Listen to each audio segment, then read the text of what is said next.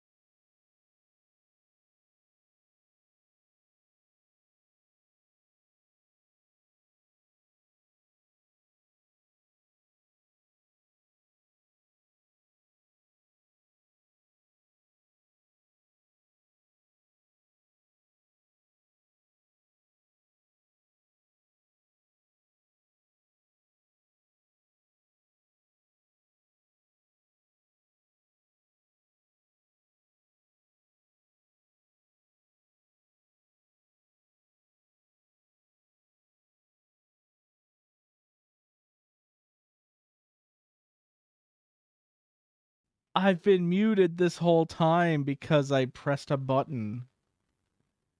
Oh no. So anyways, thank you Sush for following. I'm hoping that the Twitch VOD gets saved so I can re-upload this to YouTube in some way. Um this is just insane. I'm gonna have to get back to where I was.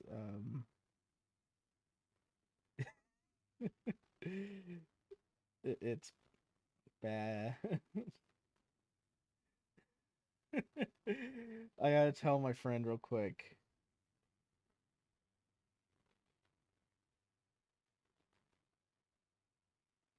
that I have to restart.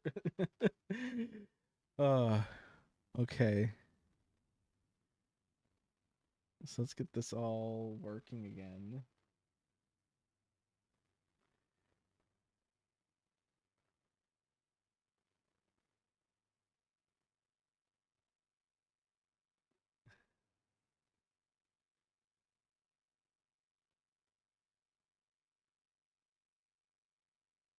All right.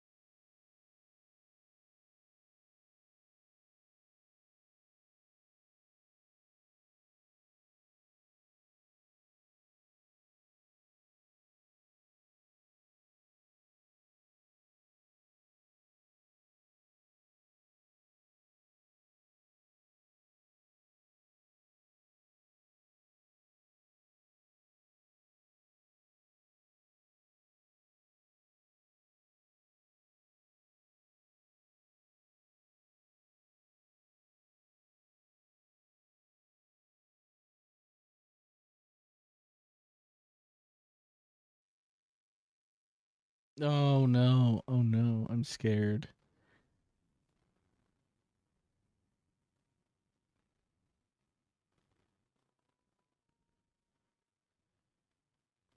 I have to exit the game because because it defaulted to using my monitor as the audio source. So now I have to. There we go. It's working.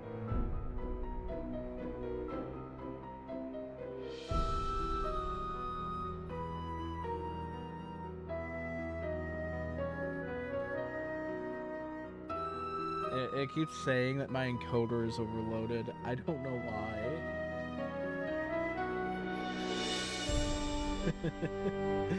Oh man. I can't tell if y'all can see that.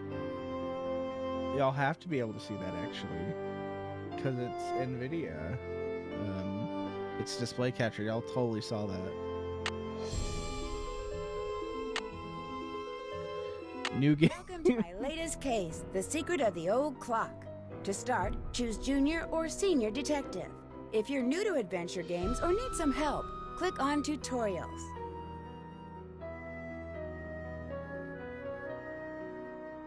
The year 1930. The place, the road to Titusville, where we find Nancy Drew behind the wheel of her blue roadster, pondering this question. Why did Emily Crandall, a girl whom Nancy knows only through their mutual friend Helen Corning, ask Nancy to drive all the way out to the Lilac Inn to see her? Does it have something to do with the fact that Emily's mother died barely a month earlier, leaving Emily to run the restaurant with only her guardian to help her? And more important, why, when she called, did Emily sound so desperate? The spunky teenager turns off the main road, blissfully unaware that Emily isn't all that waits her at the end of the driveway. No, Nancy Drew is about to get her first taste of the mystery, intrigue, and adventure that are to become her destiny.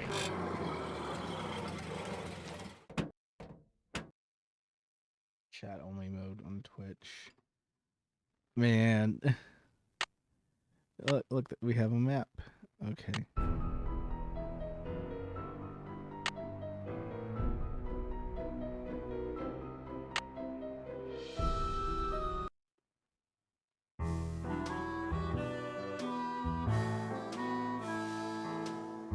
I'll remember that's the option right there.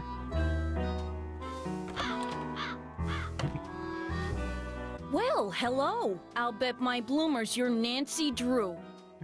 I'll bet my bloomers, you're Nancy Drew. Her bloomers. Man, that just makes me think of Soul Eater. Emily told me your name. Emily told me your name. I'm Jane Willoughby. I'm Emily's guardian, but only for the next 3 months until she turns 18. Then she's on her own. It smells like someone's been baking pies. Pies are the Lilac Inn specialty. We get orders from all over. Oh, that reminds me, your father called. You're supposed to call him. You can use the coin phone on the porch. Emily didn't say anything about you coming until just this morning. She didn't? She didn't? Don't get me wrong, she can invite anybody here she wants. It's just that she's gotten so darn forgetful lately. Is she all right? Well, now that's hard to say. She misses her mom, that's for sure. So do I. Gloria and me, we were best friends, you know? The two of us ran this swell little dress shop over in Capital City. But then she got hitched and I didn't.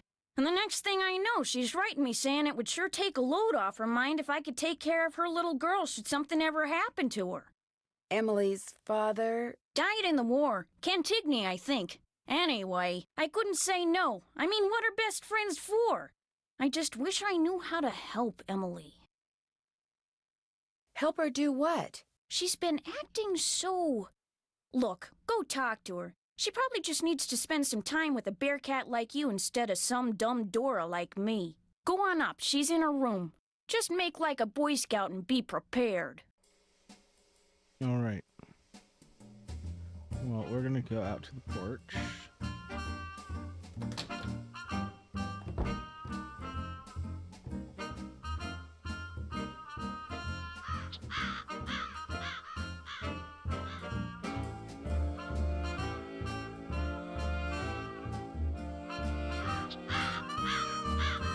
There it is. Drop a nickel into the slot, please. There we go. Now, how may I be of service?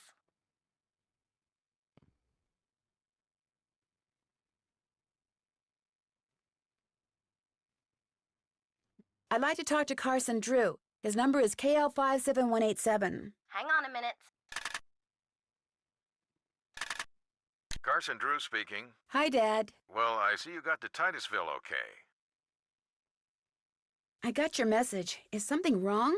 No, everything's fine. I need to get some documents from a colleague over there. I thought since you were in the area, you could pick them up, save him paying postage. Sure. What's the address? He said he'd just leave them for you at the telegraph office. Just drive into town and look for Tubby Telegrams. He said you can't miss it. Will do. These papers are extremely important, Nancy. I will pick them up, Dad. Good. Remember, watch your gas gauge and get gas when you're low so you don't run out. And try to avoid potholes. The more you hit, the likely it is you'll wind up with a flat. Yes, Dad. And if you do get a flat, take it off and put on your spare, and then head straight to a gas station and get it fixed. Yes, Dad. All right, lecture over. Have you found out why Miss Crandall asked you to visit? I wanted to call you first. You've done your daughterly duty, now go see Emily, and after that... I know. Pick up those documents. That's my girl. Goodbye, Dad. Bye-bye. All right, that makes more sense now. Kitty.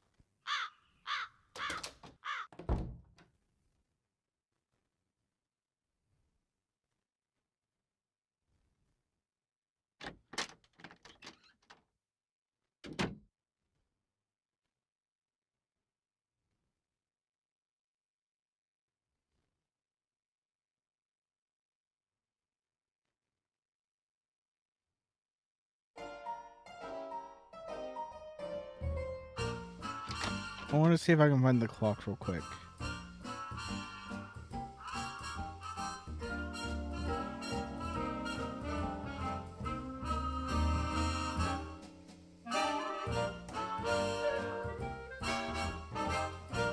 That's the clock, okay. Maybe that's the clock, I'm not sure.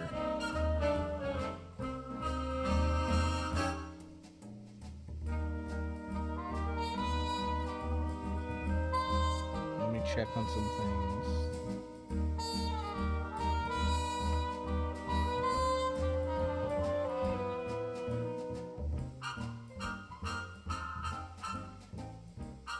Again, we're in a position where I'm not gonna be able to see chat, which is unfortunate because my options are use my phone,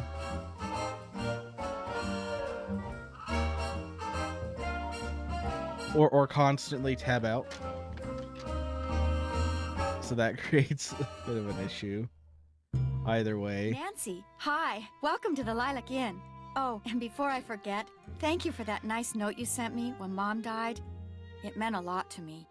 When Helen told me I felt so bad for you, I had to do something. You and I may not be best friends or anything, but you're still one of the nicest people I know.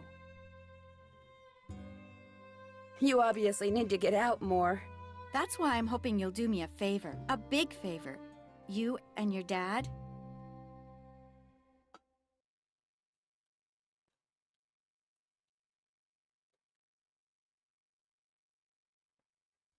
All right. My dad. My dad? Helen says he's a lawyer. Shh! What's wrong? I thought I heard something. Your father has a safe, right? This is 1930. Lots of people have safes. See this jewelry? I'd like you to take it home with you and put it in your father's safe. It's beautiful. It was my mother's. The few times I saw her wear it, she looked just like a movie star. I was hiding it here in my room, but all things considered, I'd feel a lot better if you would just take it home and have your father lock it up in his safe. What about your guardian? Can't she take care of it? Oh, I don't want her to know I'm doing this, so don't tell her, all right? See, strange things have been going on around here. That's all I can say. I know it sounds loony, and Jane probably told you that I've been acting loony, but please do this for me. What was that? Ah! Emily, come downstairs, quick! The kitchen's on fire! Come on, we better get out of here.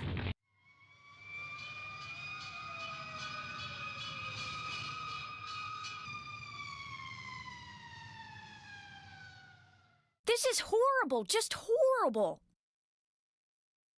The fire chief says the stove was completely destroyed and there's smoke damage everywhere. The inn will have to shut down for months, maybe even for good.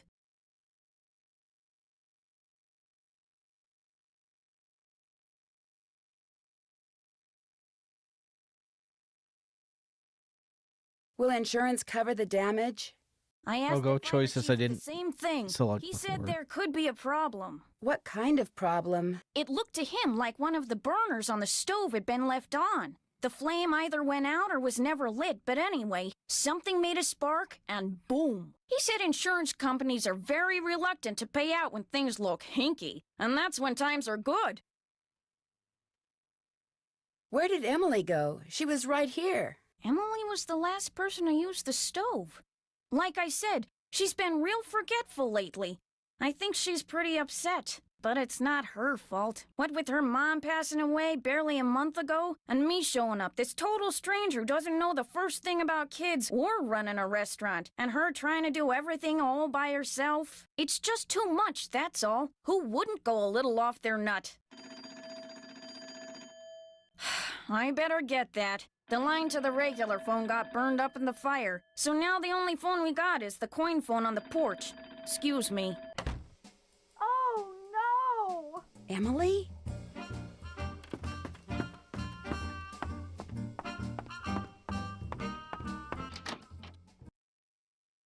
My mother's jewelry! It's gone! Someone must have stolen it while we were all downstairs. I knew something like this was going to happen. I just knew it. You mean this sort of thing has happened before? Yes. No. I'd rather not say, but I will say this. I did not leave the stove on. That fire was not my fault. Oh, what am I going to do? Without that jewelry, I don't have a prayer of paying for a new stove, and without a stove, I'll have to sell the inn, and if I lose the inn...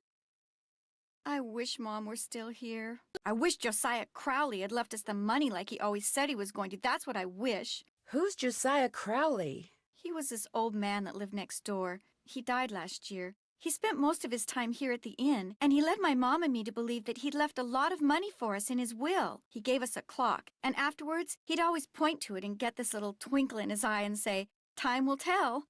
But when they finally found his will, he didn't leave us a penny. Did he have any family? Did he have any family? No, he always said Mom and I were his family. Josiah was kind of a screwball. One time he showed up at my birthday party dressed as my great-aunt Harriet.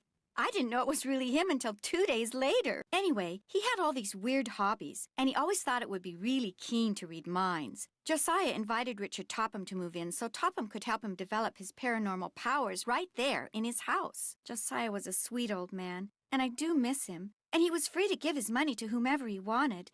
But to get our hopes up like that, and then leave us nothing, it just wasn't like him.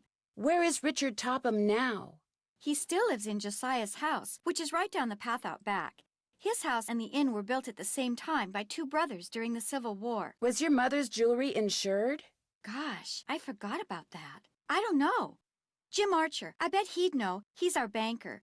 I guess I should go talk to him. You don't sound very happy about it. I'm just so bad at business things. And Jane, my guardian, she tries hard, but she's no good at it either. Maybe you could go talk to him. Please? It would be such a big help. I guess. He runs the Main Street Bank. You can't miss it. I'll call him and tell him you're coming. How many people knew you kept your mother's jewelry in here? No one. Well, Jane, my guardian, she knew, but I didn't tell anyone else. I'll be back in a little bit. Okay. I'm gonna save here.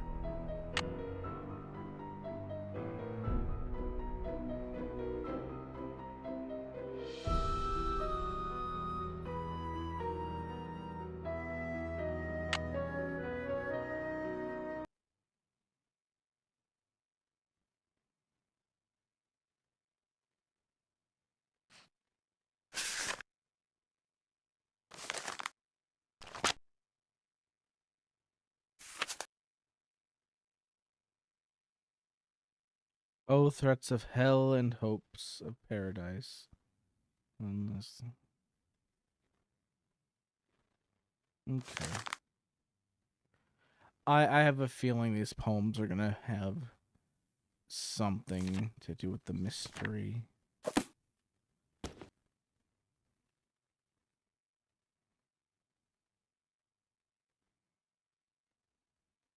Is this your sewing machine? Actually, that belonged to my mom. She and Jane used to be dressmakers. Mom was going to teach me how to use it, but she never got the chance.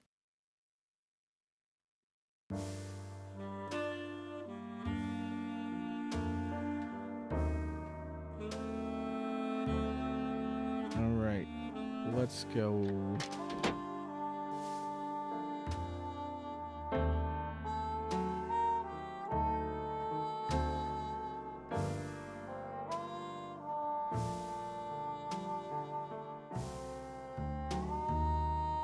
So, is Emily all right? Someone stole her mother's jewelry. What?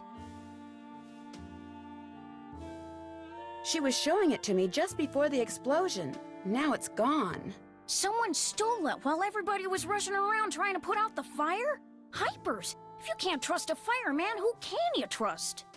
Are you sure no one besides you and Emily was in the kitchen this morning? Positive. Well, I suppose someone could have snuck in the back door. Are you saying someone caused that fire on purpose? To distract us? Emily swears she turned the stove off after she used it. But I'm the only one who knew she had that jewelry.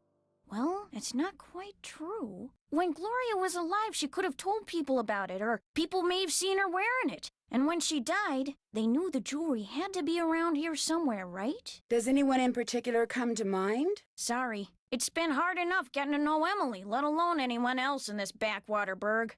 Well, guess better go call the sheriff. Is that your car I saw when I drove up the driveway? My old rust bucket's parked out back where nobody'll see it. Be nice to buy something decent, but last time I checked, my last name was Willoughby, not Rockefeller. Oh man, what's the other one?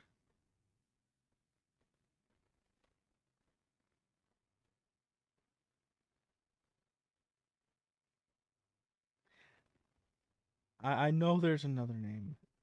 I can't believe I'm slipping on this.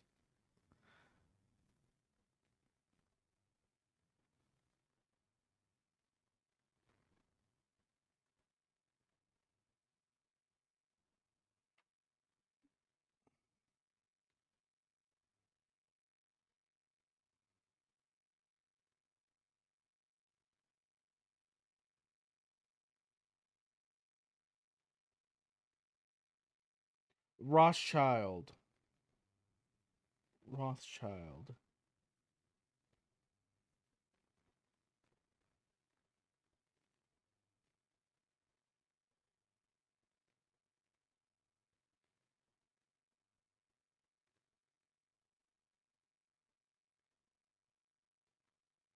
Yeah, it was Rockefeller and Rothschild because, like, they were like the two richest families back in the day. Well, I'll talk to you later. Bye now.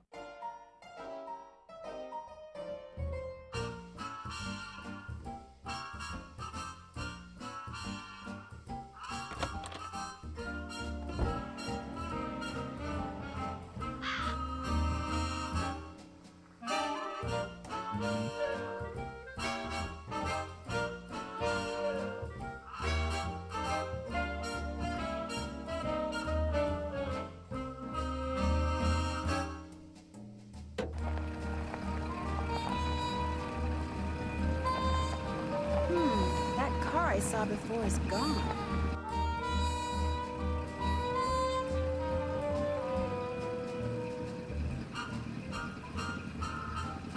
Oh my gosh.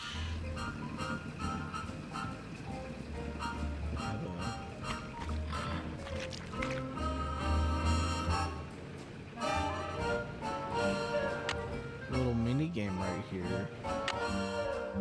All right.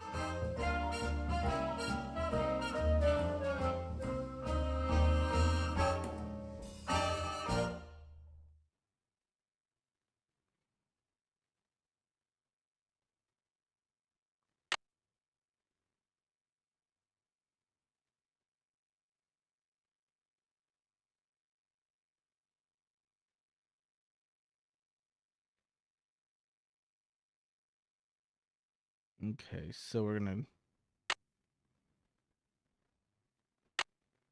because I'm a senior detective, I don't need a task list.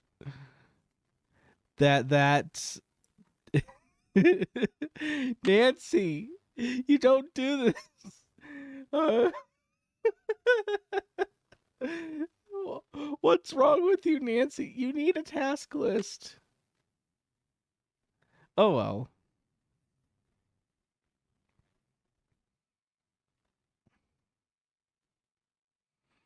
I'm gonna go to Tubby Telegrams. And then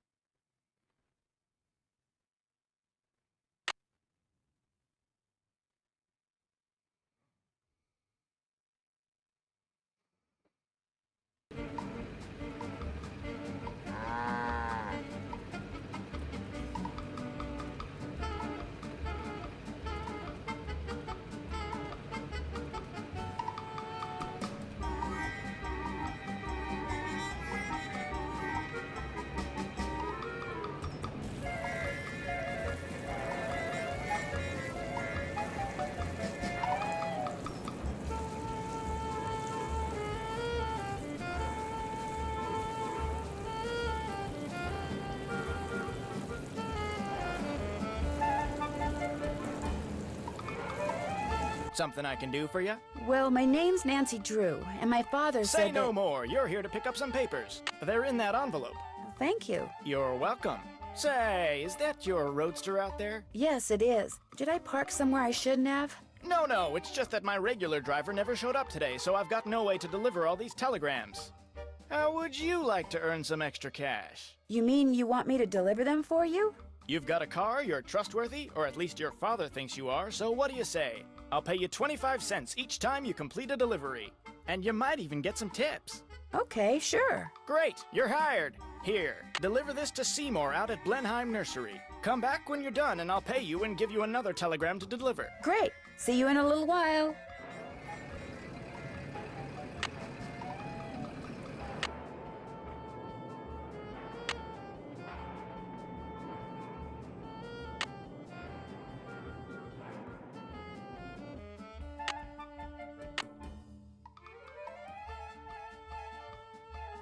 Where's the nursery? Behind the lilac inn? Okay.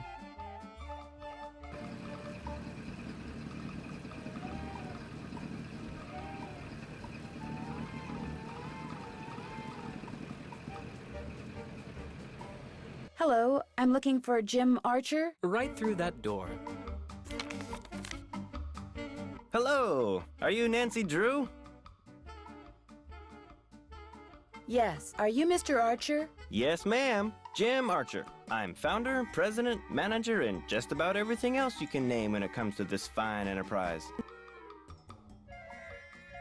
Did Emily tell you why I'm here? She just said you were coming and that she'd appreciate it if I would talk to you. Terrible thing, losing her mother like that, then being saddled with that restaurant, especially now. What do you mean? Ever since the stock market crashed, one business after another has closed, including banks. President Hoover keeps saying that a recovery is just around the corner, but you have to wonder. Is your bank doing okay? I'm happy to report that we're doing just fine, thank you. Excuse me. Main Street Bank, Jim Archer speaking. No, I don't. I'm sorry, but... Yes, I know, but... All right, then just bring it by.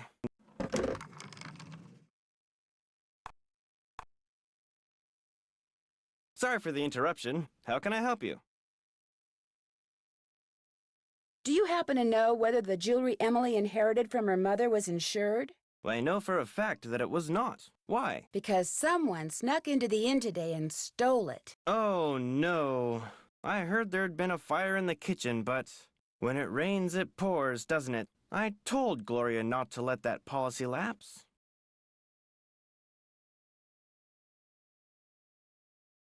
Why did she let it lapse? She felt that since Josiah Crowley would be leaving her a large sum of money when he died, or so she thought, paying to insure her jewelry just wasn't necessary. How well did you know Josiah Crowley? Well enough for him to name me executor of his will. An executor is the person who makes sure the terms of a will are carried out. Did he leave you anything? He'd given me the impression that I would be well taken care of when he passed on, too. But when I finally read his will, it all went to Topham. Where did Josiah keep his will? He'd hidden it in a chest of drawers in his house. It took me months to find it. When he named me executor, he said he'd tell me where it was hidden when the time was right, whatever that meant. How did Josiah die? He was sitting in the public library reading when apparently his heart just decided it was time to stop. What was he reading? His favorite book, The Make-Up Secrets of Lon Chaney.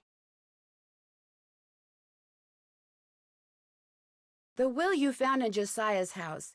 Is it possible that Josiah didn't really write it? Well, the thought that it could be a forgery did cross my mind. But an expert verified that the will had been typed on Josiah's typewriter and signed in Josiah's hand. But Richard Topham lived in Josiah's house. He had access to his typewriter, and he could have copied his signature. As far as the law is concerned, the matter is closed, Miss Drew. But it's possible that Josiah's real will is still out there. Are you sure he never gave you any clue as to where he'd hidden his will? Whenever I asked him, he said he'd tell me when the time is right. Although, he got a safe deposit box here about 3 years ago. Has it been opened? Topham has tried to claim its contents, but he can't find the key.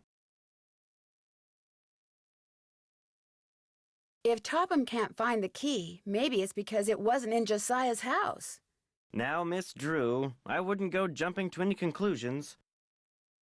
How well do you know Jane Willoughby? You know, Emily's guardian?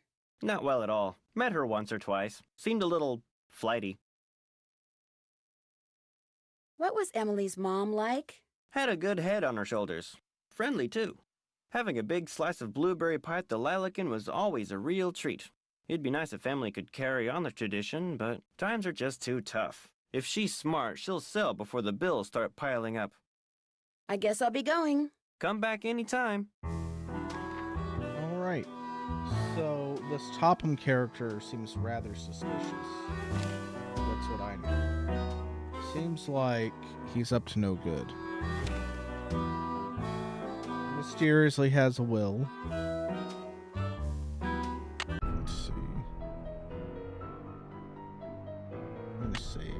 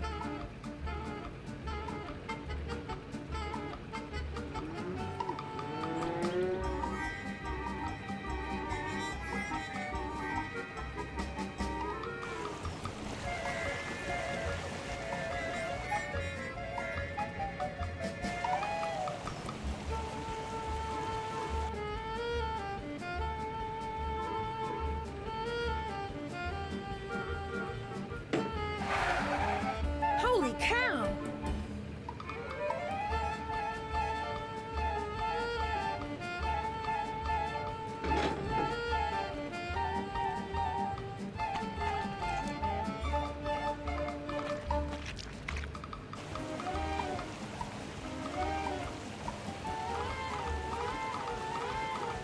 Hello, I've got a telegram for Seymour. Just leave it on the desk there.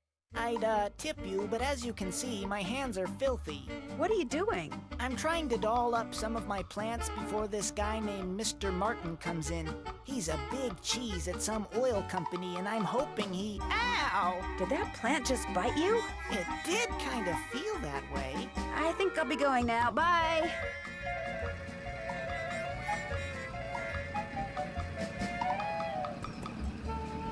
Is that like a tire gauge or I don't know.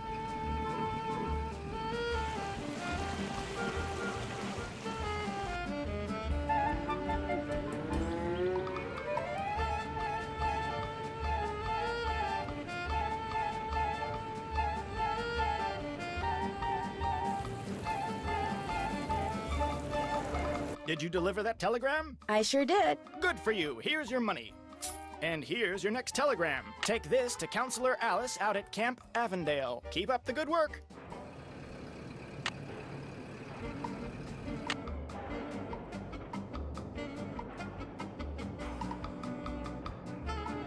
Past the courthouse, buy the zippy gas. Then I'll reach Camp Avondale. Okay.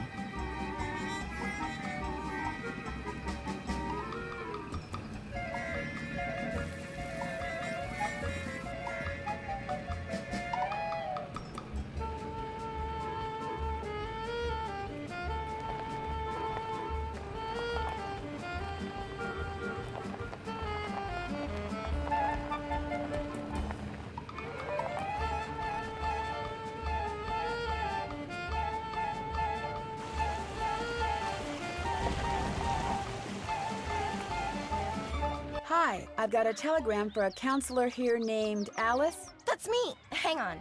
Oh, go dry up, Jason! What a jokester. Anyway, thanks. I'm afraid I don't have any money to tip you. That's okay. Have a swell day.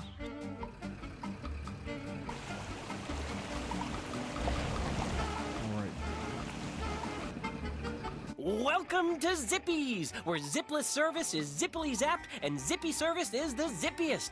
Fill her up? That's okay. I changed my mind. Bye.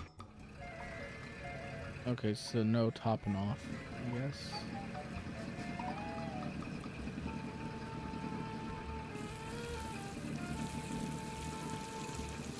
Did you deliver that telegram? I sure did. Good for you. Here's your money. And here's your next telegram. Deliver this to Mr. Jones at Vash's Dairy. Keep up the good work.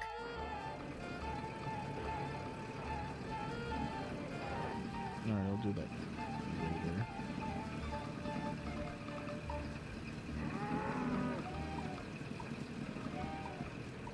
Hello? Need something? No, I'm just looking around. Well, look around somewhere else. Some people in this town work for a living.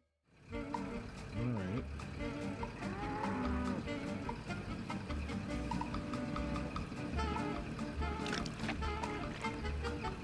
Hello, I need to deliver this telegram to Mr. Jones. That's me, thanks. You can tell me I'm all wet, but I don't have any money to tip you with. Wait a minute, here, how about a nice fresh glass of milk? No, thank you. Bye.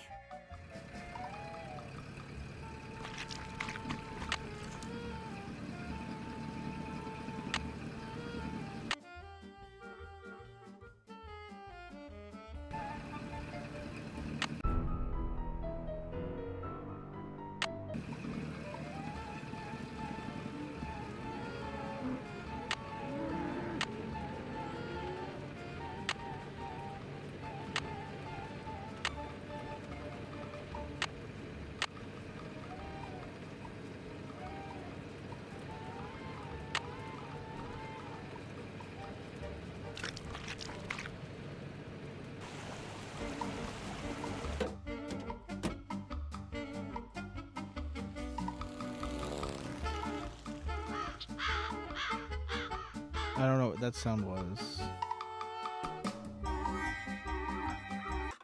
Drop a nickel into the slot, please. There we go. Now, how may I be of service? I'd like to talk to Carson Drew. His number is KL57187. Hang on a minute. Carson Drew, Hi, Dad. did you pick those papers up yet? Yep. Great. You can give them to me tonight when you get home from Emily's. So, what else have you been doing? I'm earning money by delivering telegrams for Tubby's Telegrams. Good for you. That's a great way to meet people and to accumulate a little cash, which might come in handy. You're putting extra wear and tear on your car, you know. Yes, Dad. What else have you been up to? Emily invited me to Lilac Inn because she wanted me to have you lock her mother's jewelry up in your safe. Only someone stole it before I could take it with me. Stole it? Good gosh. That was right after the stove in the kitchen exploded. The stove exploded?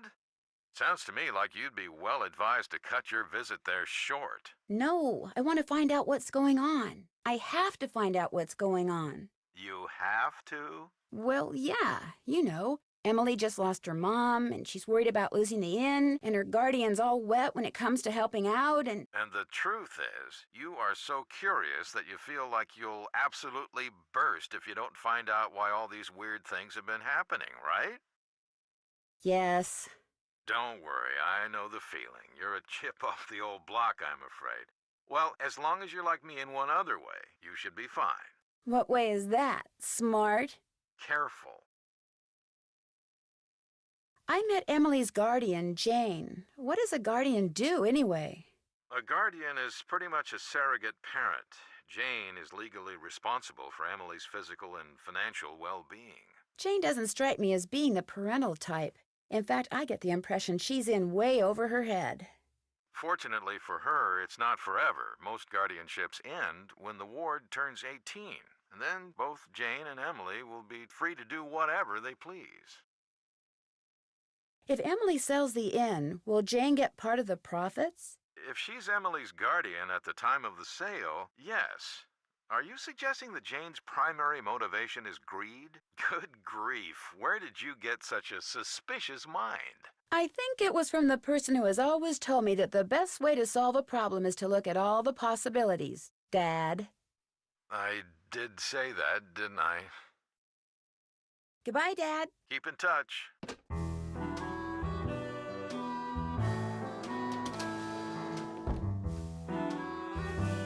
Oh, Nancy, I'm afraid there's been more trouble. Trouble? It's Emily. She...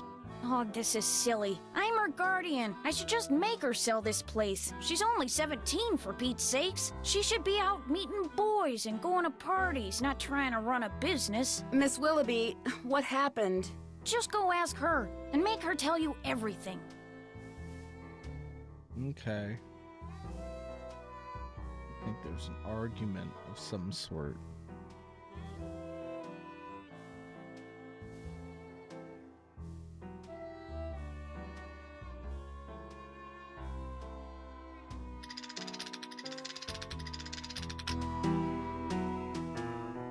Bard bounce.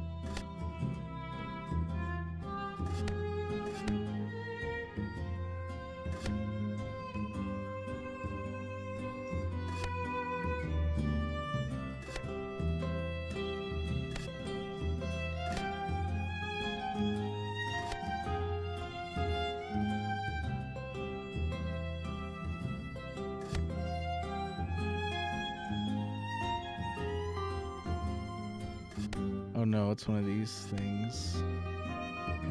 You gotta match the bard to the right woman.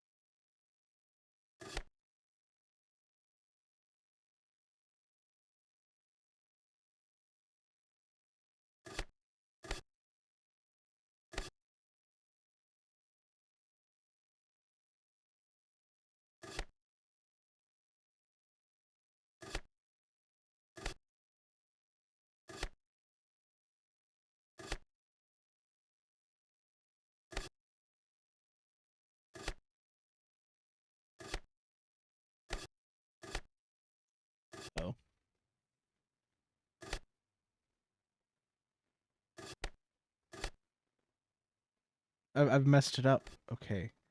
So...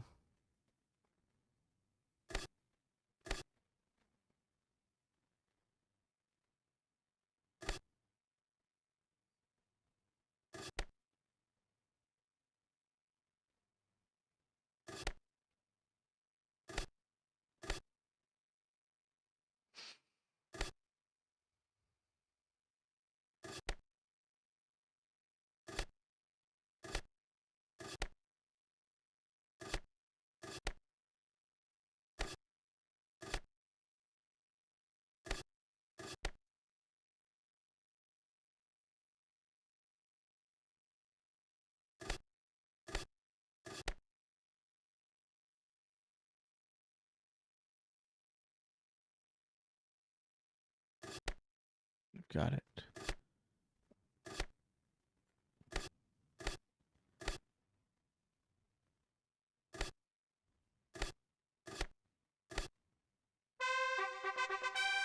I did it.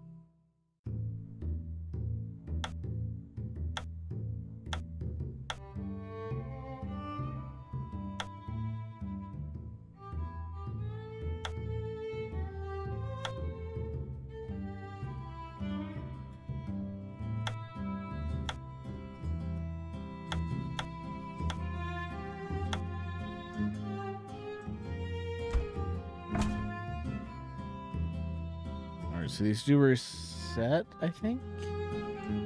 Okay. Let's figure this out.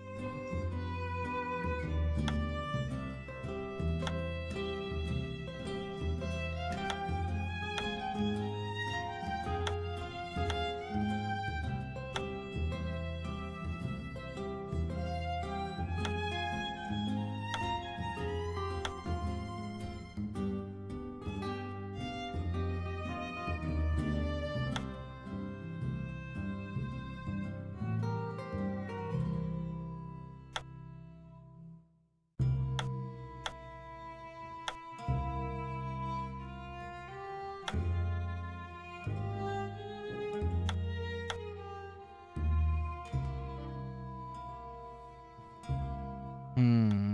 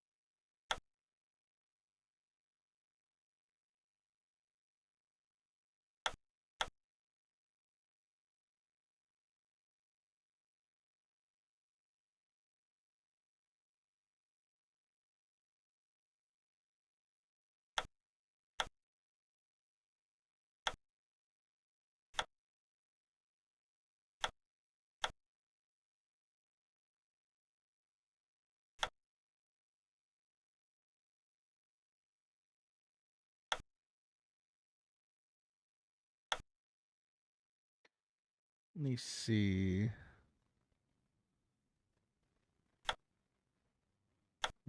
No, it feels like I have to move all the pieces out of the way first.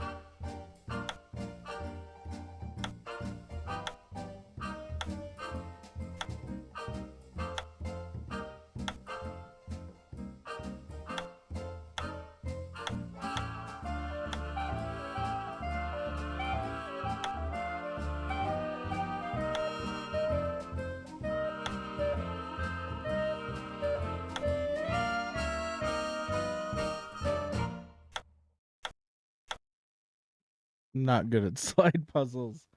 Oh no. I don't have like a chat box to help me. Oh no. No one said anything. Okay, no one is here to insult my abilities at slide puzzles. So that's good. Let's restart.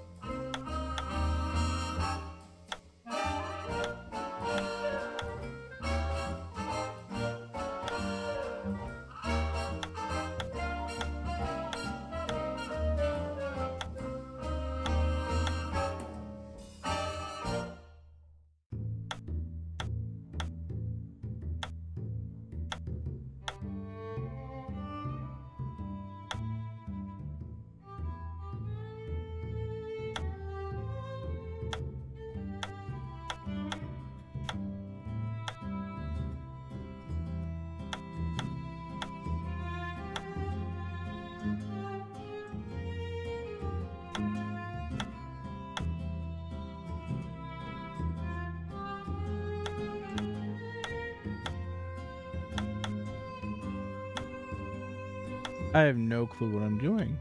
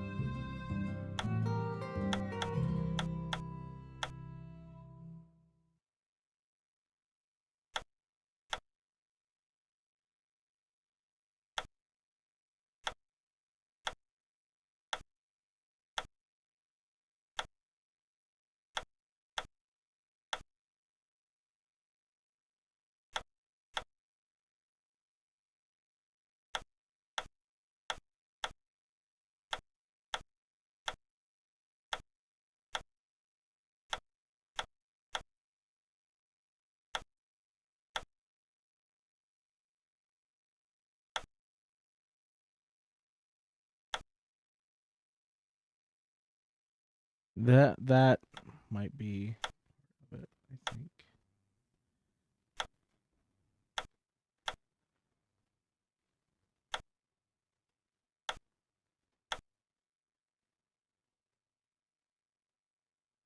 Okay.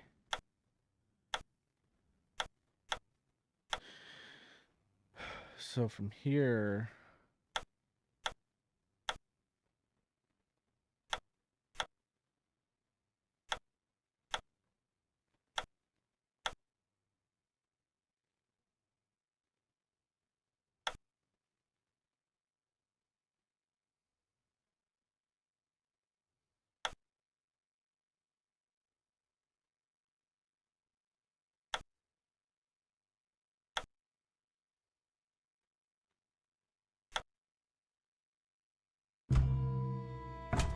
start over.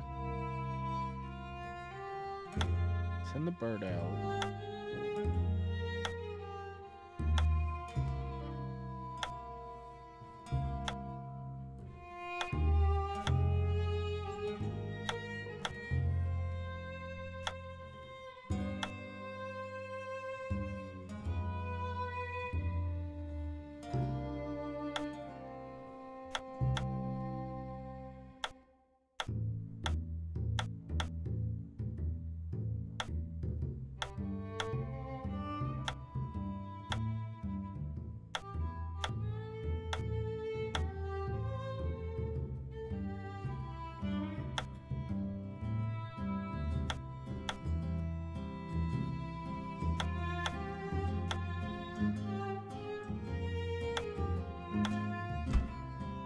I didn't mean to do that. I think I almost had something going there, though.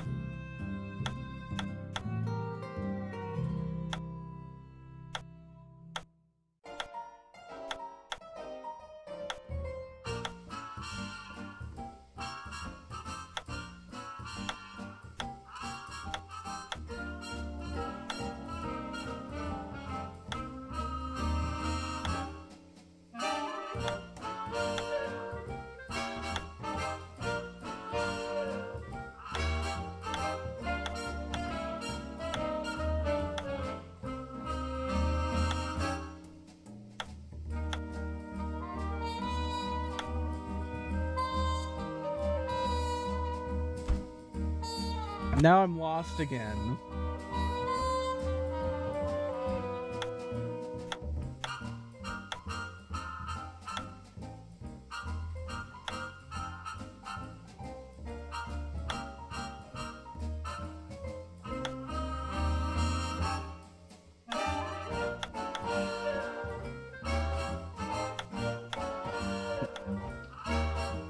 We're gonna figure it out. We're gonna figure this out one way or another.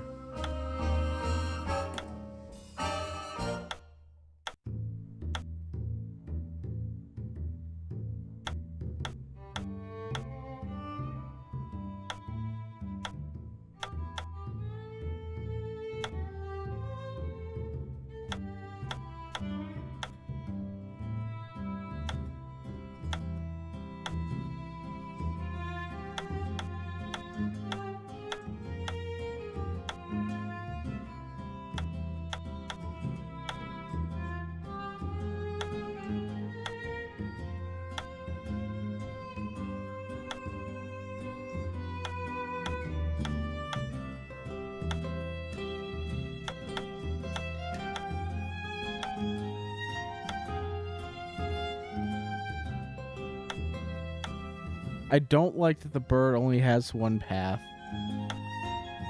That feels a little odd. Oh well, that's what we're dealing with.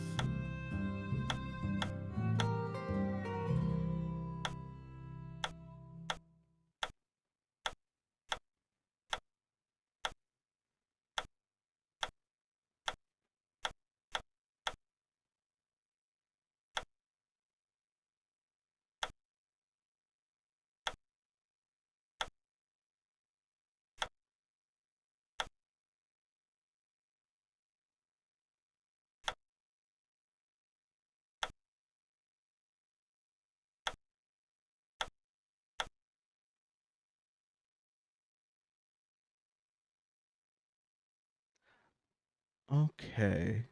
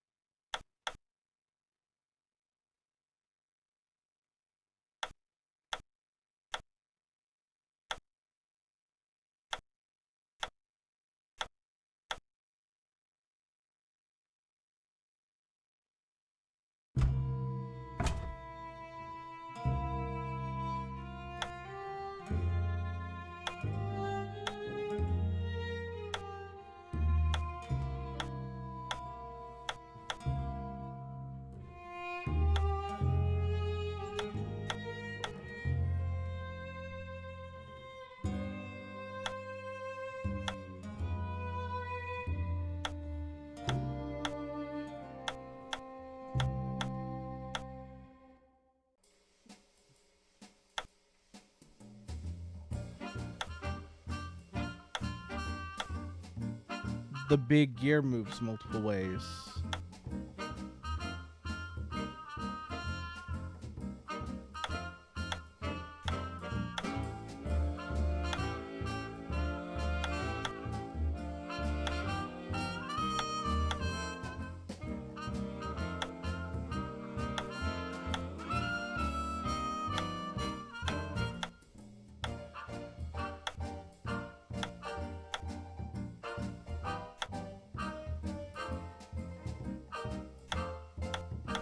Now that I know that, it changes quite a bit.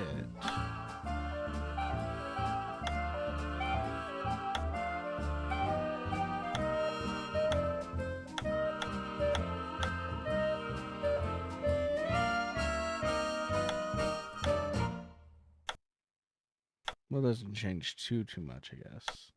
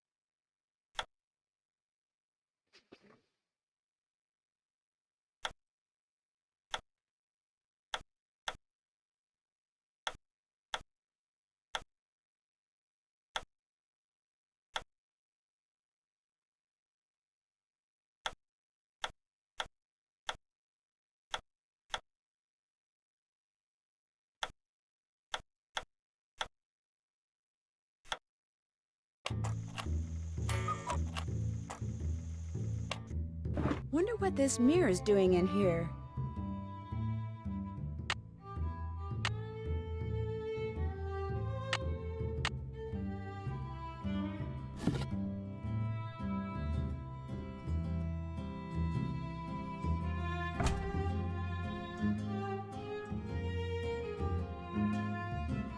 I don't feel like doing this again.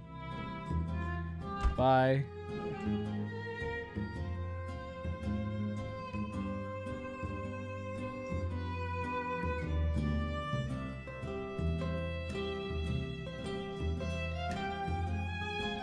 I should save.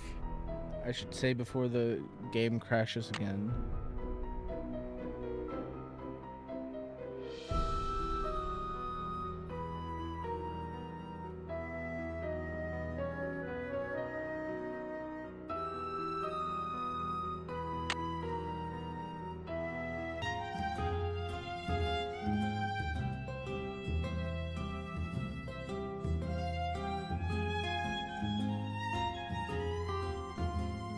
Oh no, did I cause anyone agony with the amount of time I spent during the bird puzzle? No.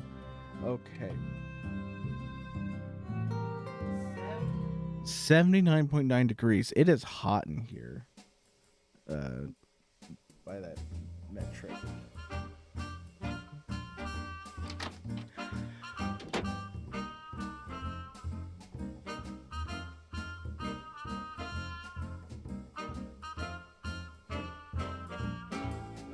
Jane told you, didn't she? What happened? That picture on the wall over there, I saw it move. I was just sitting here and it moved all by itself. I saw it move, I really did. Last week, a book fell off the shelf for no reason. And before that, I heard these weird noises. And almost every day I hear a voice, like a whisper, coming out of nowhere. Jane thinks it's nerves, but I don't want to talk about this. Did you see Jim Archer? I'm afraid I don't have very good news. The jewelry wasn't insured? Your mom dropped the insurance in order to save money for... Shh! Did you hear that? Hear what? Shh! Nothing. I'm going to have to sell the inn, aren't I? You know, it's possible, just possible, that the will that was found was not the will Josiah wrote. You mean he may have left us money after all? No, that's wishful thinking. And I refuse to get my hopes up again because they'll probably just get dashed again. Listen, I feel bad enough that you drove all the way out here for nothing. Maybe you should just go home. Would you mind if I stayed for a while? No, but I really don't feel like being sociable right now. There's nothing for you to do. I'd like to try to figure out what happened to that jewelry. What are you? Some kind of Sam Spade? Well, just because I've never solved a mystery before doesn't mean I can't. Anyway, there's no harm in trying, right? Who knows? I might turn out to be good at it. Be my guest. Did Josiah ever say anything about hiding his will somewhere? No, but he was always hiding stuff. I know because he was always writing reminders to himself about how to find it. But whenever the subject of his will came up, he'd just say he was happy knowing we were going to be happy when he passed on. Time will tell. That's all he'd say. Is the clock in the parlor the one Josiah gave you? Yes. I don't know why he gave it to us. It's never worked, and nobody can open it to find out why. Do you have any idea where Josiah may have hidden a safe deposit box key? He could have hidden it anywhere. He always said his favorite hiding place was right under people's noses. I'll be back in a little bit. Thanks again, Nancy.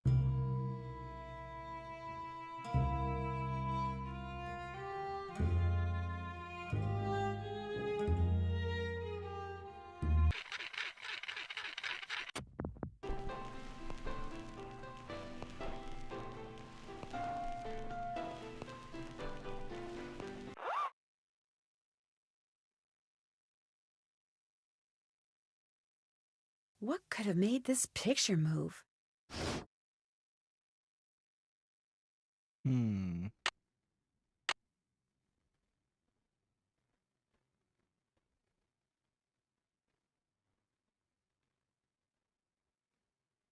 Let's show her this. Hi, Nancy. I'll be back in a little bit. You're the best.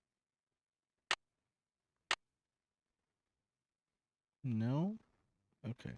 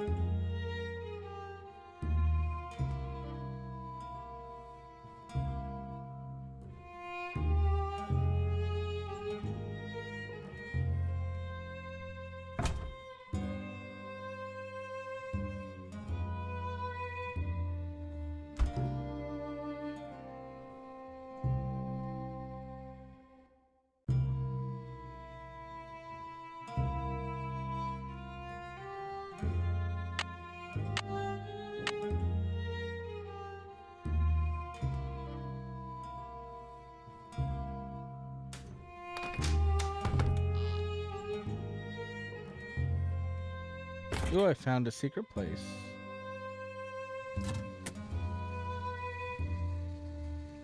They have electricity. From the looks of those lanterns, I'm not the only one who's been down here recently. An old piggy bank. Swell, $1. This piggy bank looks like it's been here for a long time.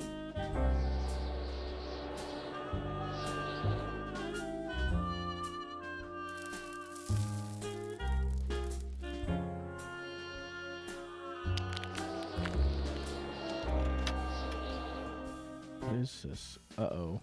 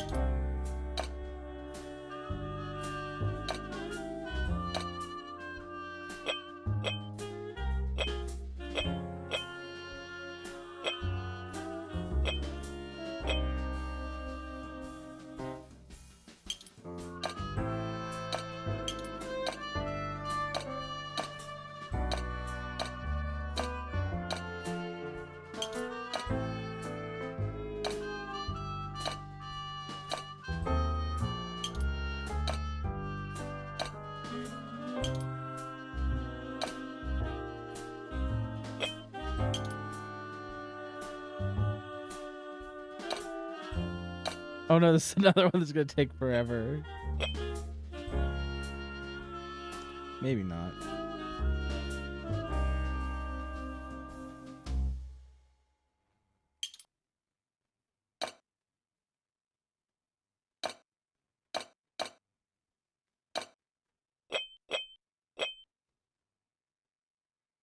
Okay.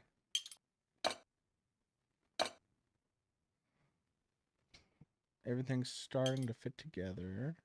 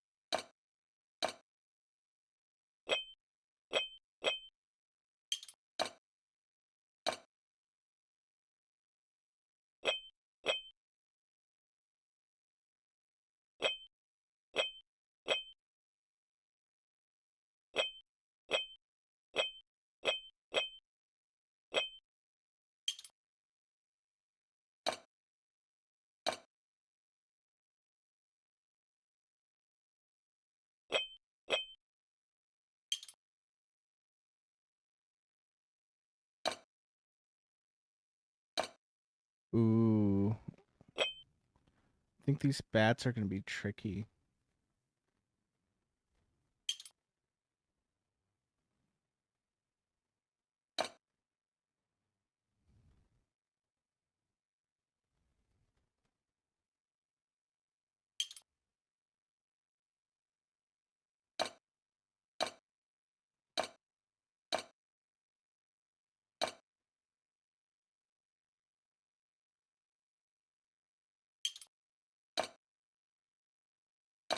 In those trees.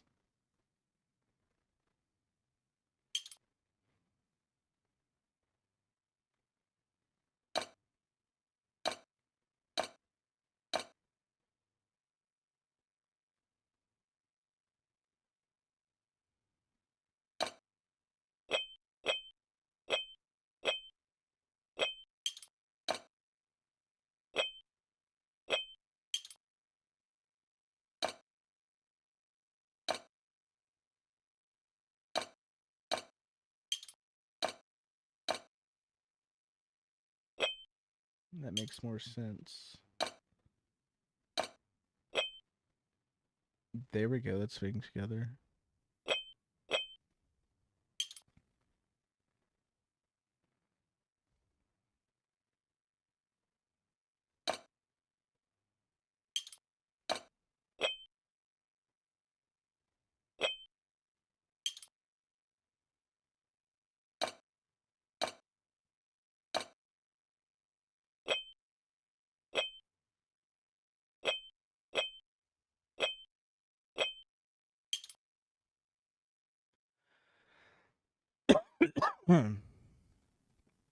Excuse me.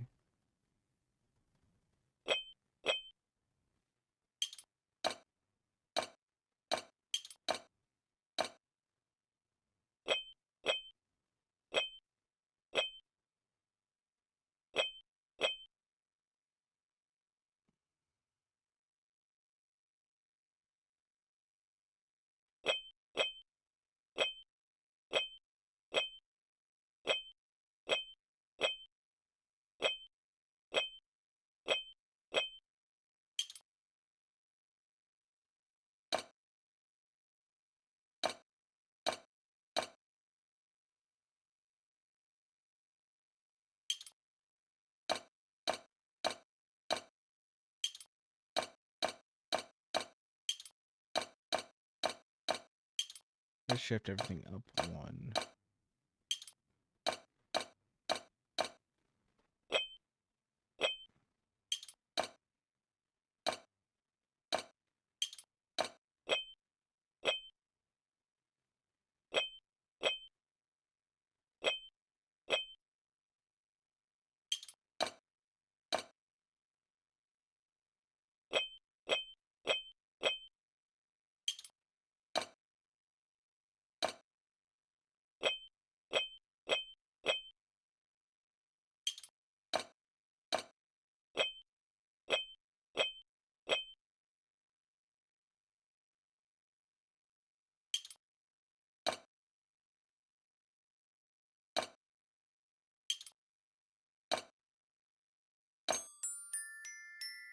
There we go. I did it.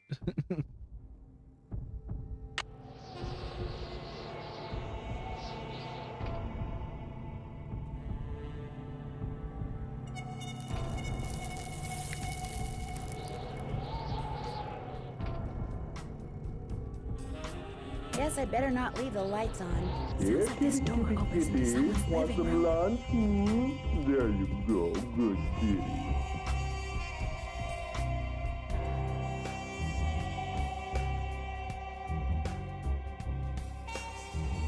I can't go in there now. Whoever's inside will see me.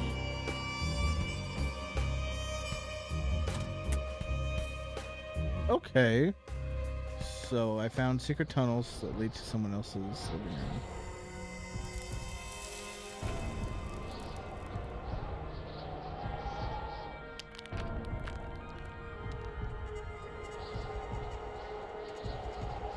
Why do I get the feeling someone's following me? Guess I better not leave the lights on.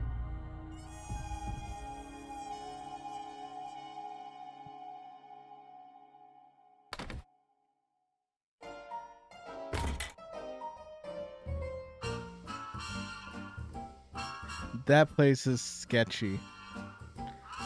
I hope we don't have to use it again. So, what did Emily say? Did she tell you about the pictures and the voices? How long has this been going on? For about 2 weeks, I guess. You know what? I'll bet it's me. I'll bet it finally hit Emily that I'm just not Gloria and I never will be, and that running this place is always gonna be all up to her. And it was just more than her poor mind could bear. I'd like to kind of look around. Is that okay with you? You betcha. And keep an eye out for those jewels. The sheriff's not going to investigate. He said since nobody got robbed at gunpoint or anything, coming out here again just didn't seem necessary. Said it sounded to him like the jewelry had just been misplaced. You see, well, it only felt fair to tell him about Emily's, delicate state of mind.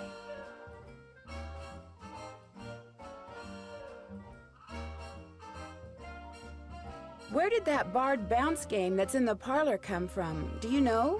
Emily says Josiah Crowley brought it in one day and just left it. Said it was so guests, as in him, would have something to do while they waited for a table. Well, I'll talk to you later. You betcha.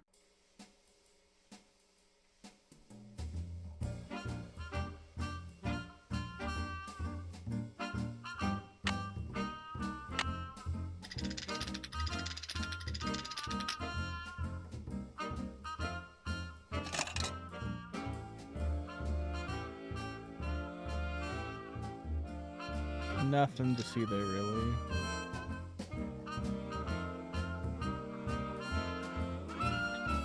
Do.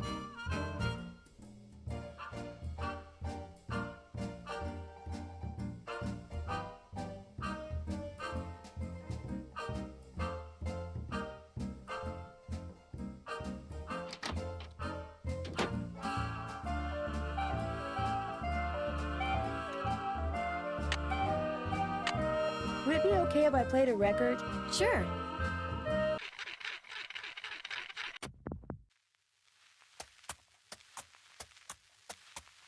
I'll never forget the night it all began. That dark, stormy, fateful night when I decided the time had come to rid the world of the creature. But it would take money to do that, and to get money, I needed to confront my arch enemy, Nick, who had recently become able to transform himself fittingly into a giant warthog. When his forest hideaway came into view, I dismounted and approached the door on foot so I could take him by surprise.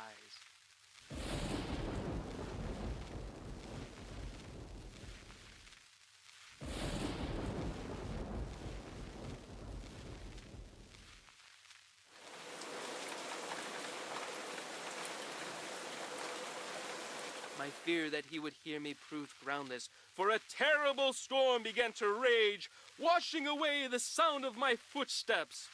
I peered through the rain-streaked window beside his front door and could see him sitting in front of the fire.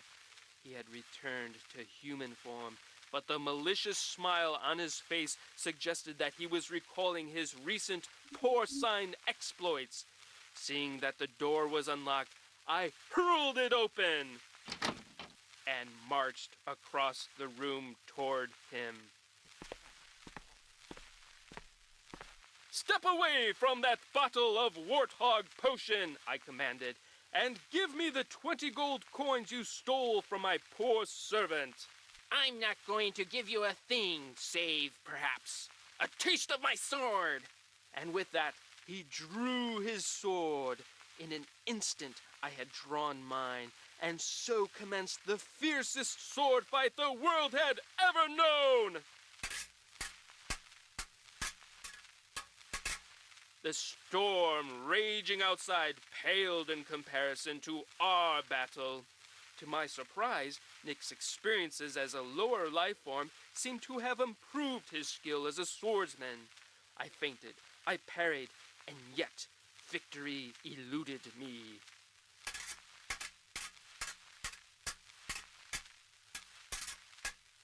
And soon I began to feel my strength ebbing from me. I was tiring rapidly. Summoning every ounce of what little energy remained in my body, I lunged at him one last desperate time. Ouch! Why, you've wounded me! I had managed to wound him on his right arm, just above the elbow. Curse you!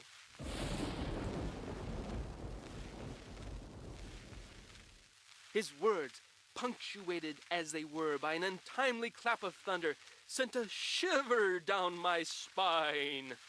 "Save your breath," I intoned, "and give me those gold coins."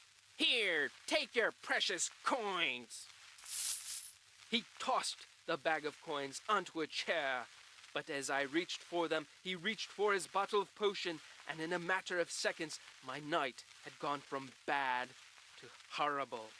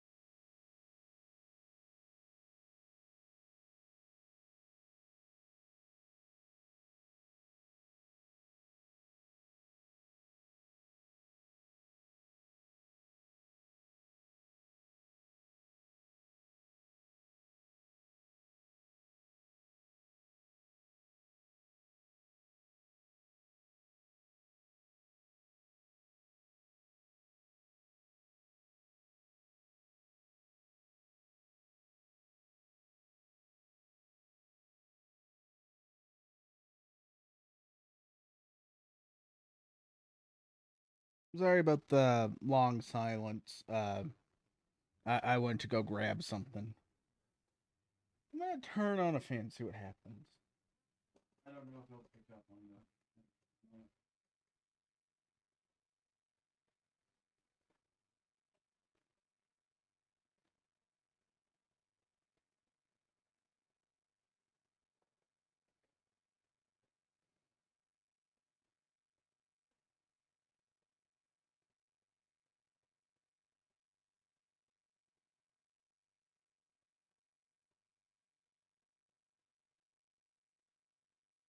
Yeah, I don't think it's being picked up.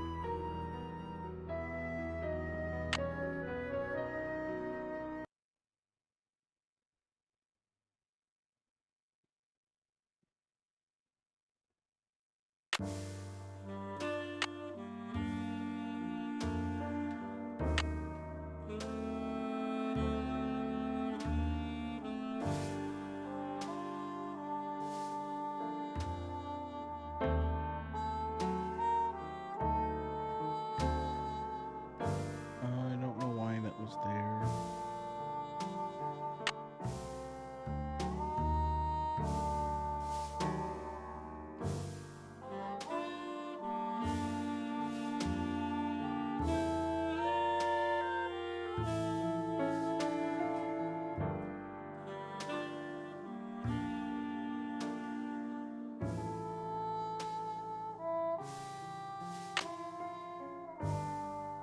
Okay.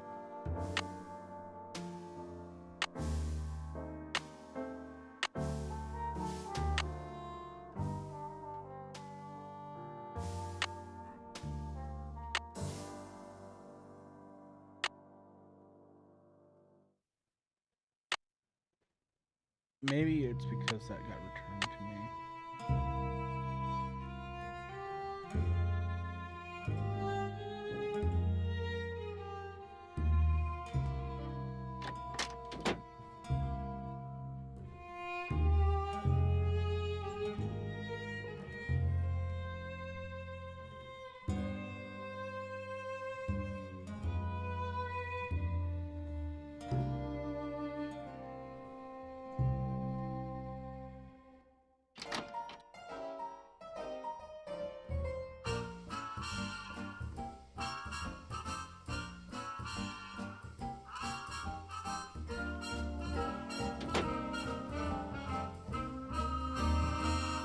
Hi, Nancy. I'll be back in a little bit. You're the best. She has nothing to say.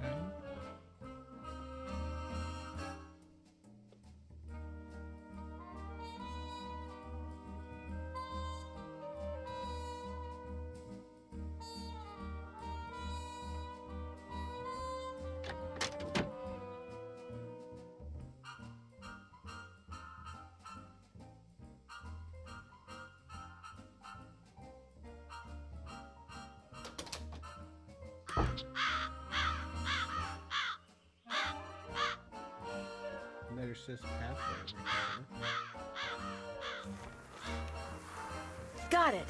Looks like someone recently had a key appraised. Certified jeweler.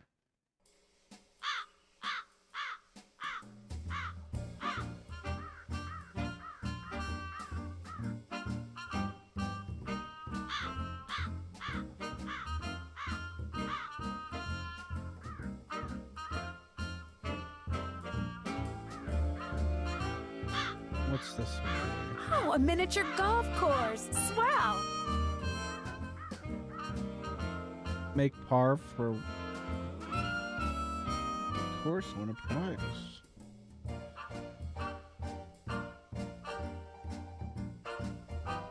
To start over at any time.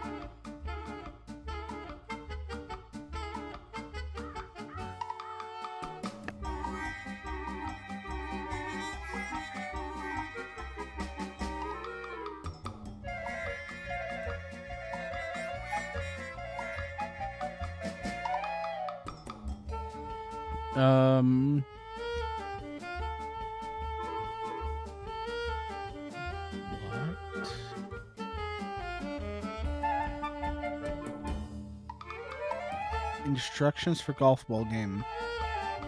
Figure out the sequence of the colored golf balls hidden beneath the panel on the upper right.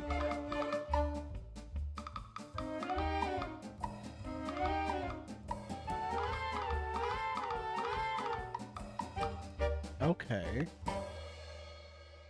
That means one of the golf balls in the column is the correct color and in the correct position.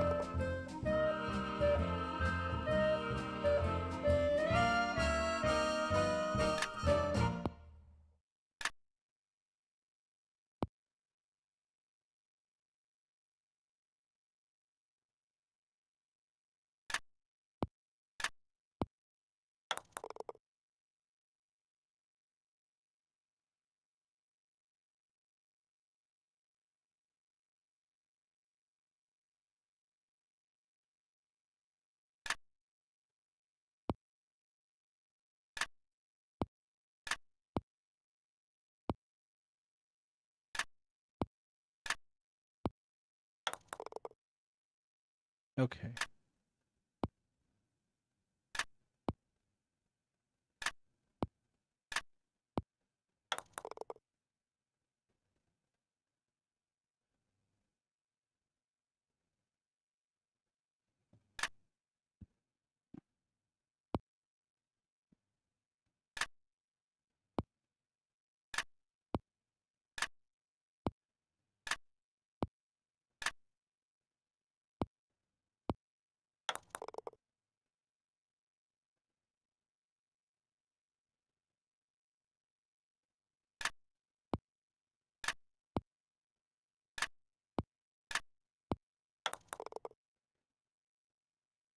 Uh-oh.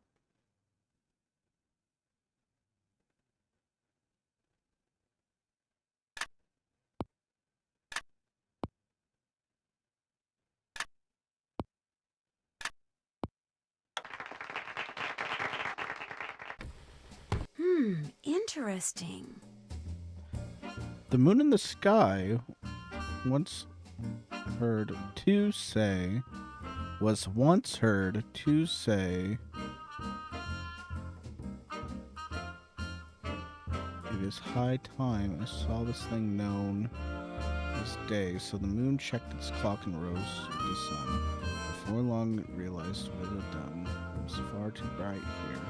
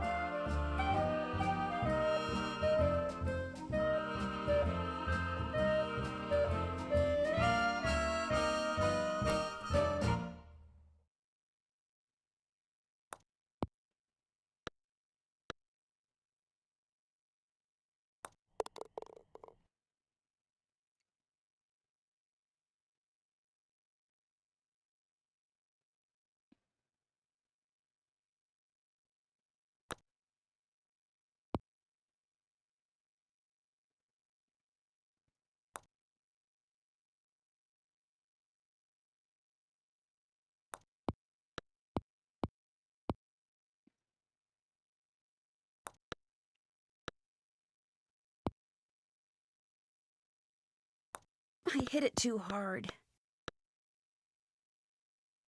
Uh-oh. I hit it too hard. I hope mini golf is not I hit it too required hard. for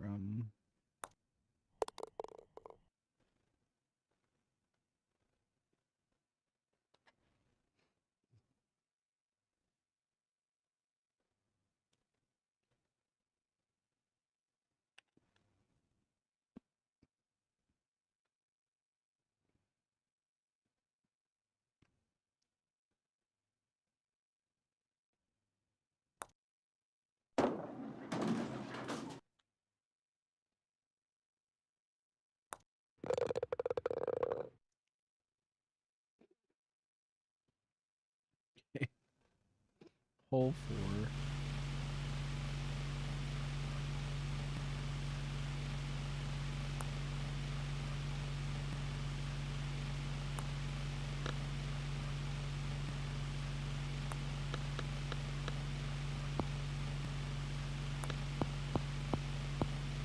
Trying to leave.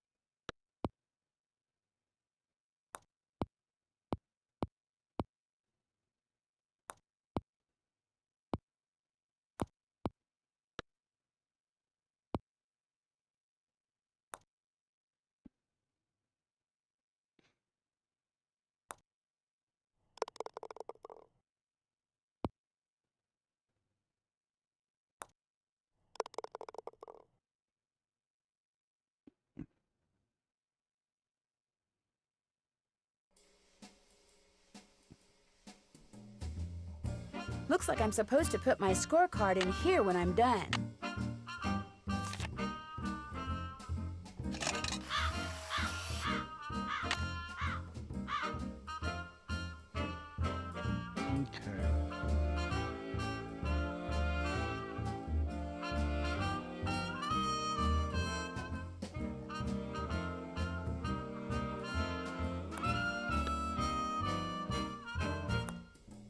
I hit it too hard.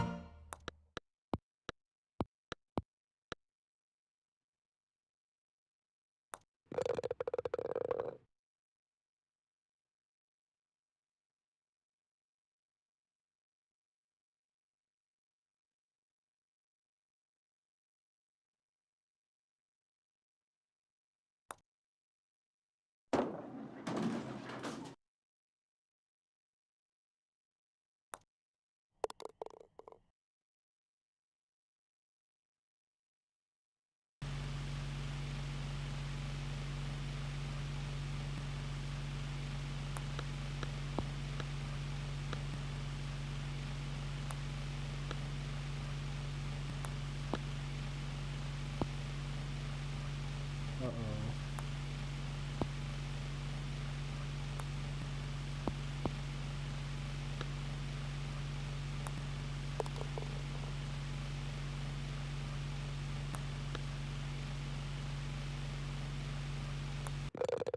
It's happening again. Hole 5.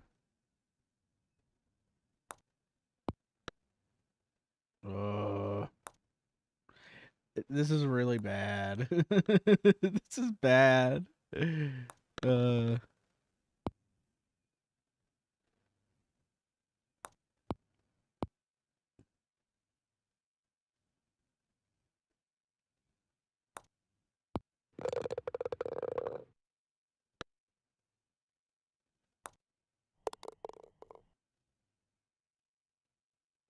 last one.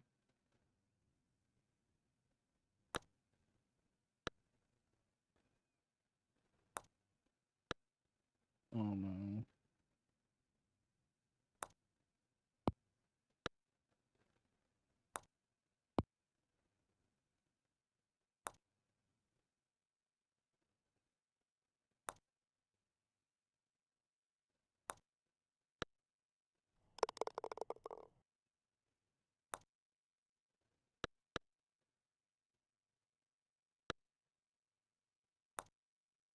Darn. All right, we gotta try again.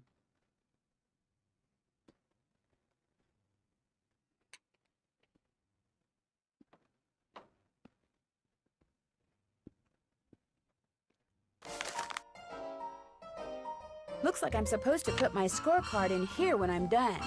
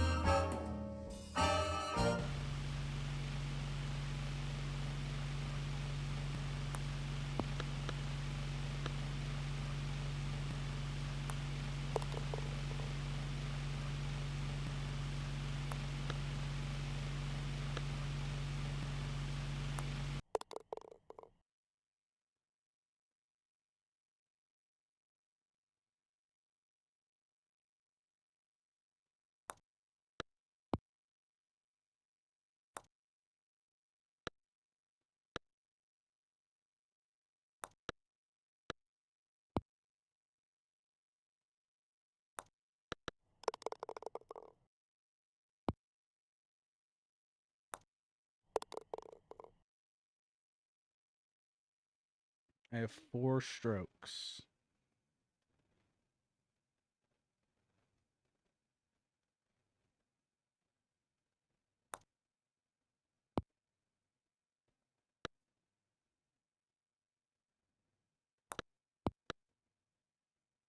Three.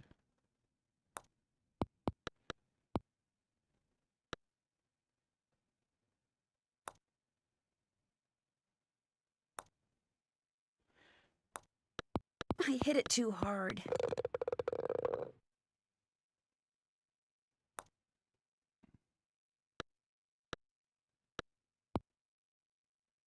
Oh, horse feathers. Horse feathers is right. I got scammed. I got scammed on that last one.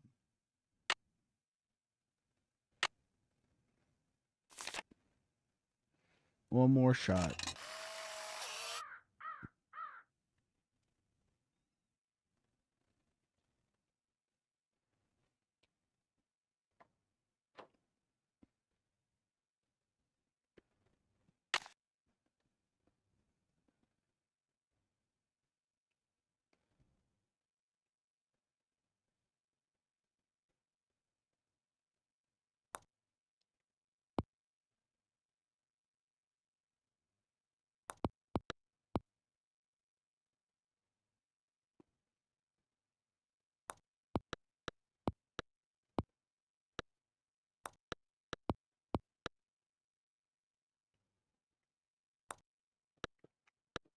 I'm starting over.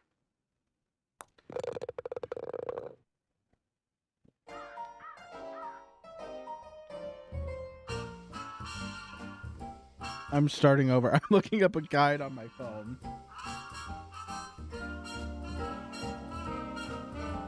I need a guide for mini golf.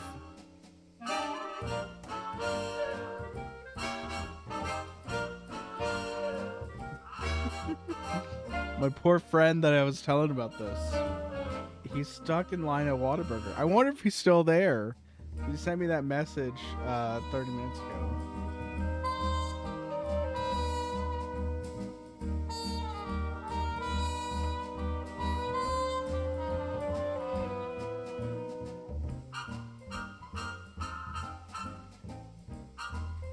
There are guides for legal.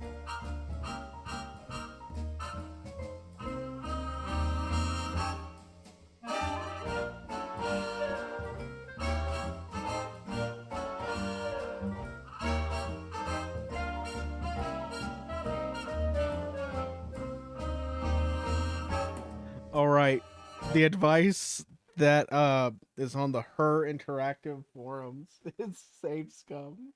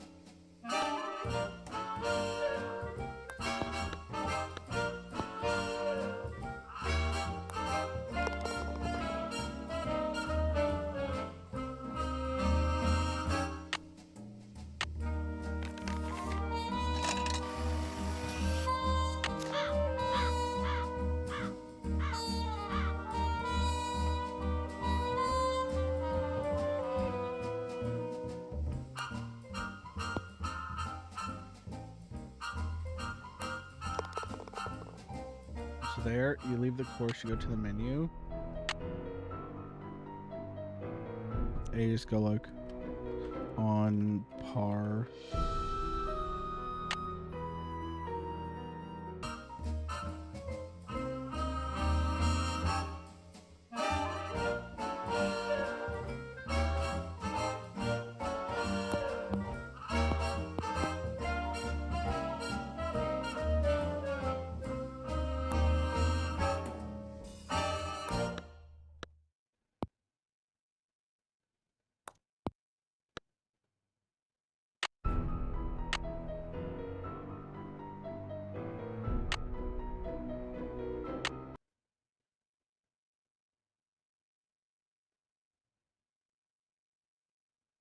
I think it was solid advice, honestly.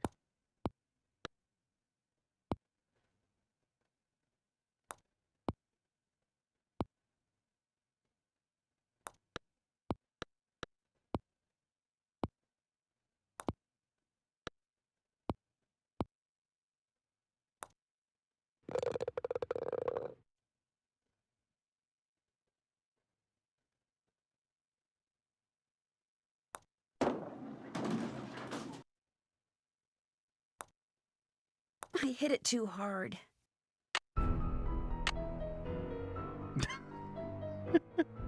Just save scum it.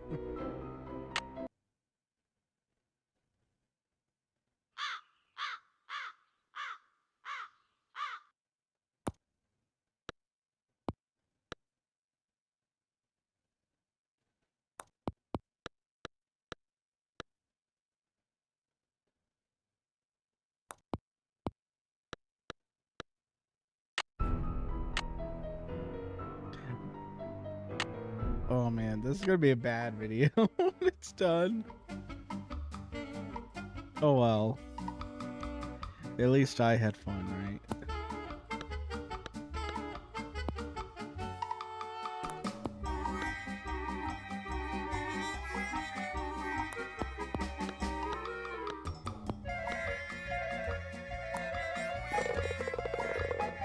Alright, I'm on par.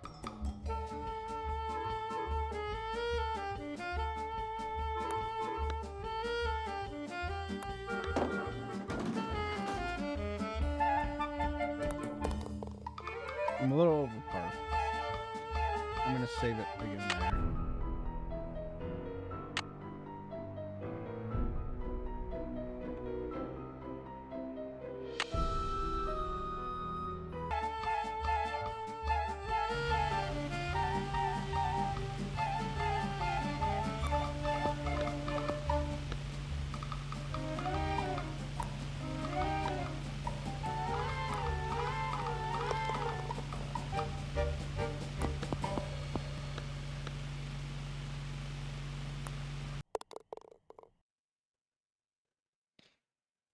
Listen, I'm gonna try my luck.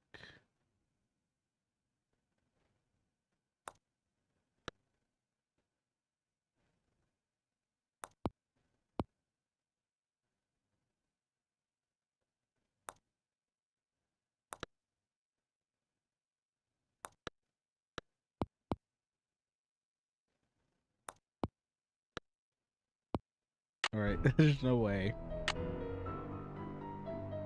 I flubbed it. So let's go to hole 4.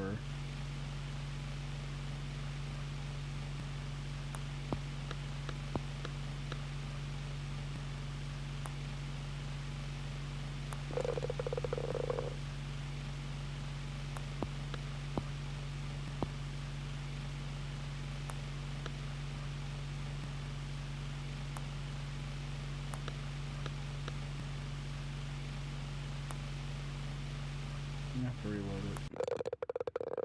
I'm gonna have to reload it. I had 9 strokes.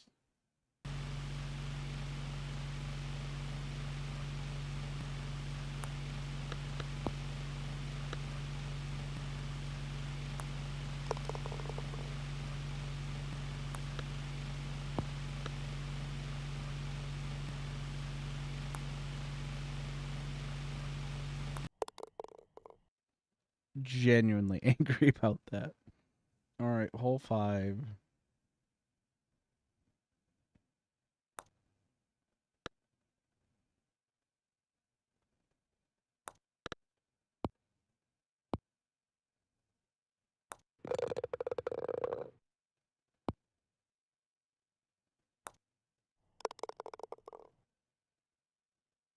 All right, we're gonna save it.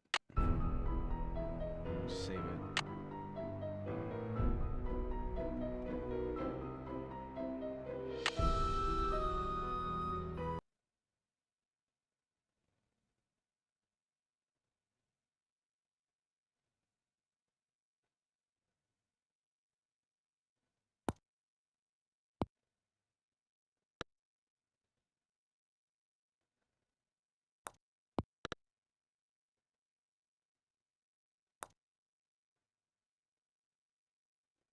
No, not happening. Gotta go back. Gotta go back. Do this one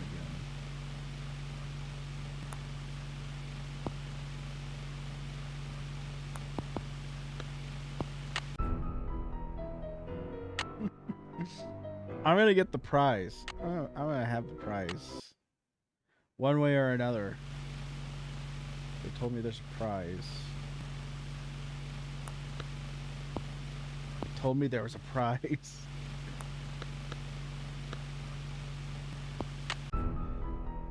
They're gonna tell me the real prize was the friends who meet along the way.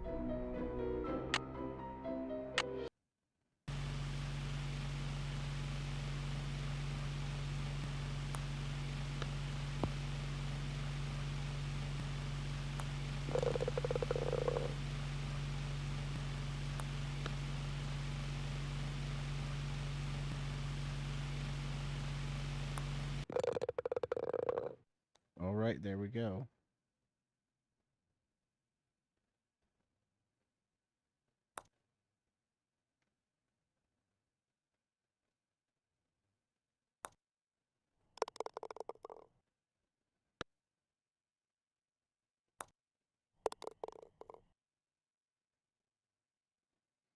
All right, I have 5 strokes to do this. I'm gonna save.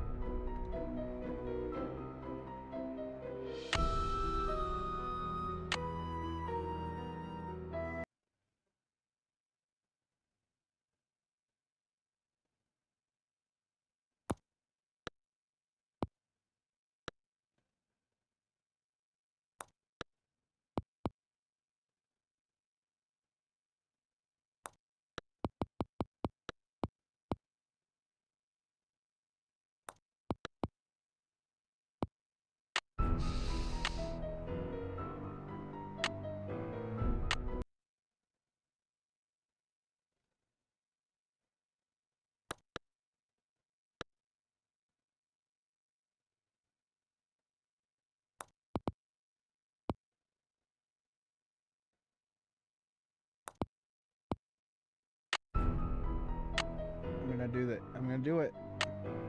I'm gonna do it. Someone's gonna say I'm not a real gamer because I didn't suffer through it the proper way. But I'm gonna do it. I hit it too hard.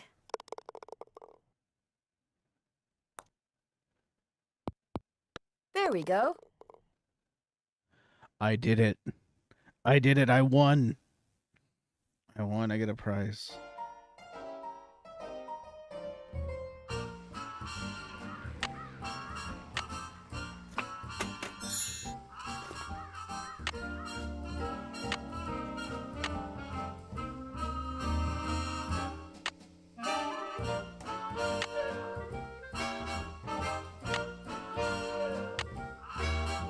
I don't know what I'm gonna do with the horse, but now I have it.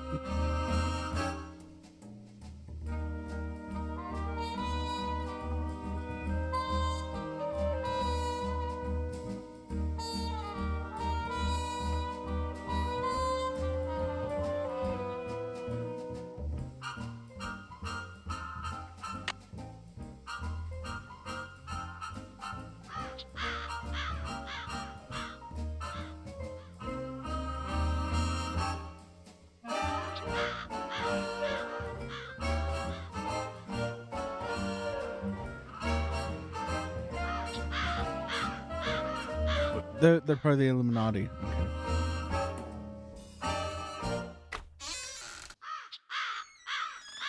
Over here, Miss Drew. Find the toy mouse and give it to Yuri, would you please? Otherwise, he'll just keep meowing. He hates strangers.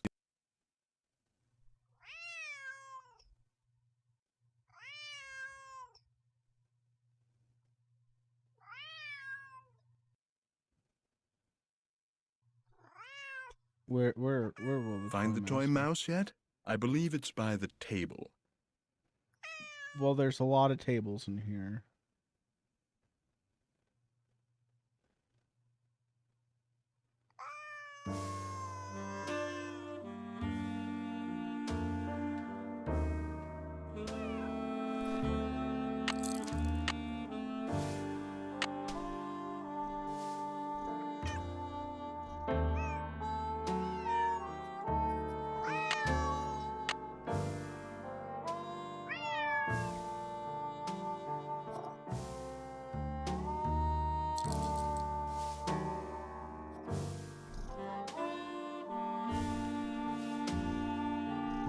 How nice of you to drop by. And thank you for walking instead of parking in the driveway. I'm expecting a pupil. I'd hate for her to have to park on the road. How did you know who I was? If one is to teach others how to develop and use their paranormal gifts, it's only logical that one must possess such gifts oneself. Does that mean you can read minds or tell the future, or what exactly? The paranormal includes telepathy or communicating by sending and receiving thoughts, extrasensory perception or perceiving that which cannot physically be seen or heard, and psychokinesis, using one's psychic energy to reshape or move objects.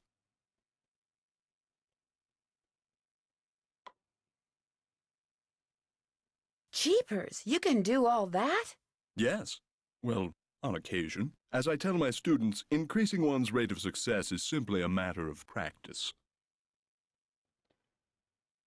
Does everyone have paranormal powers? To some degree, yes.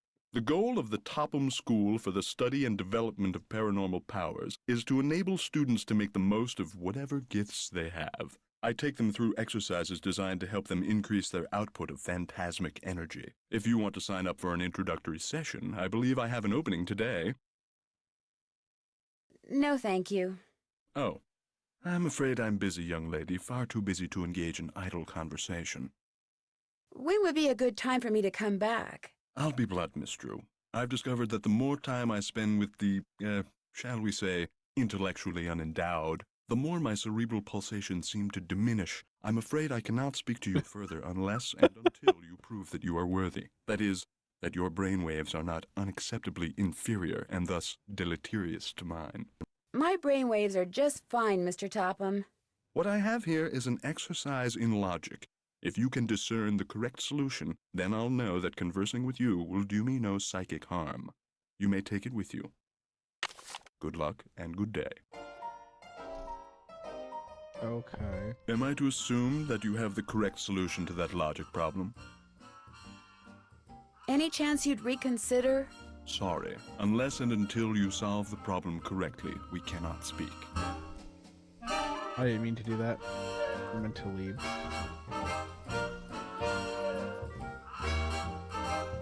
Would it be okay if I looked around? Go right ahead. The place is more like a museum than a house.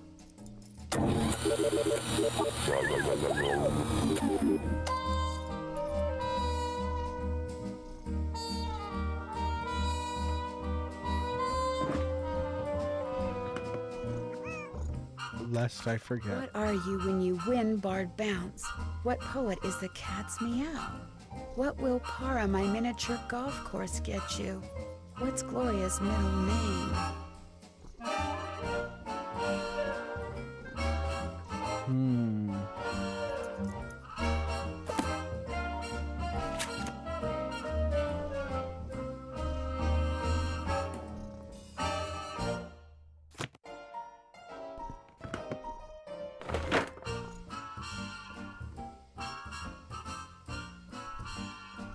Do I have to play Bard's Bounce again?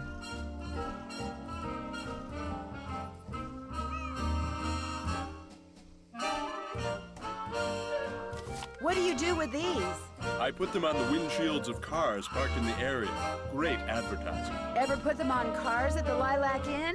All the time. I've gotten quite a few pupils that way.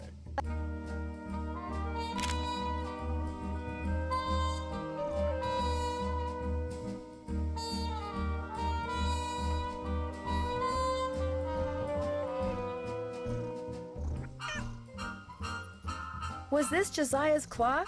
Everything in here was Josiah's.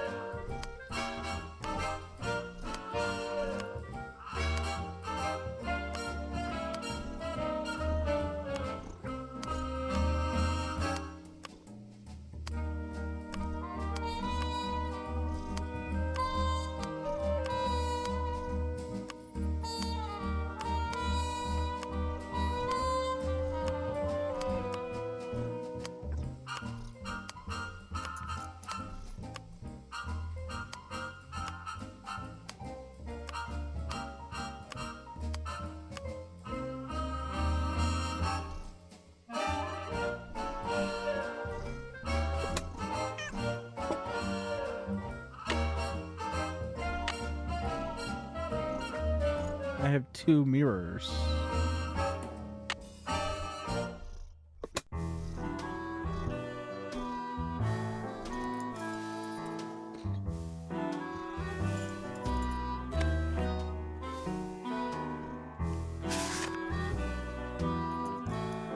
Radiometer. Exposed.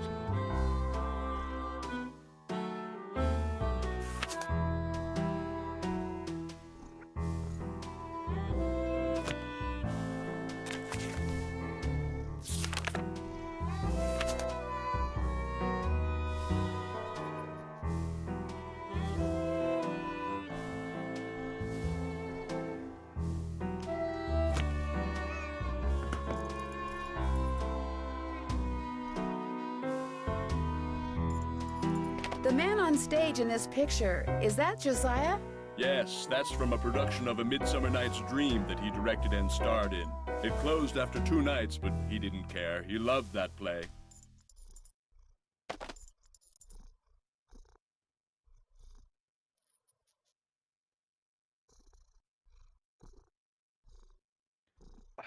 What is it called?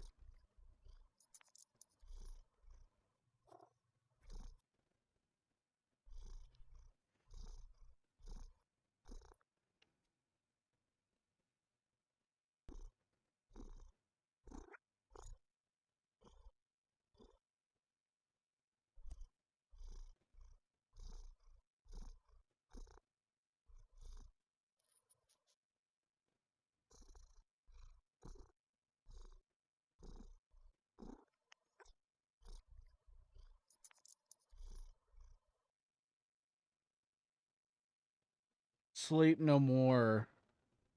Sleep No More is the one I'm thinking of. Okay, what is it again?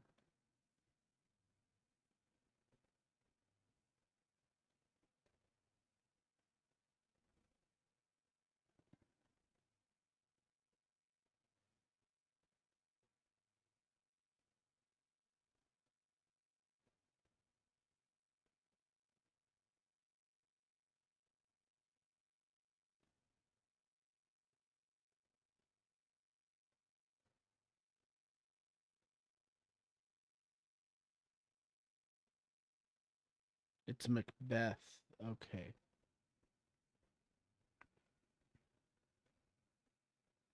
I would really like to see like how much it costs to ask them, be like, hey, I want to do a version of Sleep No More. Oh.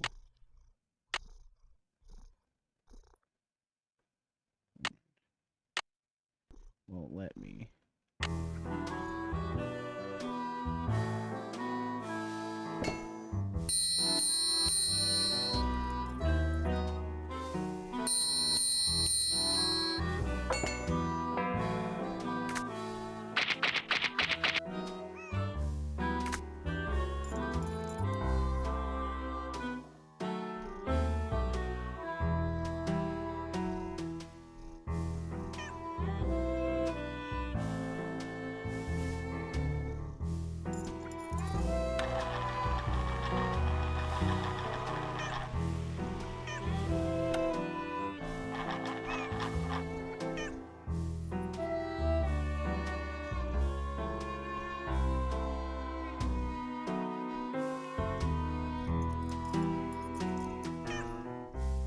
Please don't go in there.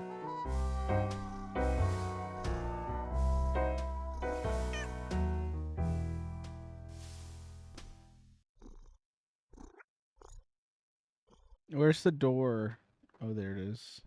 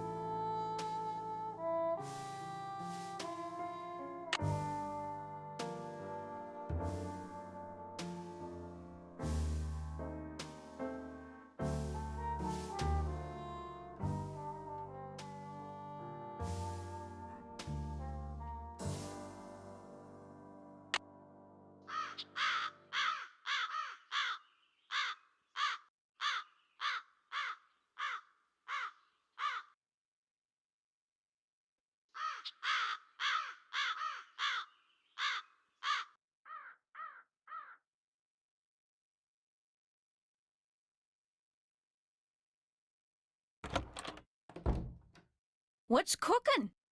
Have you met Richard Topham? Yeah, I've had the displeasure of meeting that quack. You don't think he can help people develop their psychic powers? The only thing he's good at is separating little old ladies and dim-witted rubes from their hard-earned cash. In fact, he came over while they were putting out the fire today, asked me who you were, and I was so frazzled at the time I told him. I don't usually give that crackpot the time of day. Does everybody around here feel that way about him? Not everybody. Like that circus fella said, there's a sucker born every minute. Me? I think ESP is a lot of J-U-N-K.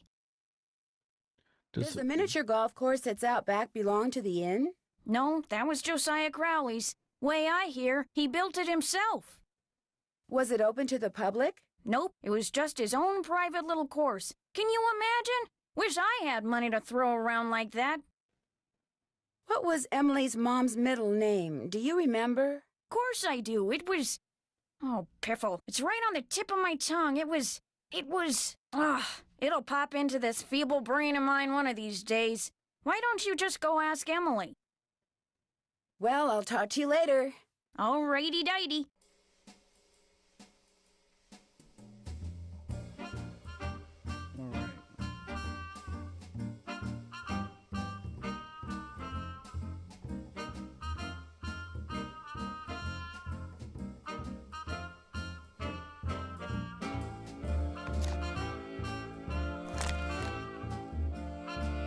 Clever Hans.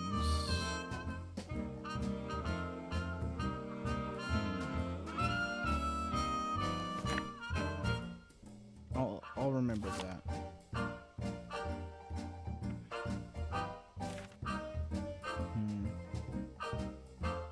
A kind woman lives here.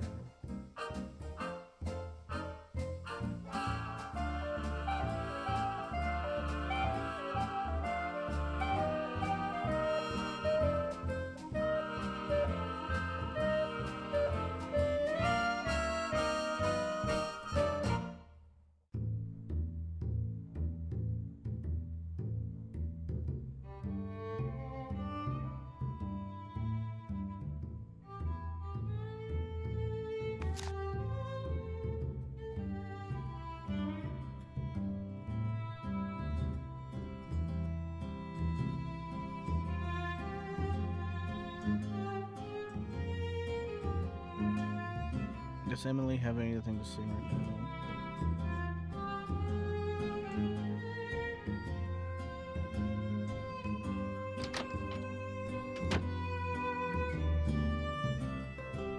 Hi, Nancy. What was your mother's middle name? Lois. Why? Oh, just curious. I'll be back in a little bit. You're the bee's knees.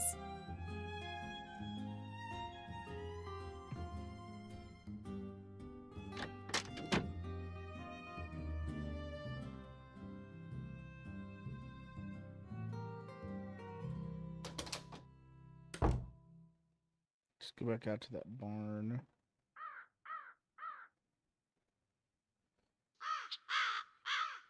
Because I bet...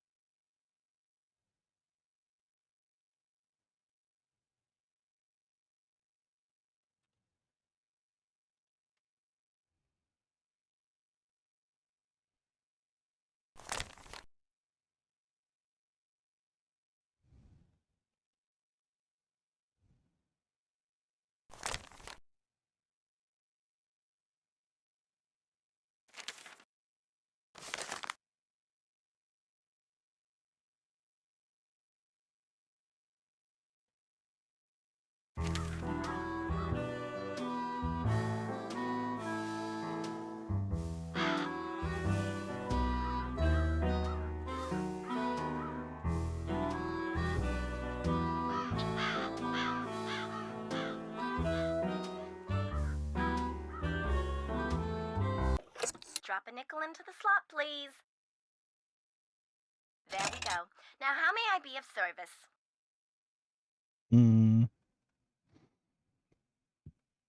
Hi, could you please connect me with Bess Marvin at KL54468? Just a second. Hello? Hi, Bess, it's Nancy. George, get over here. It's Nancy Drew. So how's the Lilac Inn? Beautiful. Are the lilacs blooming? Like crazy. They smell so good. It's like the air is made of perfume. Hi, Nancy. Is that you, George? Ouch, that's my foot. Well, move over. I can't hear. You move over. Then I can't hear. Look, just hold the phone like this, okay? There. Can you hear us? I can hear you fine. It would be so nice to have 2 phones in this house. We don't even have a telephone at our house. So quit griping. So, Nancy, what's the scoop? Well, I talked to Emily Crandall. Bess was telling me that you don't really know her that well. Bess and I just know her through Helen Corning. The last time I saw her was at Helen's 15th birthday party. I saw her last year at Helen's recital. Hello? Is someone on the line? Hello? We're on the line, Mrs. Farthingham. Well, get off. I need to make a call. But we just got on. Then it should be no problem for you to get off. Just give us 1 more minute, Mrs. Farthingham, please. Oh, all right. You have 1 more minute. Go on, Nancy. What were you saying? Just that I... Shh. Wait a minute. Mrs. Farthingham, would you mind hanging up? All clear. Oh, how I wish we didn't have to share a phone line with her. Just be grateful you have a phone, Bess. Some jewels were stolen out of Emily's room this morning at the same time that a fire destroyed the stove in the kitchen. Destroyed the stove? You mean they can't bake any more cherry pies? Not for a while. Emily's worried that she may have to sell the inn. Is that bad? I mean, she's only 17. It gets worse. Emily admitted to me that she's been seeing and hearing things. Jeepers. You can't go batty when you're only 17, can you? Depends on who your cousin is. Ha ha. I don't think she's going batty, but I do think something's going on around here. Like what? I don't know. Yet. Yet? Well, I can't just turn around and drive home now, can I? Why not? Because... Are you girls still on the line? We're not done talking yet. Well, I've been patient long enough. You girls get off right now. But we... Right now, or the next call I make will be to your father. We gotta go, Nancy. That's all right. I'll call you later. And I'll thank you not to listen in. Oh, don't worry, Mrs. Farthingham. Only nosy busybodies listen in on other people's phone calls. Yes, well, hang up and be quick about it. Bye, Nancy. Talk to you soon. It's my nickel.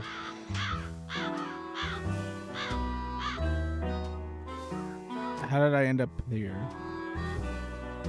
What happened?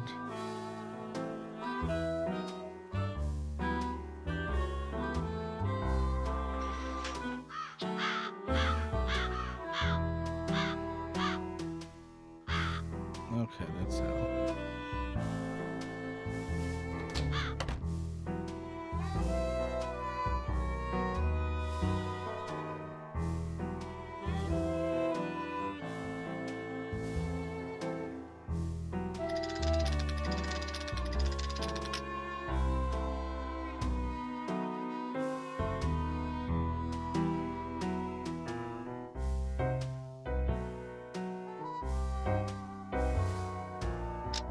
Keen. That might work. One of them is a K.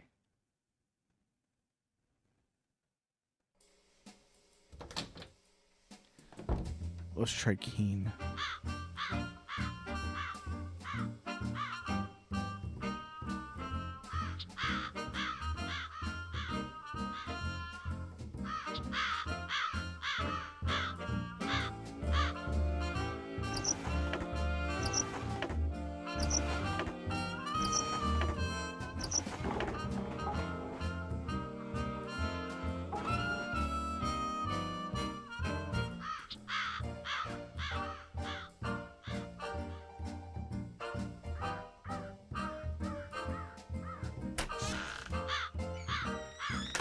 Hello, Miss Drew. Hello, Mr. Topham. So, you have the solution to that logic problem? I think I do. Let's have a look. Sorry. Unless and until you solve the problem correctly, we cannot speak. So, you have the solution to that logic problem? Not yet. Sorry. Unless and until you solve the problem correctly, we cannot speak.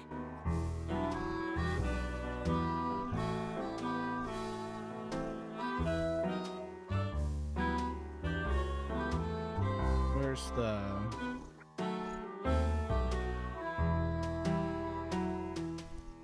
I'm going to poke around some more, if that's okay. I don't mind.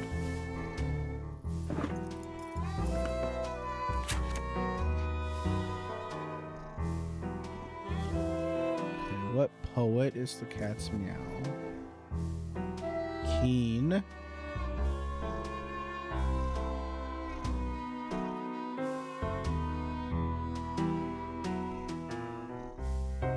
Oni.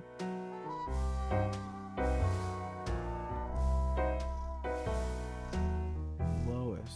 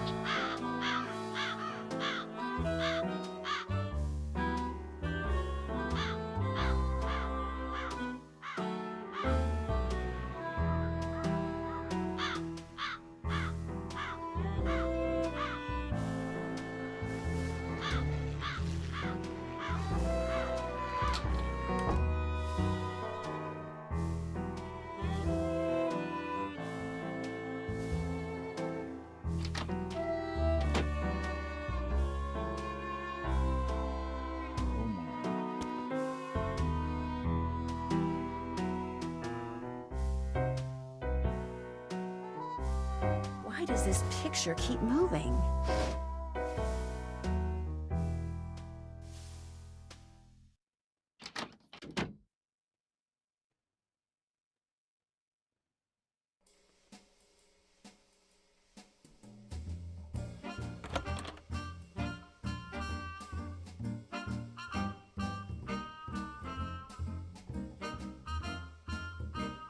I'm gonna ask the Vote for Holt Discord for spoiler-free hints on the Topham puzzles. We'll see what they say.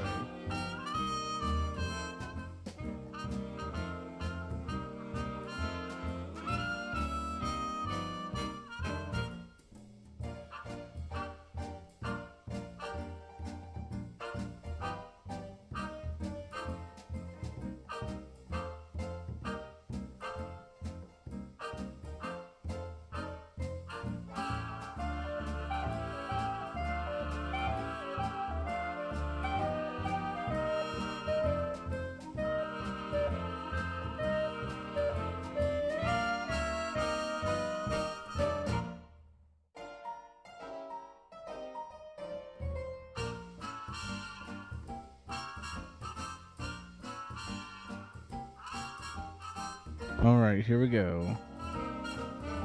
I think I have.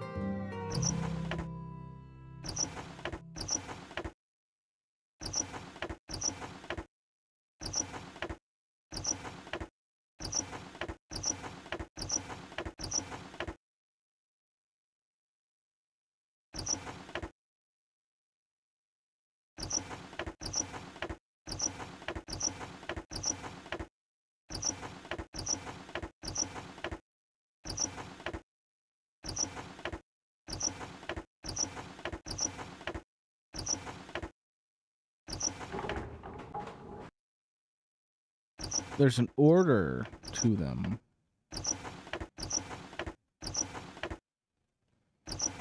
That's not helpful.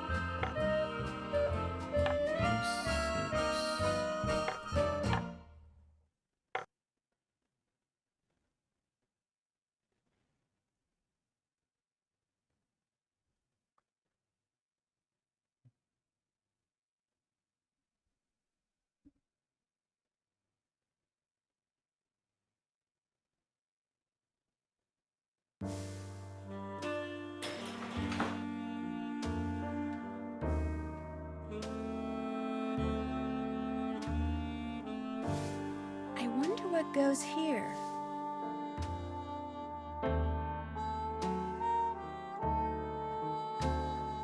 I wonder what goes here.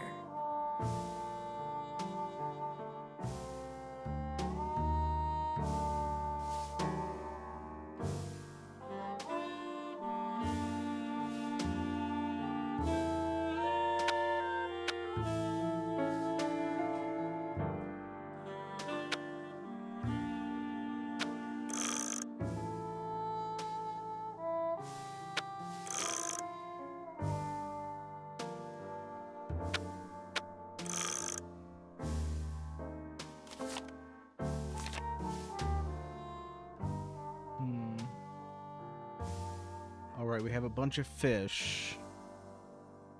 Minnows, grubs, minnows.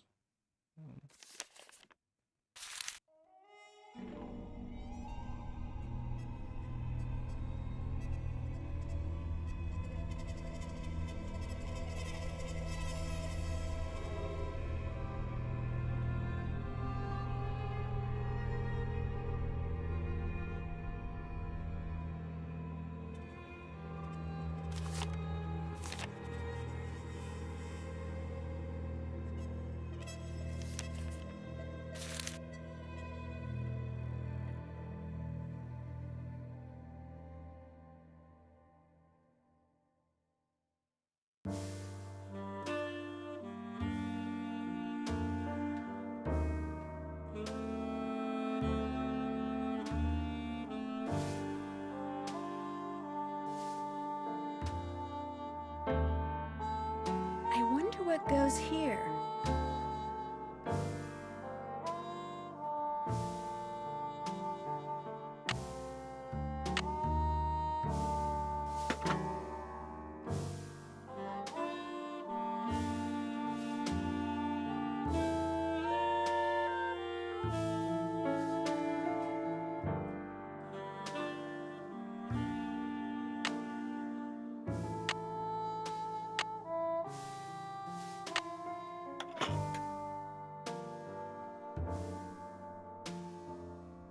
There's more clocks.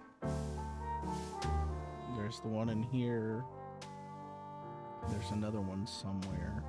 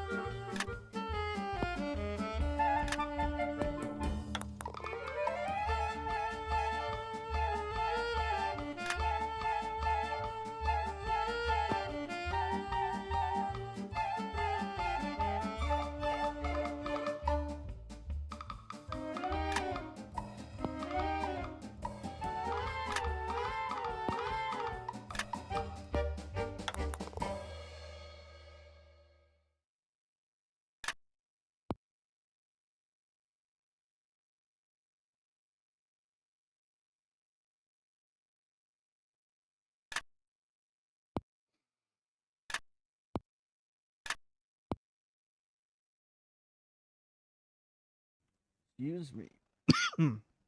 Excuse me. I do not want to leave.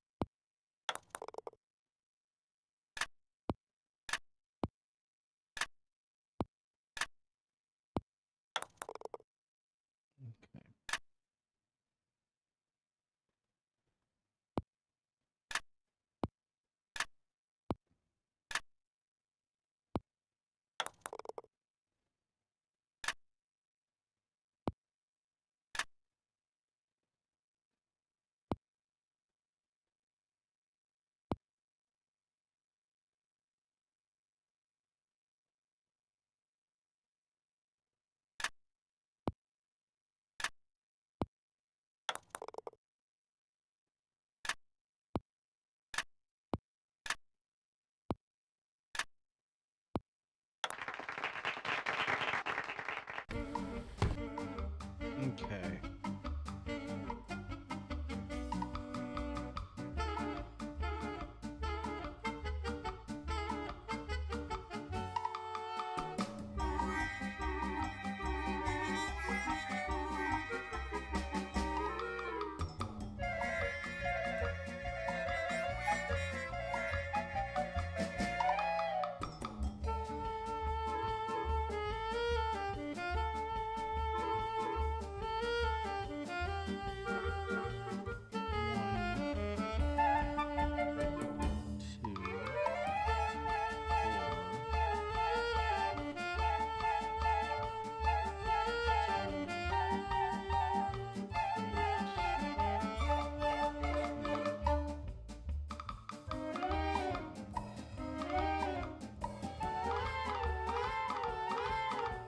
I now have a code.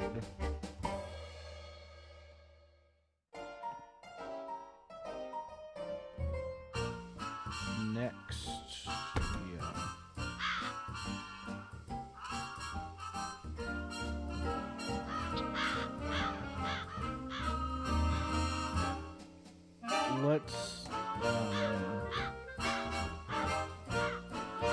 Let's deliver some telegrams to make money.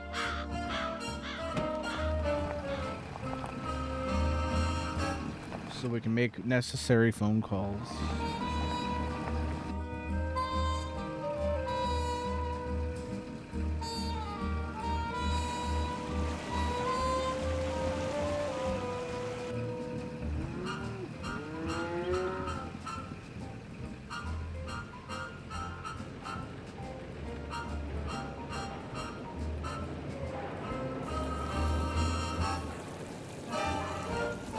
Did you deliver that telegram? I sure did. Good for you. Here's your money.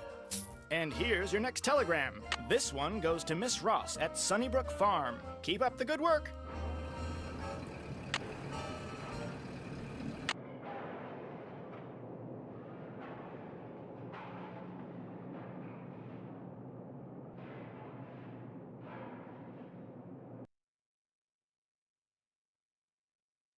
Where's Sunnybrook Farm?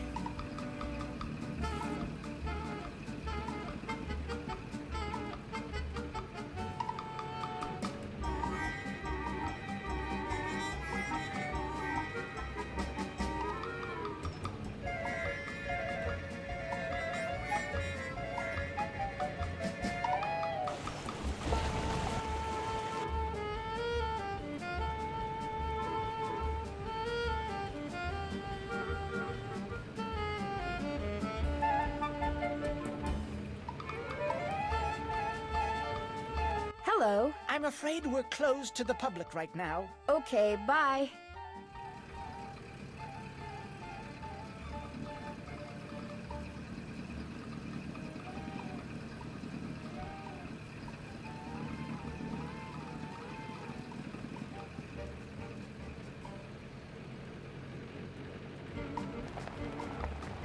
I've only got half a tank of gas left. I should gas up before I forget.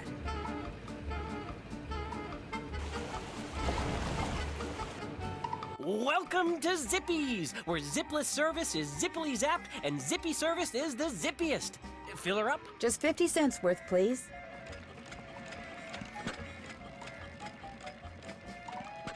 That'll be 50 cents. Here you go. Thank you, miss. Anything else? No, thank you. Drive zippily.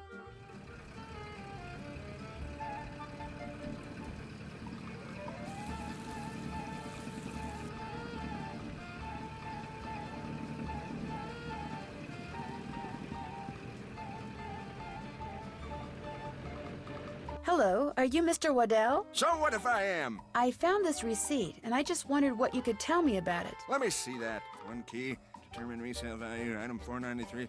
Oh yeah, this was for that key Jim Archer wanted me to appraise. Jim Archer wanted you to appraise a key? It was very ornate, had jewels all over it. Fake jewels, as it turned out. When I told him it was worthless, the cheapskate refused to pay me and told me to keep it. Do you think I could have it? Sure, once you pay the appraisal fee. Which is? $1.50. Here you go. Good, here's the key. Enjoy.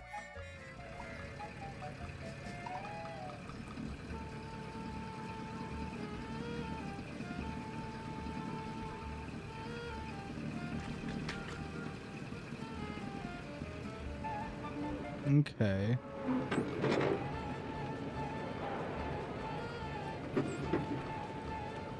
Hi, I have a telegram from Miss Ross. My name's Rebecca, and I'm only 10, but I'll deliver it to her for you, I promise. I won't let you down or double-cross you or anything like that.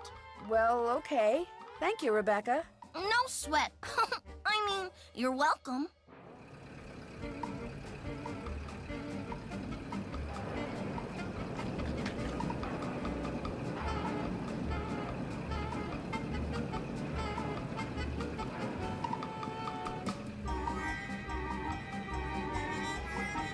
Could you imagine how much more frustrating this would be if you had to avoid crashing? I sure did. Good for you. Here's your money. And here's your next telegram. Deliver this to Dr. Bob out at the observatory. Keep up the good work. I know where the observatory is.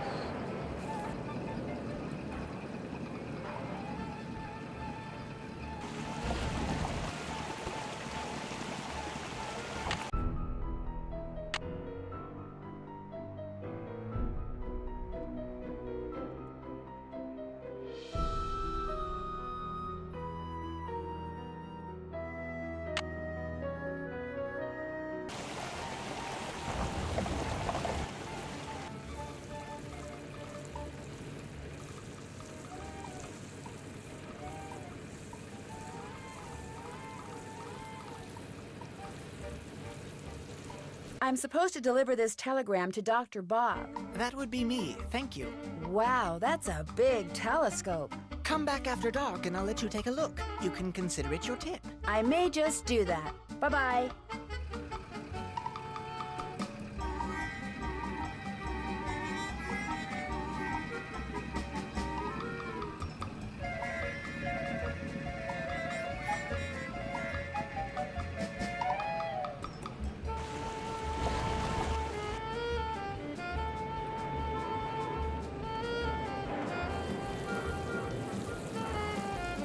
Did you deliver that telegram? I sure did. Good for you. Here's your money. And here's your next telegram. Deliver this to Miss Temple at Lowood Academy. Keep up the good work.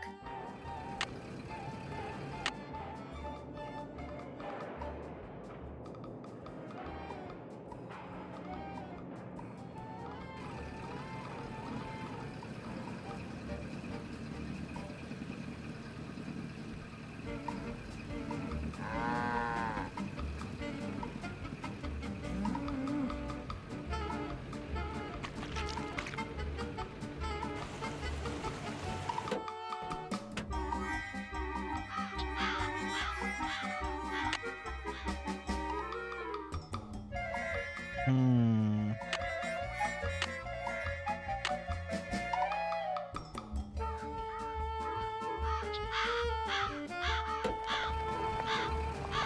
I should go to the bank. It's key.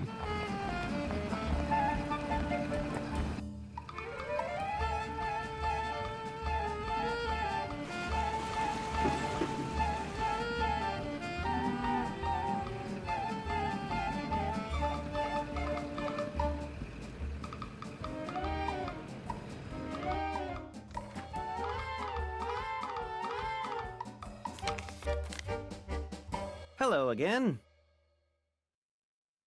What's your opinion of Richard Topham? Interesting gentleman who's in an interesting line of work. Does he do business here? Yes, he does. Have you ever attended one of his training sessions? No, but that doesn't necessarily mean that I think he's a fraud. He makes a living doing whatever it is he does, so obviously someone thinks he's the real deal. I guess I'll be going. Nice talking to you.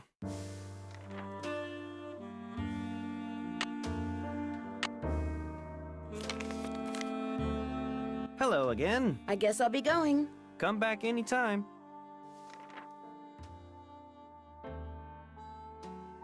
Is this your car? Yes, it is. Bought and paid for.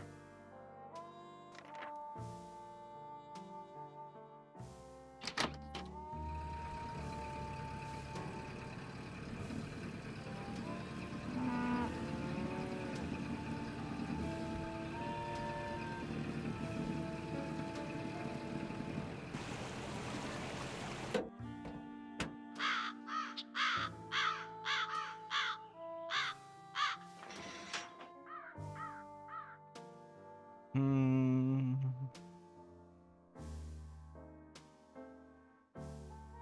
Okay, I see the puzzle here.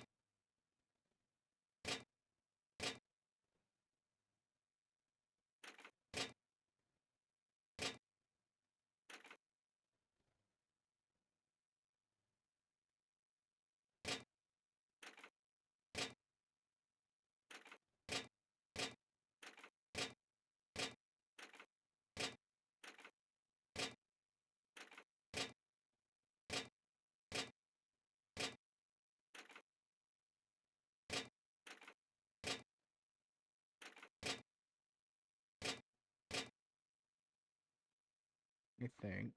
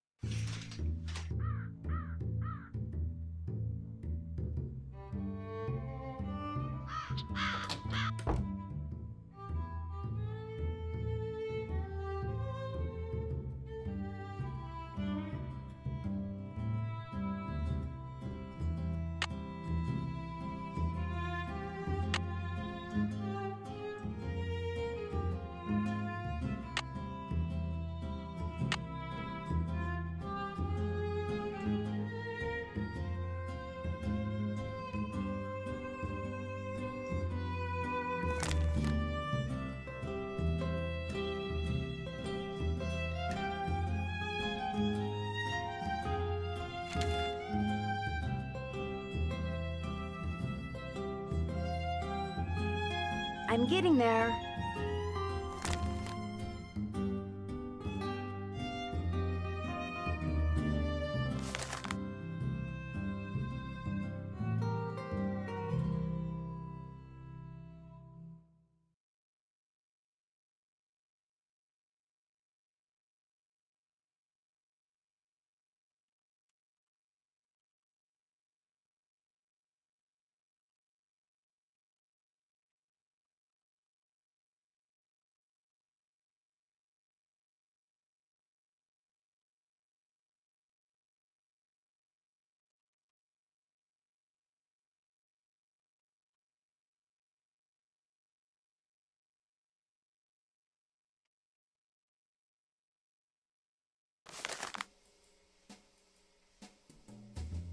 What's cooking? Well, I'll talk to you later. Bye now.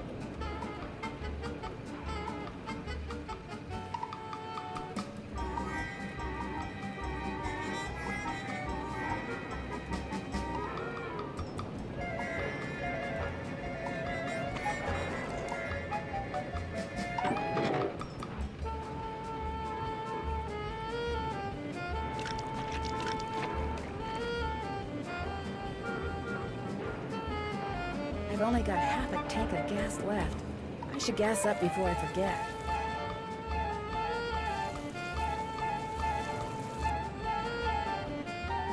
Hello, I've got a telegram for Miss Temple. I am she. We teachers don't get paid much, you know. I understand. Did this by any chance used to be the Brewster Academy? Why, yes it did. Thought so. Bye.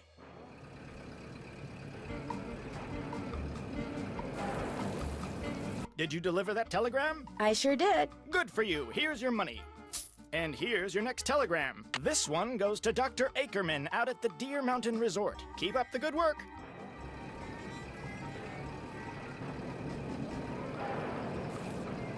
All right, I'm gonna gas up. Welcome to Zippies, where zipless service is zippily zapped and zippy service is the zippiest. Fill her up? Just 25 cents worth, please.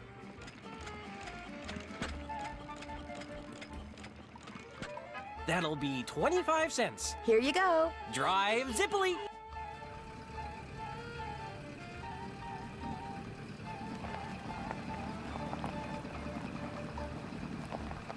Hello, I'm delivering a telegram to Dr. Ackerman. I shall deliver it to the good doctor forthwith. He rarely tips, and I never do. That's okay. Bye.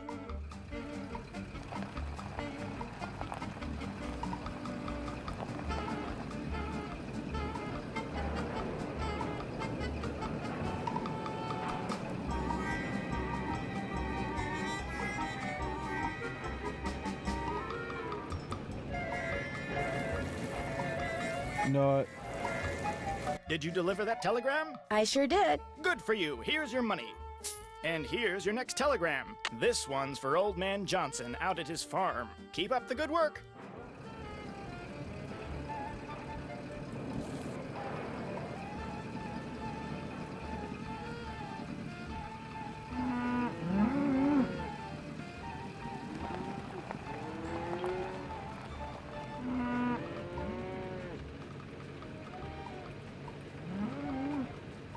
Are you Mr. Johnson? Maybe. Who are you? Well, my name's Nancy Drew, and if you are Mr. Johnson, I've got a telegram for you. Well, thank you. Hey, you want a tip? Sure. Buy low, sell high. Thanks, I'll remember that.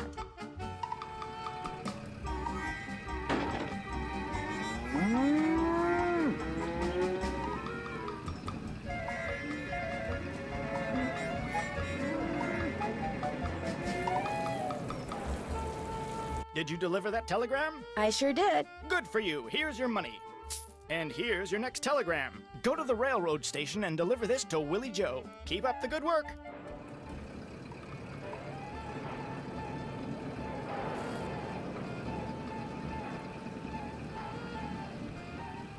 Hi, I'm supposed to deliver this telegram to Willie Joe. Is that you? No, I'm Willie Joe's Uncle John. I see that she gets it, though. She? She, with a capital S. Well, bye.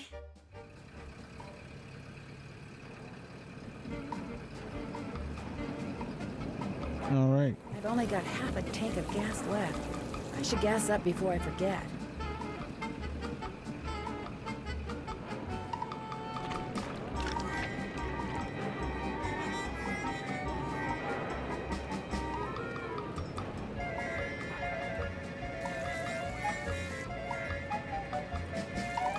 Did you deliver that telegram? I sure did. Good for you. Here's your money.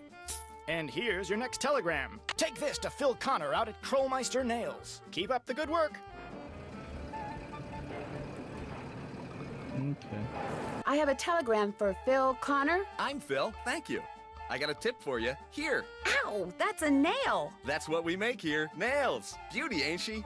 Thanks, but no thanks, Mr. Connor. Bye. Did you deliver that telegram? I sure did. Good for you. Here's your money. And here's your next telegram. This one here is for Helen C. White. She's at the library. Keep up the good work. Okay. I have a telegram here for... Shh! You're in a library. Sorry. This telegram is for Helen C. White. Who? Helen C. White. Bill and Steve Wright? Helen C. White. Shh! Here. A telegram for Miss White. I'll give it to her. Thank you. You're welcome. What? Never mind. Shh. Did you deliver that telegram? I sure did. Good for you. Here's your money. And here's your next telegram. This one goes to Molly out at Vash's Dairy. Keep up the good work. Okay. I'll fill her up. Welcome to Zippy's, where zipless service is zippily zapped and zippy service is the zippiest. Fill her up? Just 50 cents worth, please. All right. That'll be 50 cents. Here you go. Drive zippily.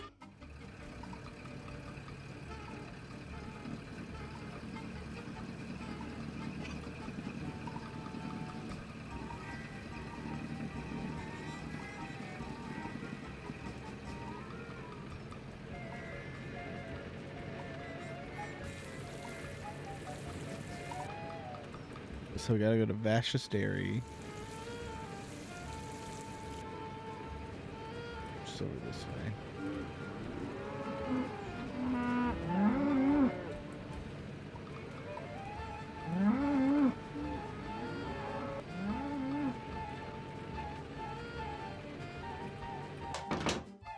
What's at the general store?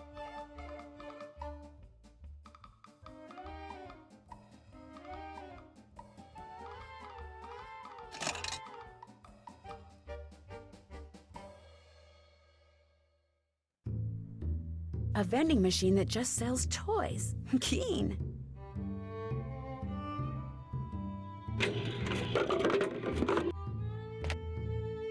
You never know when you're gonna need a toy.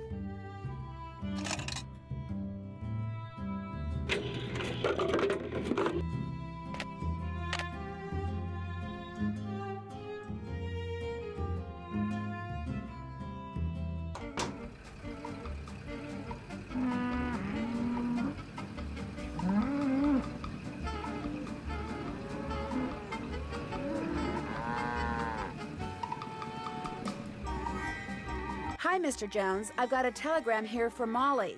She's in the milking shed. I'll give it to her. Say, I got some freshly churned butter here. That's okay. Bye.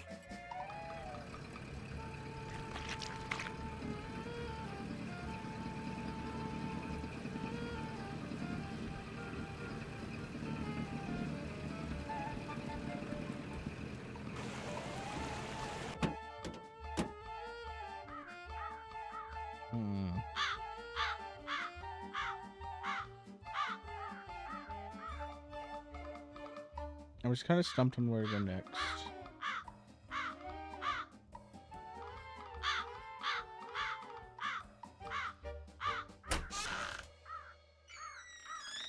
Hello, Miss Drew. Hi, Mr. Topham.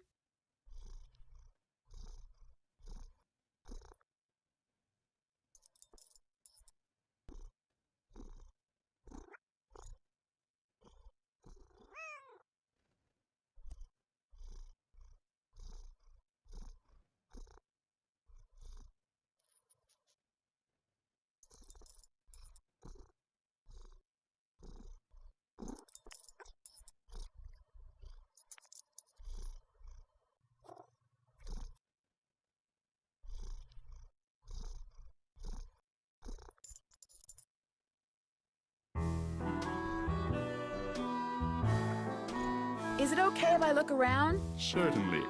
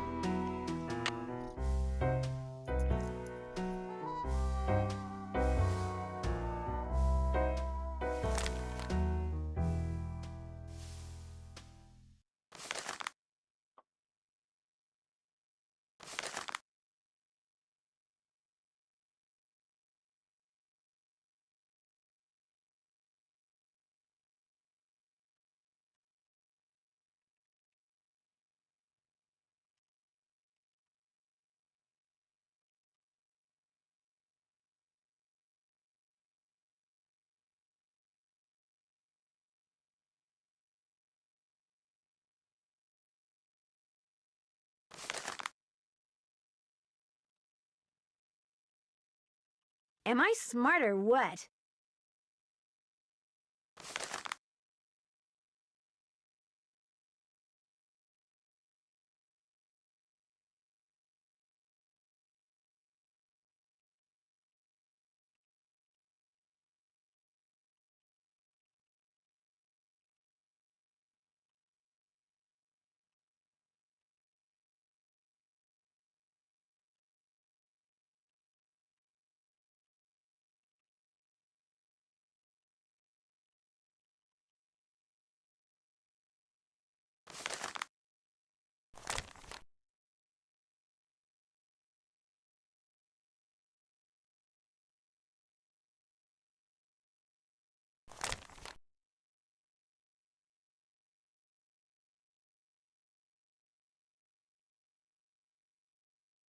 Hmm.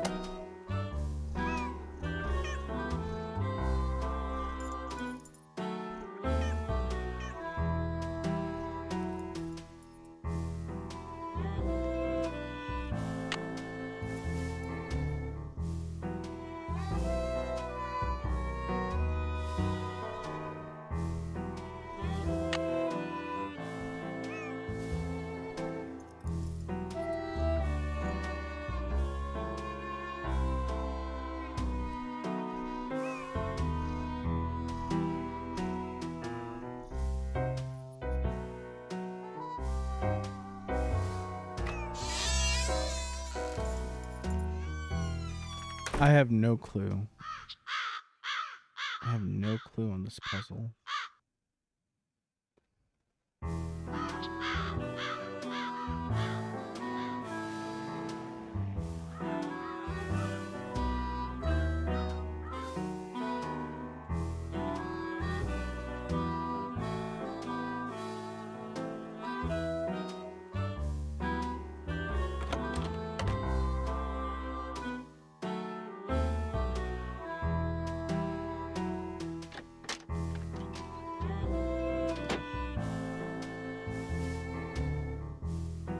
Hi, Nancy.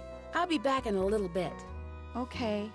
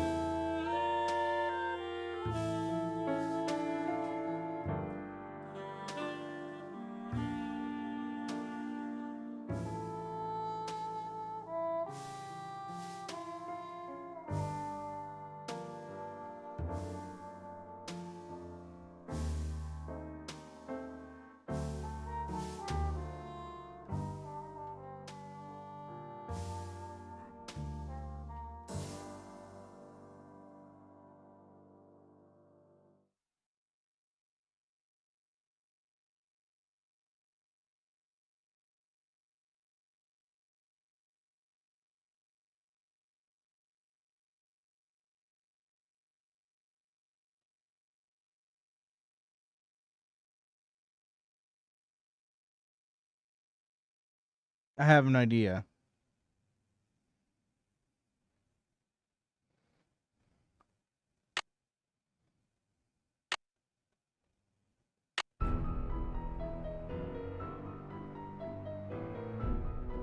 What's that?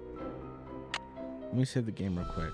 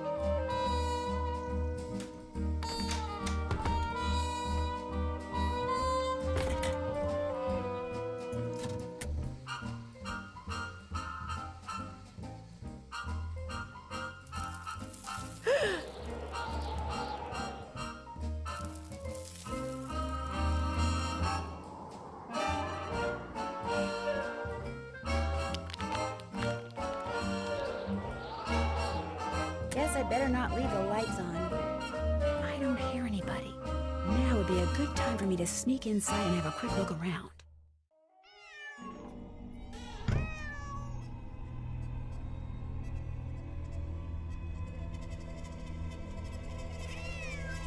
Yuri, be quiet. You're disturbing us.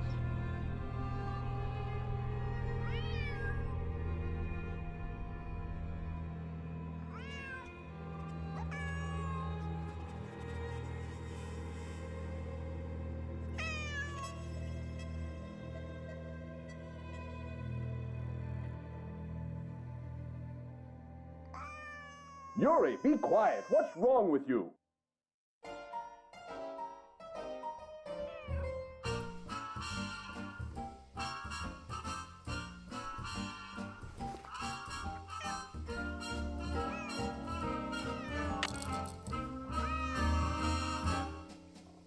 All right, Yuri, I'm coming out there.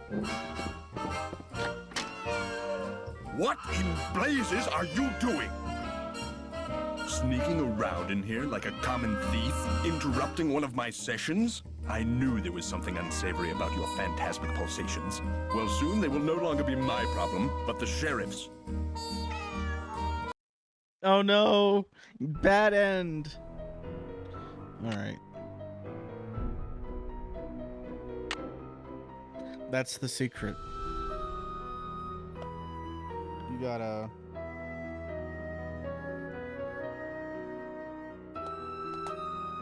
You gotta find the mouse. It could be in one of several places.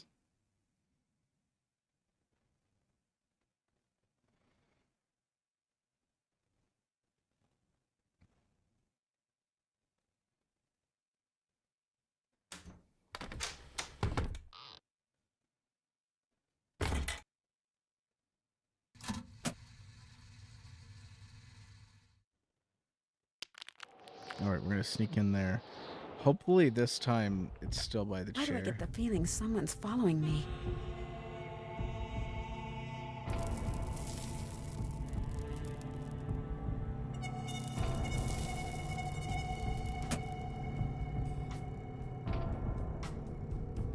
I don't hear anybody. Now would be a good time for me to sneak inside and have a quick look around.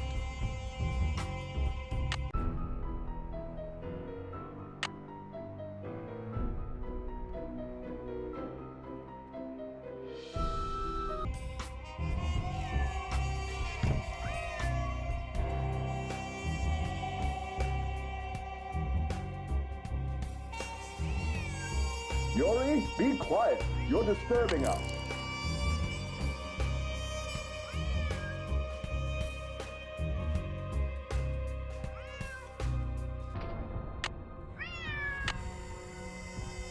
Clear your mind of all thoughts. Think about nothing save that spook. Mr. Topham? Yes, Mrs. Deckman? Is it okay if I blink? Yes, it's okay if you blink. Just keep focusing. Your eyes, your thoughts, focus.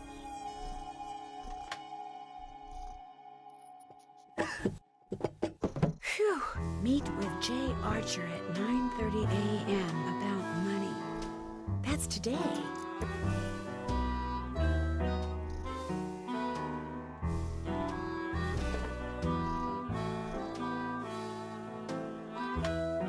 Should I concentrate on the topic or the game? Either one, Mrs. Deckman. Just concentrate. Mr. Topham, Yes, Mrs. Deckman? am I trying to push it or pull it? Push it. You're trying to push it, all right? I'd rather try to pull it. All right, then. Try to pull it.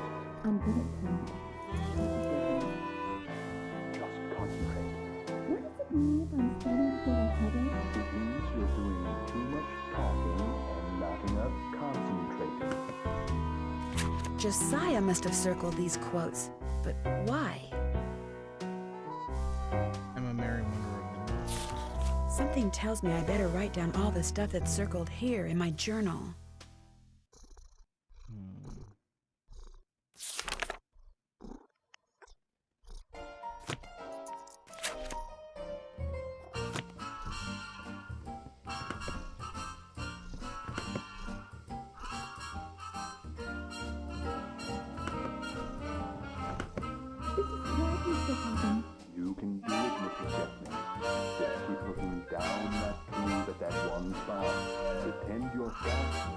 hurricane, whirling around that one spot, grabbing it, dragging it towards you. Mrs. Deckman, please.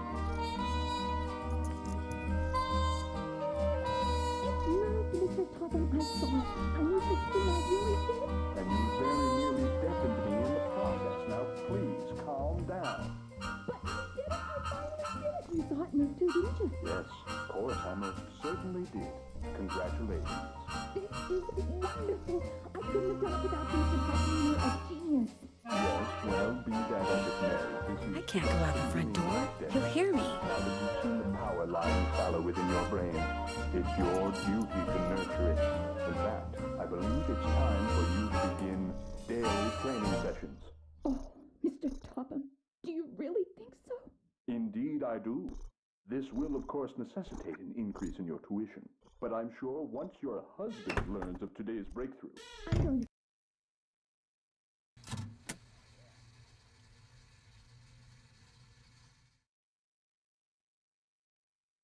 Alright, so he's scamming this lady out of money.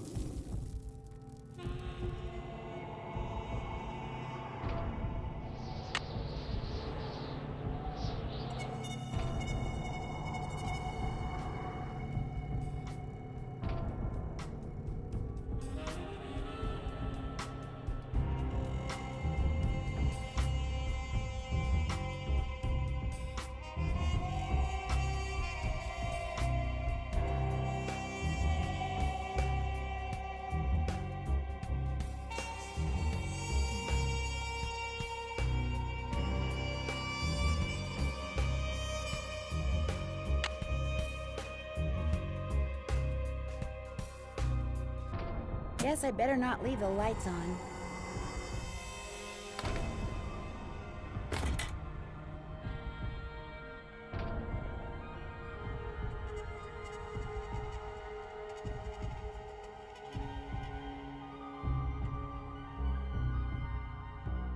What's cooking? Well, I'll talk to you later. Bye now.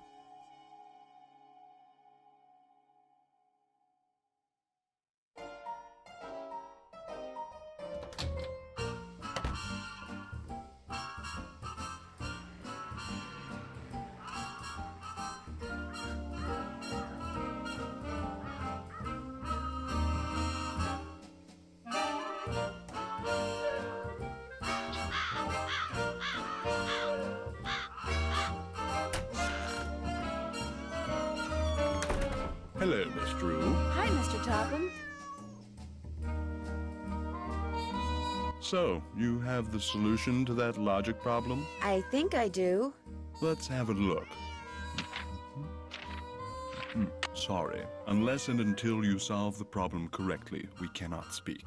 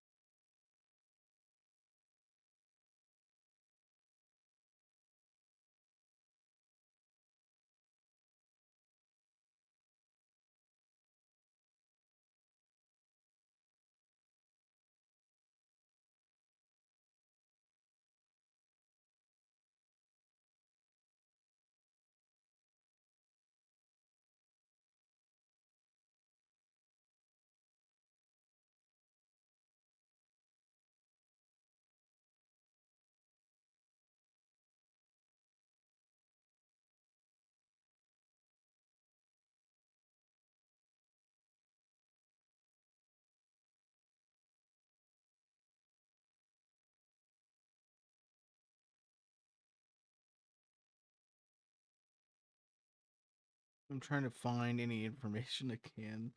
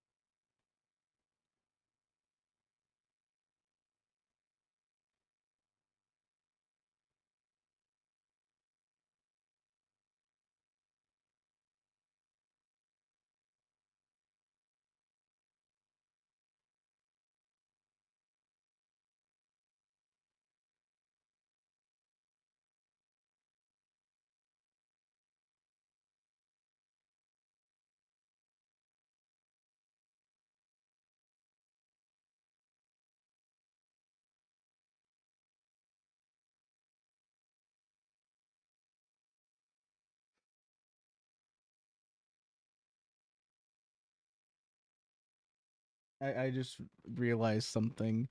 They said, it's a common phrase. That looks right.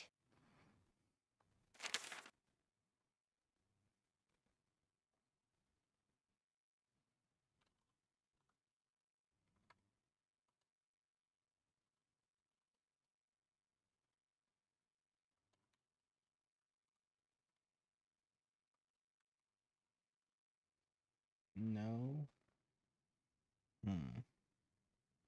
I'm cheating.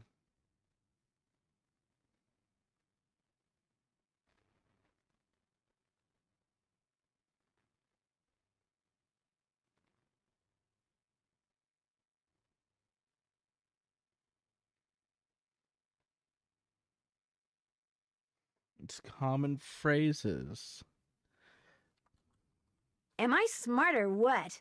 It's common phrases.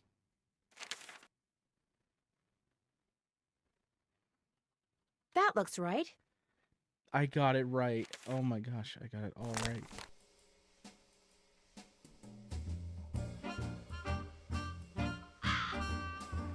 These just aren't as common now.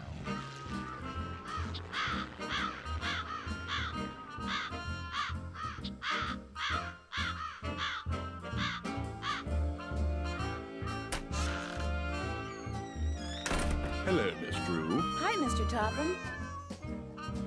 So, you have the solution to that logic problem? Right here. Let's have a look. Why, you appear to have indeed found the solution. Well, since you've proved yourself to be intellectually above average, which means talking to you should do me no harm, what would you like to talk about? When and how did you meet Josiah Crowley?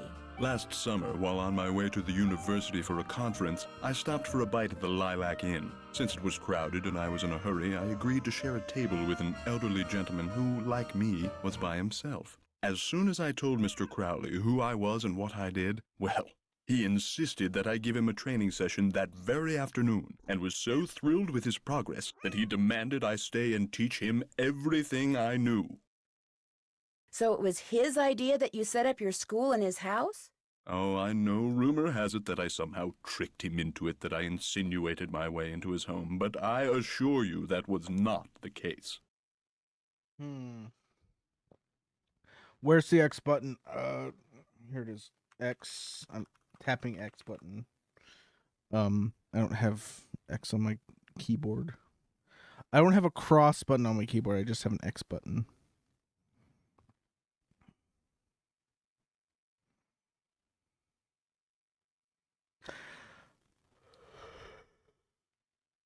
Were you surprised when you found out that Josiah had left you everything? Delighted? Yes. Surprised? Not really. Josiah was all alone, you see, surrounded by people like the Crandalls and that banker, Jim Archer, people who were nice to him only because they knew he had money.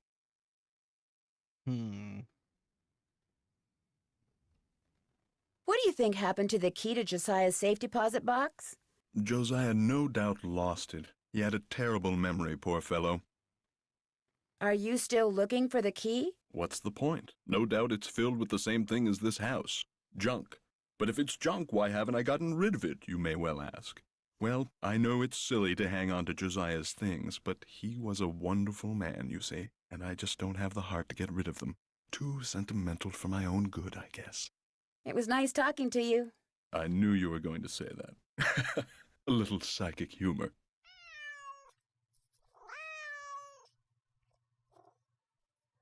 All right.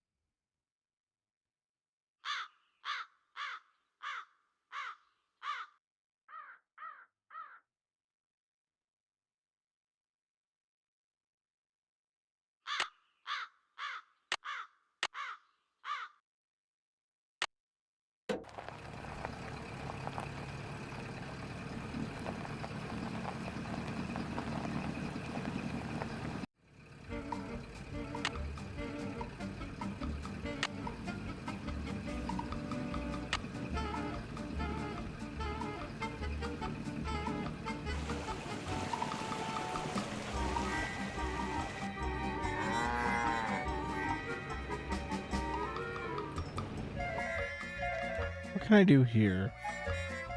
I haven't done yet. Did Josiah Crowley give you this clock? Yes. Unfortunately, it stopped keeping time almost immediately. It would sure be nice to be able to open this thing.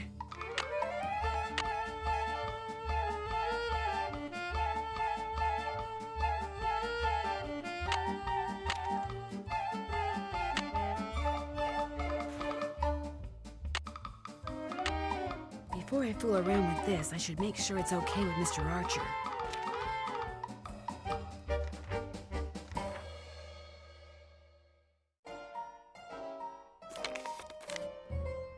Hello again. Was that your car I saw parked near the Lilac Inn this morning?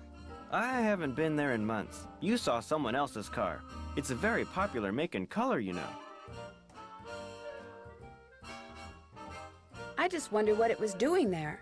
Probably just someone sneaking onto that miniature golf course that Josiah built back there. Or bootleggers. I hear they frequent that area too.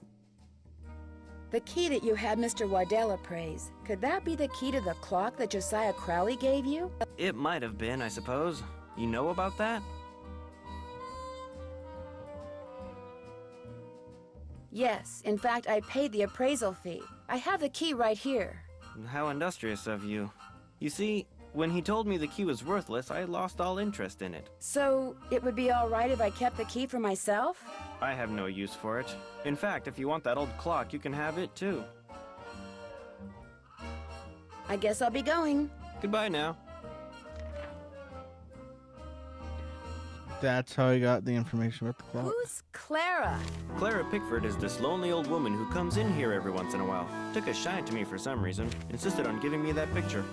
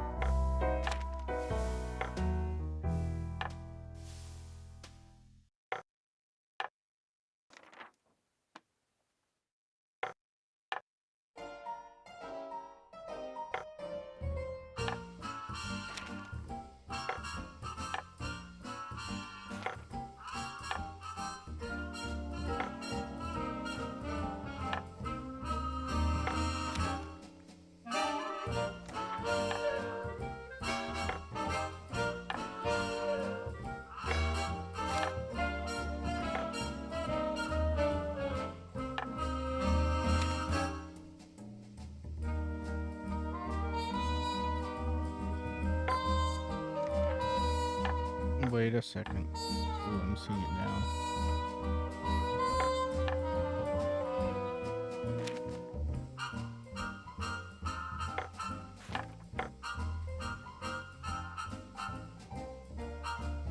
So that one's in the right place.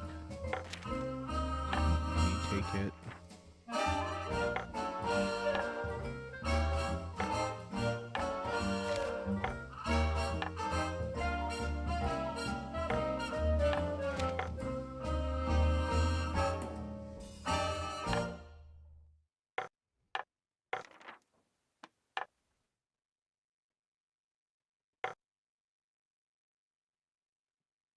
And that's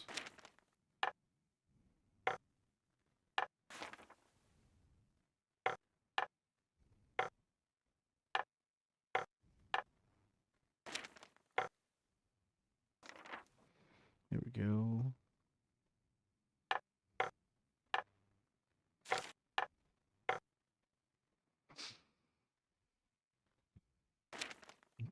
I accidentally moved that one to the right place. That's really funny, actually.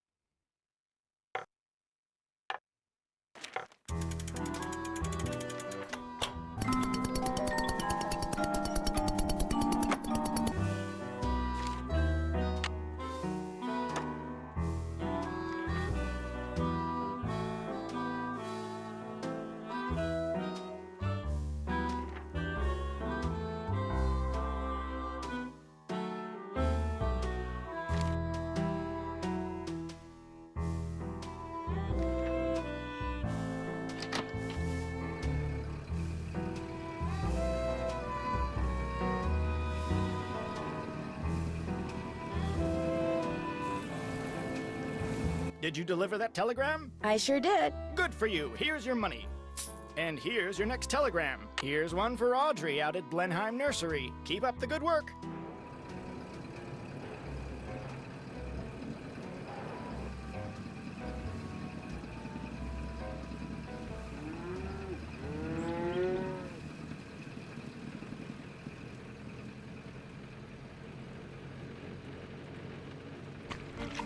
Oh no.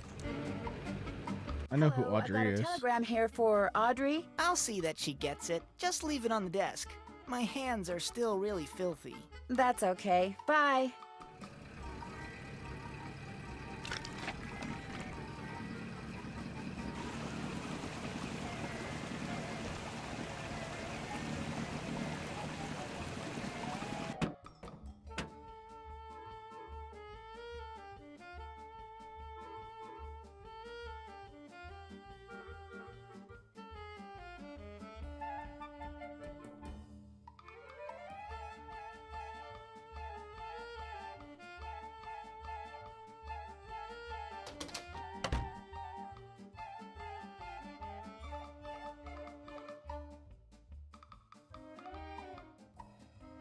What's cooking?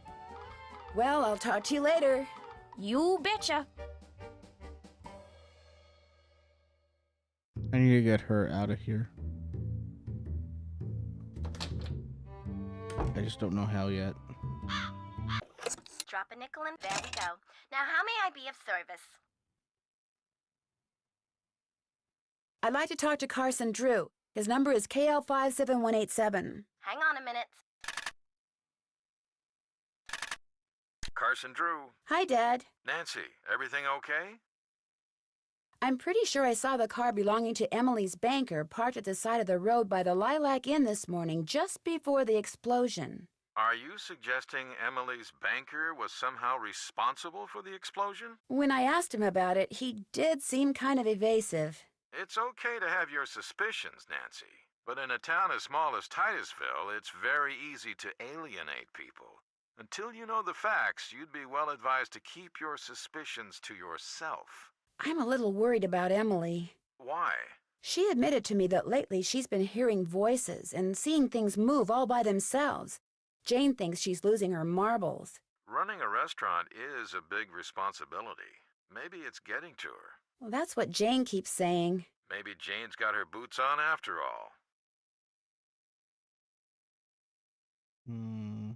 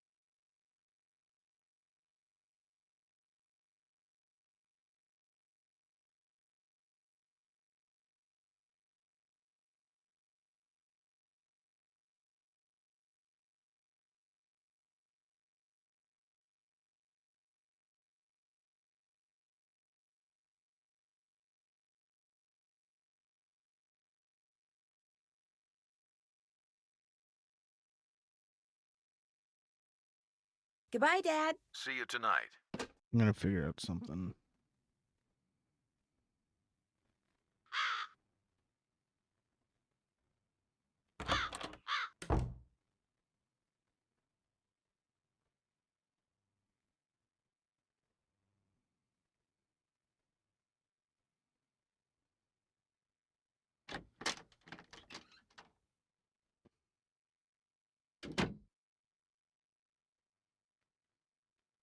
Hi, Nancy. I'll be back in a little bit. Thanks again, Nancy.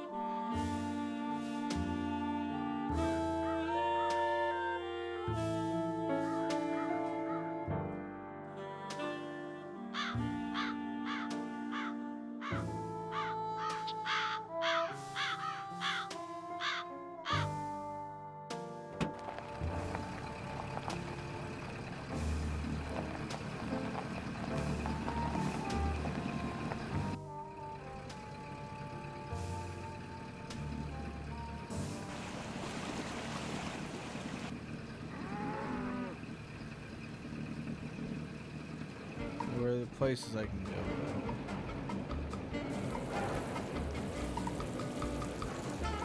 Did you deliver that telegram? I sure did. Good for you. Here's your money.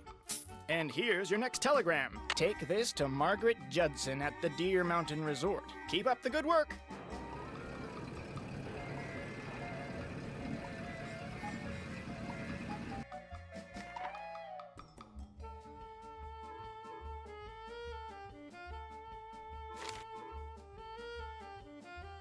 Don't you ever use this typewriter? That used to be Josiah Crowley's. It was the only thing he left me in his will.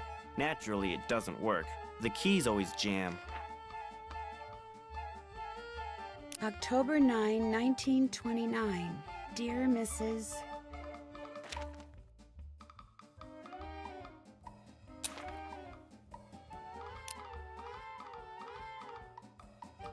Sheldon, here is the trivet I said you could borrow for your party at Twin Elms. Please take care of it because I will want it back someday. Your friend, Josiah C.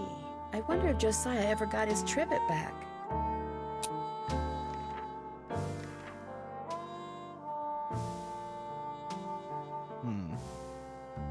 Anything else I'm missing here? Can I get in there? No.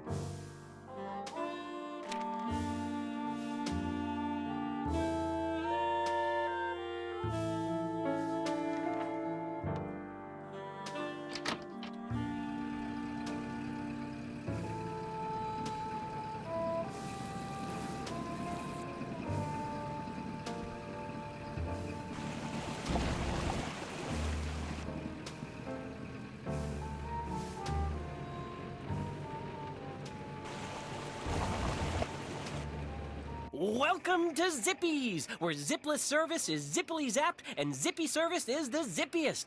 Fill her up? Just 25 cents worth, please.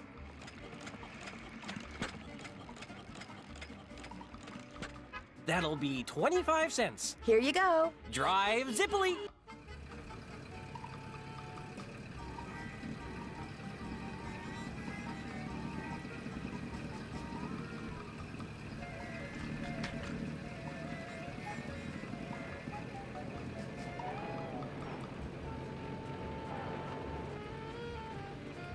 I've seen that place. It's this place. Mrs. Sheldon? Yes? My name's Nancy Drew. I'm a friend of Emily Crandall's. Get on with it, dear. I was wondering, would it be possible for me to see the trivet you borrowed from Josiah Crowley? You may not only see it, you may have it. Once I find it, that is. Unfortunately, I've an errand to run, so I can't look for it right now. Maybe I could run the errand for you. I have a car. So I see. Rather expensive car at that. Very well, Miss Drew. Go fetch my bridge cards from Miss Drakowski, and upon your return I shall present you with that trivet. Who's Miss Drakowski? The local telephone operator.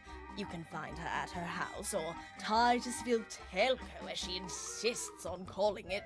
The switchboard is in her parlor. As you can imagine, she never entertains. I, on the other hand, am expecting company within the hour, so do hurry.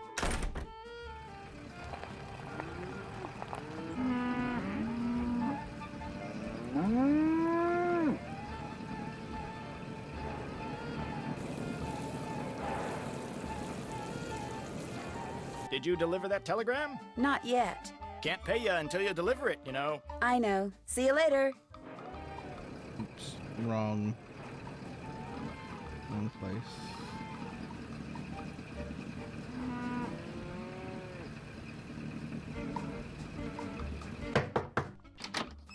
Yeah? Are you Miss Drakowski? Yeah? And you are? Nancy Drew. I'm a friend of Emily Crandall's. You know, at the Lilac Inn. Oh, yeah! I put you through to your father, didn't I? You pick up those papers for him yet? Actually, Wait a minute. How did you know about that? See this headset I'm wearing? I plug it in and oh, what do you know? I hear things. Look, I'm kind of pressed for time. Going to a party and it takes me a while to get dolled up. What do you need? Mrs. Sheldon asked me to pick up her bridge cards from you. Tell you what, I'll get you those cards if you drive that fancy car of yours over to the orphanage and pick up some raffle tickets from Mrs. O'Shea. I should be able to unload a ton of them tonight. I'd be happy to. Good, I gotta go. Yeah, I'm coming. Now I gotta go to the orphanage. The Turner Home for Orphans, right here. Excuse me, are you Mrs. O'Shea? Yes? My name is Nancy Drew, and... Stephen, put that down this instant. We do not run with sticks in our hands. Or in our mouths. I'm sorry. You were saying? Miss Drakowski asked me to pick up some raffle tickets from you. Oh, yes, the raffle tickets. The fact of the matter is Elsie, no hitting. I can't even think about those raffle tickets right now. I promised the children they'd each get a toy for going a full week without breaking anything. And I'm short 5 toys. Do not eat that, Clarence. Would you like me to get 5 toys for you? Oh, goodness, if you could do that, I'd be forever grateful. They can be any kind of toy at all. The children aren't the least bit picky. Of course it tastes bad, Clarence. It's a pine cone. I better go rinse out his mouth before... Oh, would you look at that? He's actually chewing it. You're not a squirrel, Clarence. Spit that out this instant.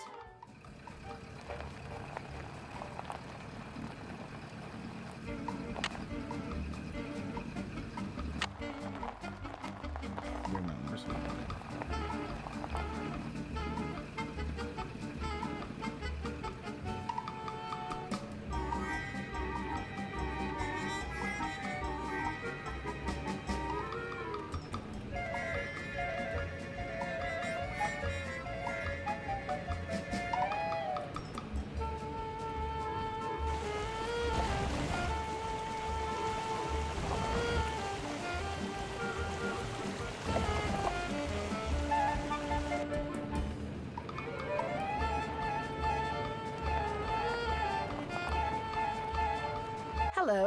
have a telegram here for Margaret Judson. She'll be delighted, I'm sure. I'll take it to her. Thank you. Bye.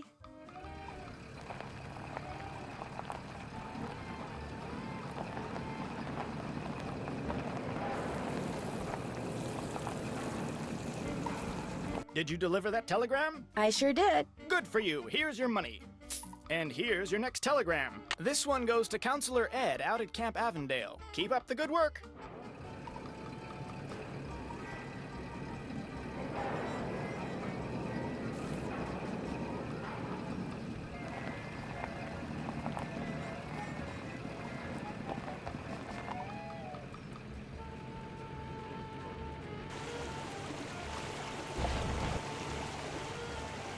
Hi, Alice. Is Counselor Ed around? He has a telegram. I think he's down at the swim dock. I'll take it to him. Thank you. Bye.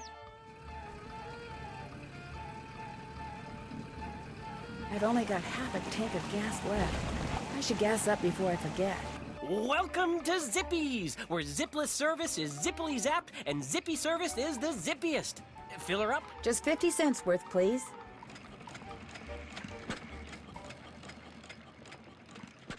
That'll be 50 cents. Here you go. Drive zippily. All right.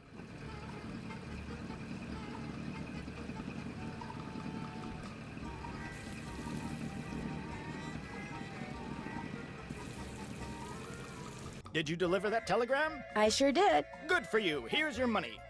And here's your next telegram. This one's for Mrs. Perkins at Sunnybrook Farms. Keep up the good work.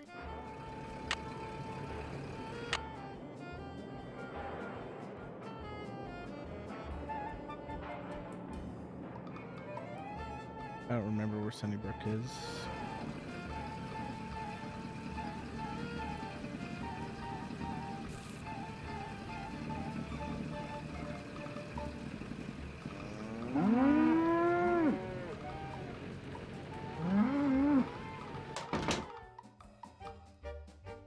Maybe I could buy some toys for the orphans in here.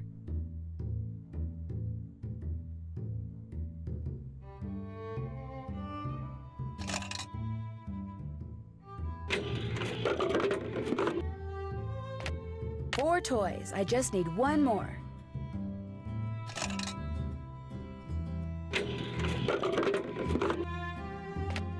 Five toys. That's all I need.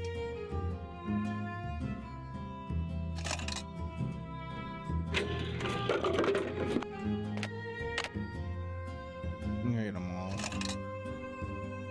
I'm gonna collect them all.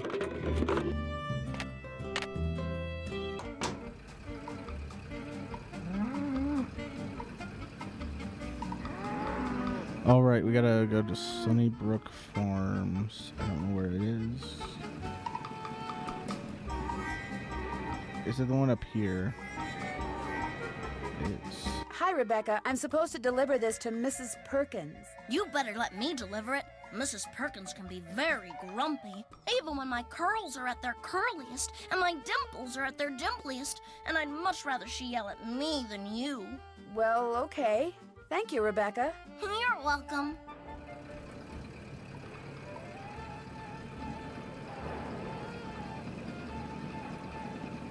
Now I gotta go to the orphanage.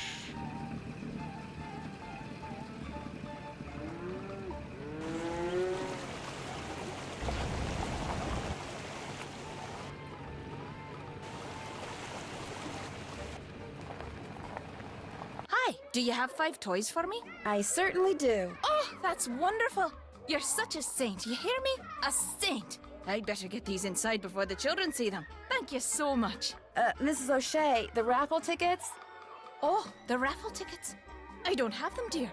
You'll have to pick them up from Phelps Print Shop. Then just take them straight to Mr. Kowski. We don't pull hair, Ralphie. Especially when we have jelly on our hands. Phelps Print Shop. Wonderful. I'm gonna have to pay for the print. Sorry, young lady, I'm about to close. I'm just here to pick up the raffle tickets you printed for Mrs. O'Shea. Oh, darn it. I did tell her I'd have those done today, didn't I? Well, I'm sorry, but they're just gonna have to wait until tomorrow. Oh, but I need to have them today. And I need to go fishing. Fishing? My brother-in-law thinks he's hot stuff because he caught an 18-inch largemouth bass this morning. So I bet him I could catch a 19-incher by the end of the day. And if I do, I get his stamp collection. And if I don't, he gets mine. And since stamp collecting is about the only hobby I can afford these days, I'm going fishing. I know. You stay here and print those raffle tickets, and I'll go fishing for you. Not everybody can catch a 19-inch largemouth bass, you know. It takes skill and muscle and brains. Bass are pretty smart. I can do it, Mr. Phelps. You better be right, because you're not getting those raffle tickets until I get my 19-incher. You can use my gear. I left everything out at the fishing hole. Great. I'll see you later.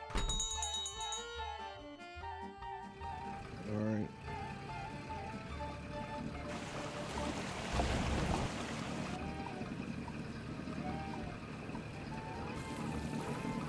Did you deliver that telegram? I sure did. Good for you. Here's your money. And here's your next telegram. Deliver this to Professor Randall out at the observatory. Keep up the good work. All right, to the observatory.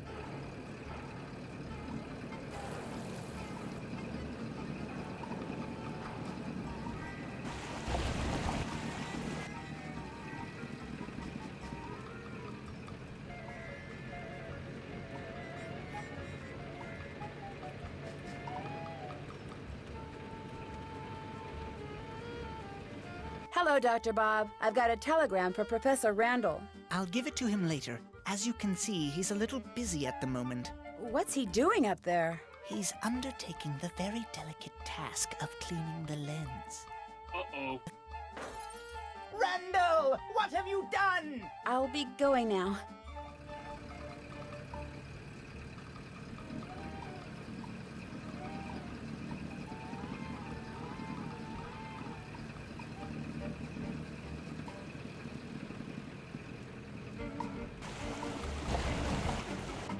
Welcome to Zippy's, where zipless service is zippily zapped and zippy service is the zippiest. Fill her up? Just 25 cents worth, please.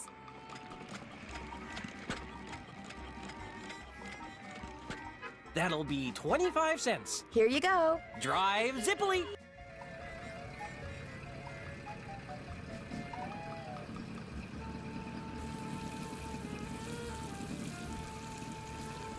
Did you deliver that telegram? I sure did. Good for you. Here's your money.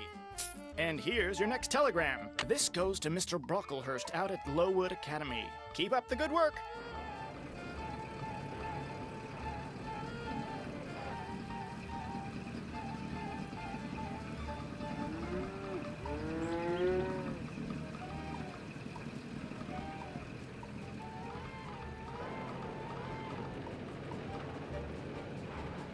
Hello, Miss Temple. I've got a telegram from Mr. Brocklehurst. He's in class. I'll give it to him. He too gets paid very little. That's okay.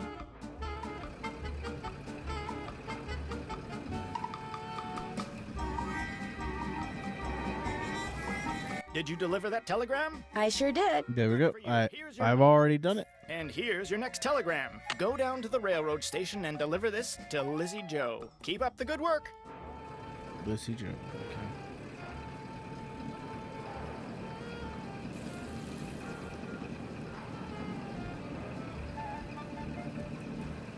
Hi, Uncle John. This telegram must be for Willie Joe's sister, Lizzie Joe. Right you are. I'll take it to her.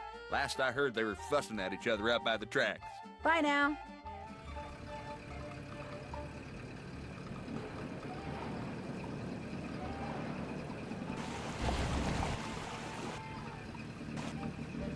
You have to go back to the Lilac Inn.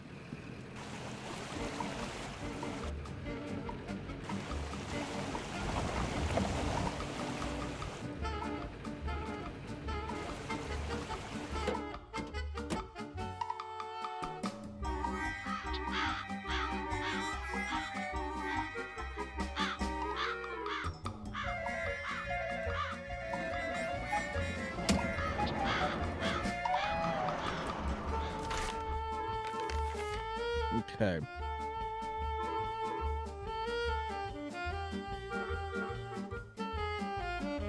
Grass beds, who knows?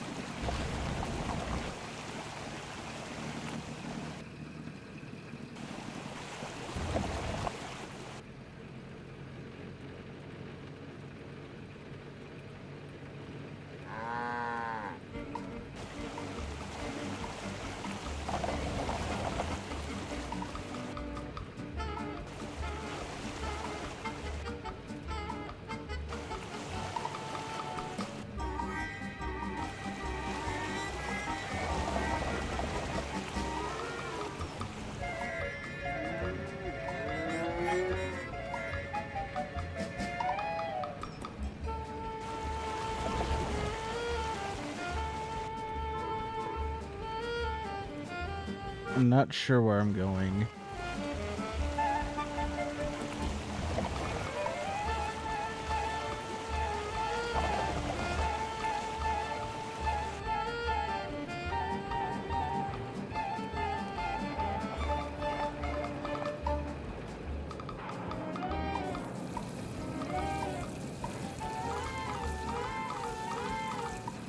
Did you deliver that telegram? I sure did. Good for you. Here's your money.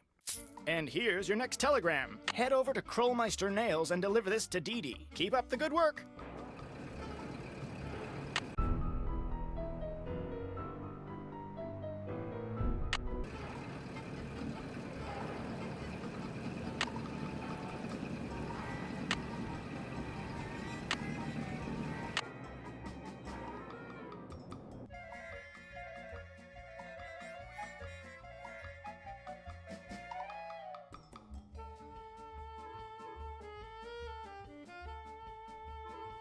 Did you deliver that telegram? Not yet. Can't pay you until you deliver it, you know. I know. See you later.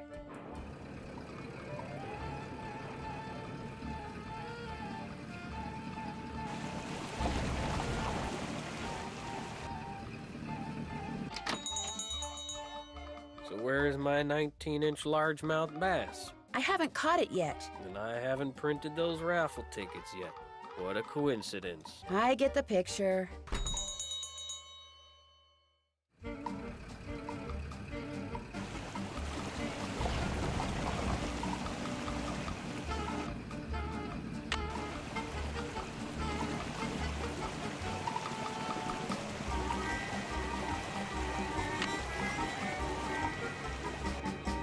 I've only got half a tank of gas left. I should gas up before I forget. Darn, not open.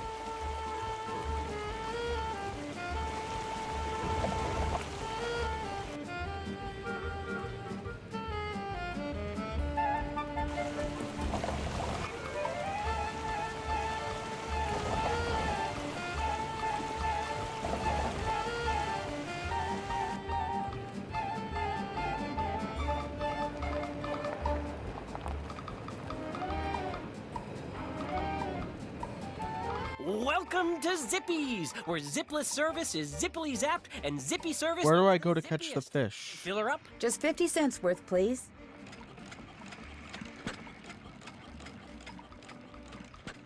That'll be 50 cents. Here you go. Drive zippily.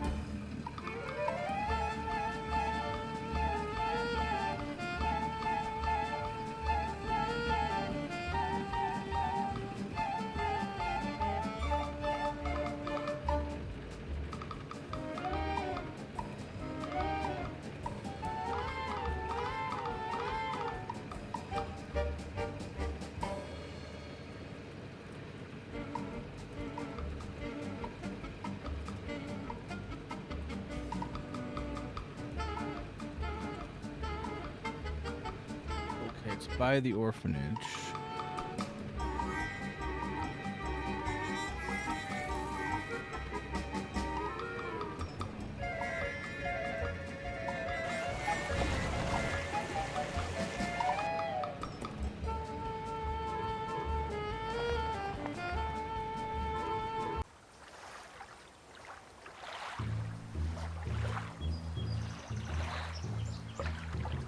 First thing I need to do is bait my hook. Yuck. Now I toss this in the water, and when the bobber goes under the water, I need to pull the line up fast.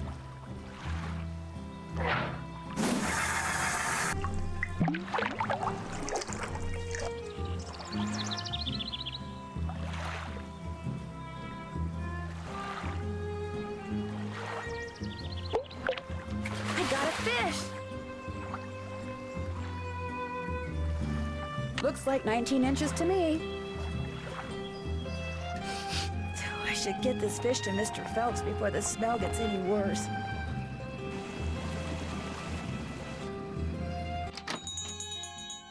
Let's see what you got in there. How about that? You did it. Here, let me take it from you. Please do. I think it's starting to get a little ripe. Just rest yourself a minute while I get those raffle tickets. There you go. 10 dozen tickets to the annual Orphans Benefit. Now, if you'll excuse me, I have to go make a telephone call. To your brother-in-law? Yeah, the one who used to collect stamps. Bye.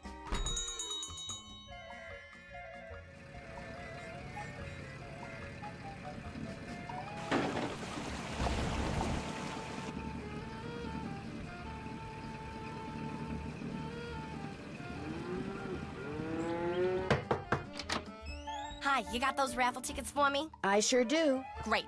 And here are Mrs. Sheldon's bridge cards. One of the gals spilled Moxie all over them, but I cleaned them up real good, so let's not tell Mrs. Sheldon, okay? Okay. Thanks for your help, Miss Jakowski. Thanks for your help. Bye now.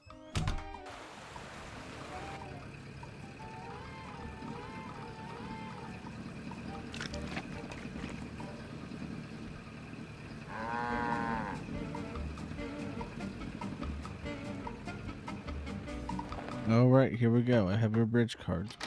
Do you have my bridge cards? Right here. Good. And here is Josiah's trivet. I didn't realize when I asked to borrow it that it was such an eyesore. But once a sumptuous dish of my buff stroganoff was placed atop it, I assure you, no one noticed. Now do run along. My guest will be arriving any minute, and that dress of yours, it's, well... I like this dress. It's very flouncy.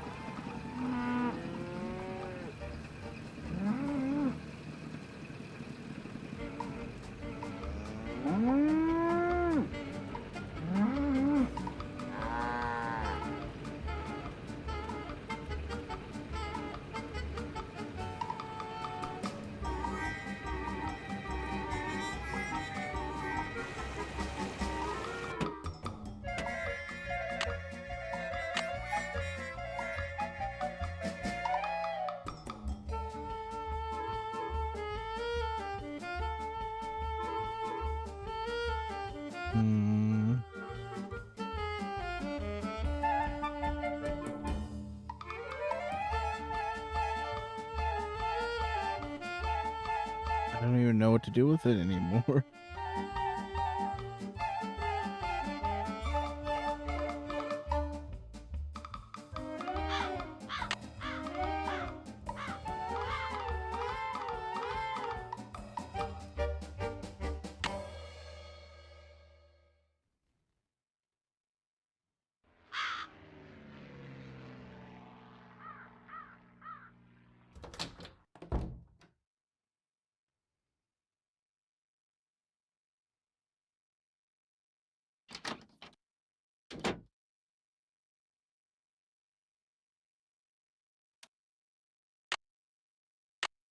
Would it be okay if I played a record? Sure.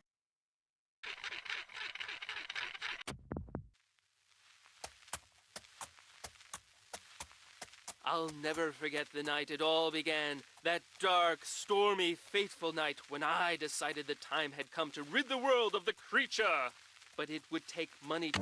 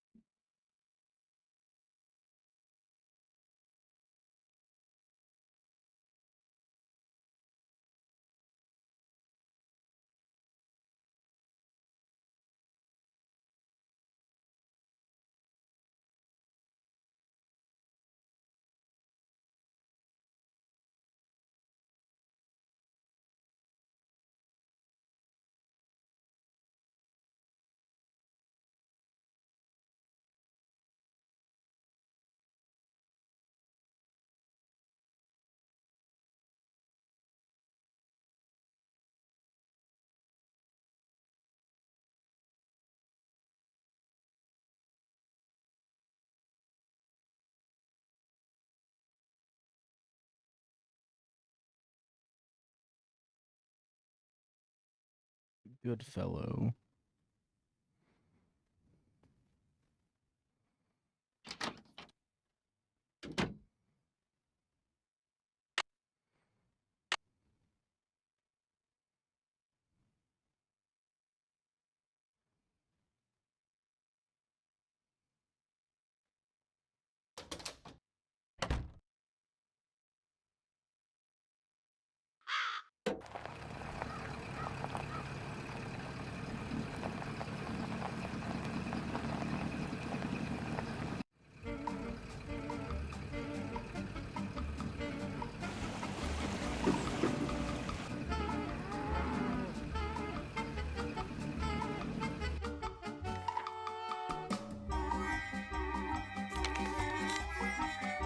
Hello again. I guess I'll be going. Come back anytime.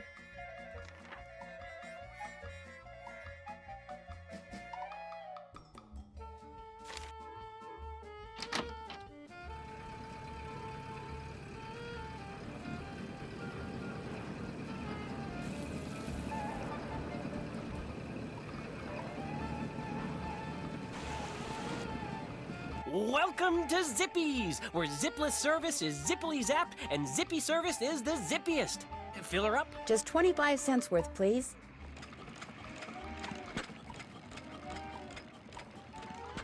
That'll be 25 cents. Here you go. Drive zippily.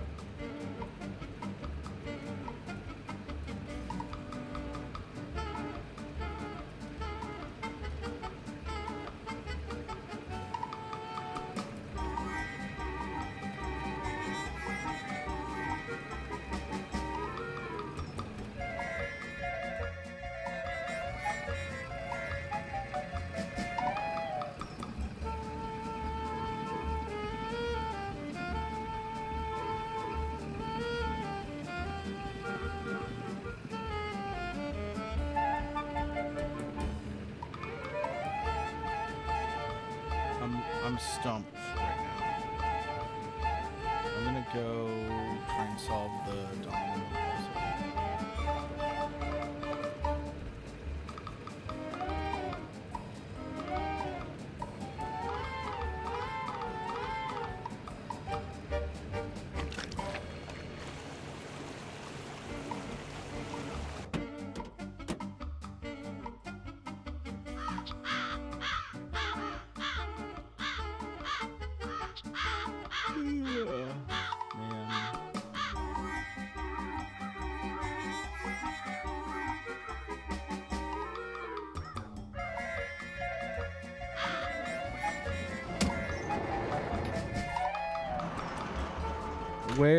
What is the solution to this puzzle right here?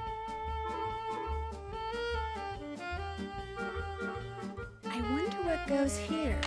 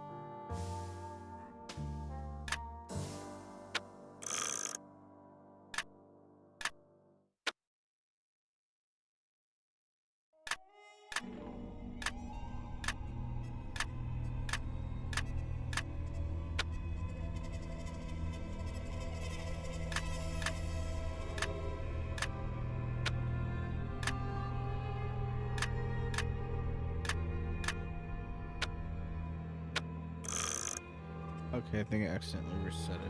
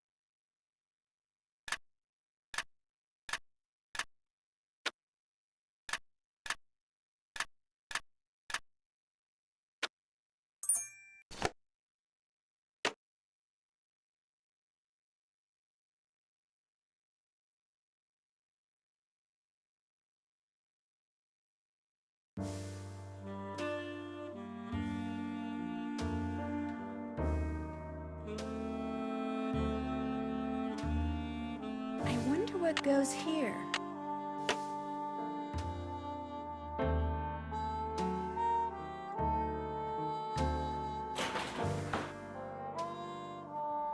Okay, I'm gonna try this again, I guess.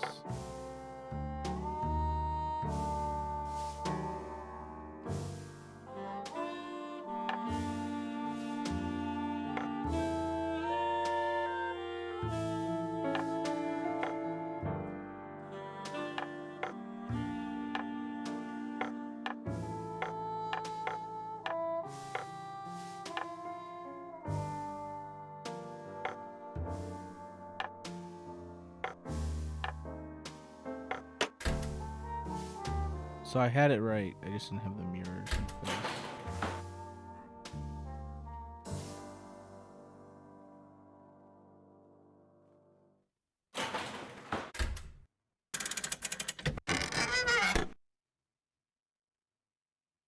I need to adjust the mirrors so that the light hits them just right.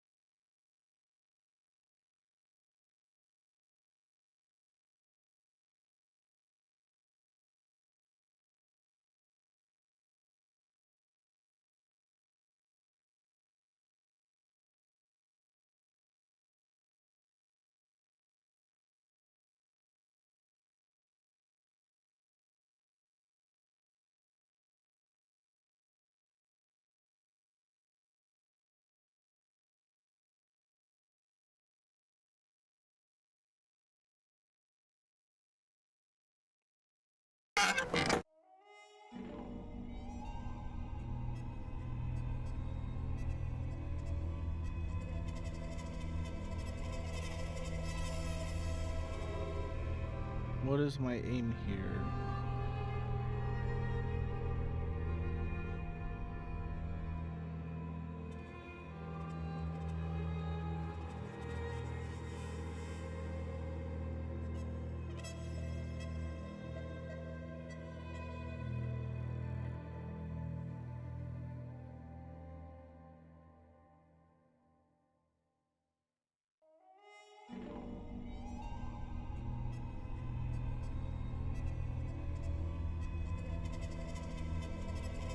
I have no clue what I'm doing.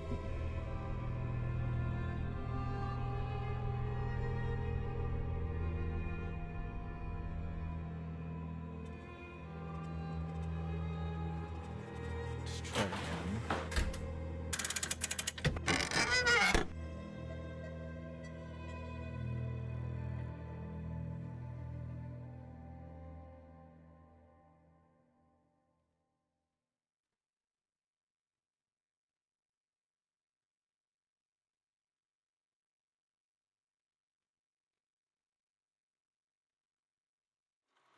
I was almost there.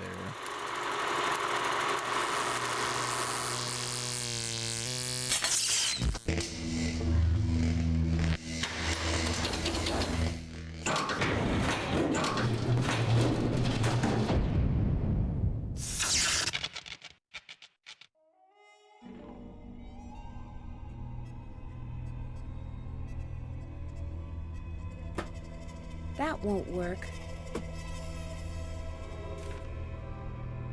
New quartz.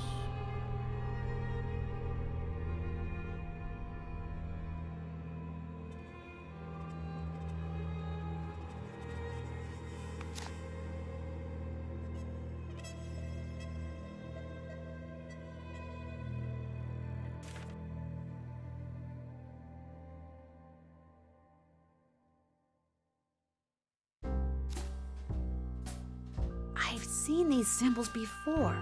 They were in that newspaper story about hobos.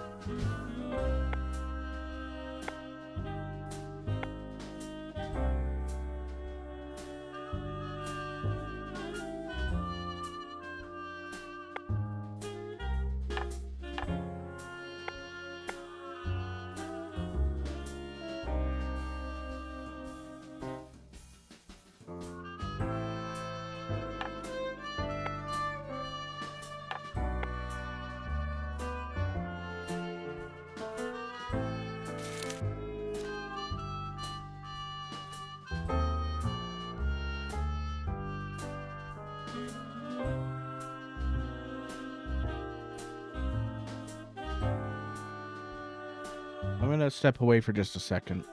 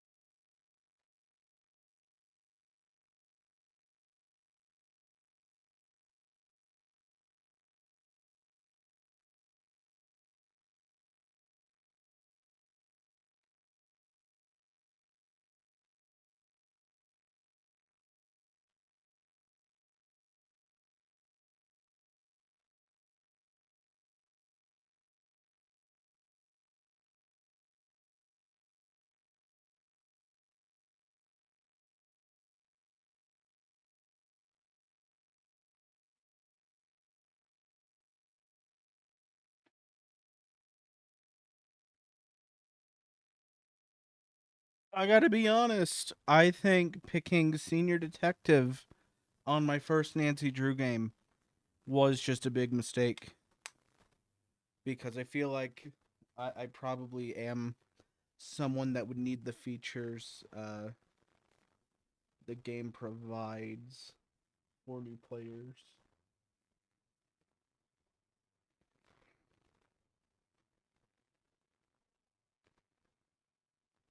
So that's something I'll keep in mind for later.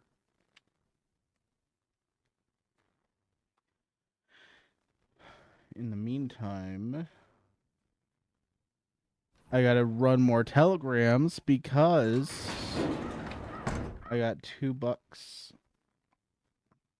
I have a feeling I'm spending a lot more.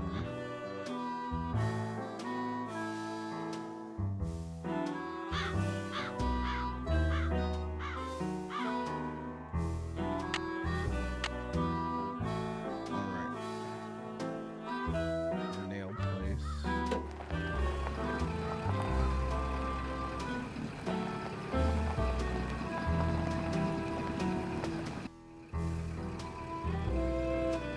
I bet Junior Detective just makes us a little bit less of a slog, honestly. My thinking is, pick Junior Detective. People actually give you tip money. So Hi, they have Mr. more. Connor. I have a telegram here for Dee Dee. She's out back boxing up nails. I'll take it to her. You change your mind about that tip? Oh, that's okay. Hey, that nail you tried to give me before wasn't rusty, was it? Let me check. Nope. Nice and shiny and sharp. Good. Bye. Did you deliver that telegram? I sure did. Good for you. Here's your money. And here's your next telegram. Deliver this to Muriel over at Vash's Dairy. Keep up the good work. Alright, Vash's Dairy.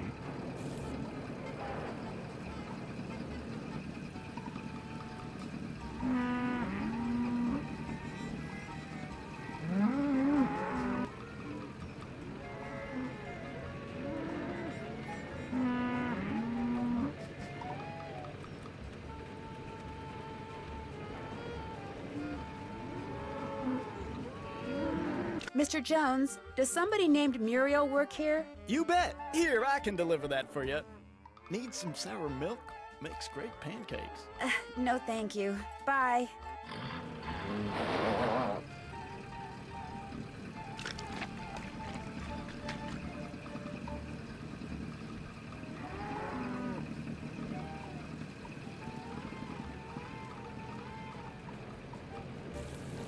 Did you deliver that telegram? I sure did. Good for you. Here's your money. And here's your next telegram. This needs to get to Mr. Cobb of Sunnybrook Farms. Keep up the good work. Alright, Sunnybrook Farms is the other one.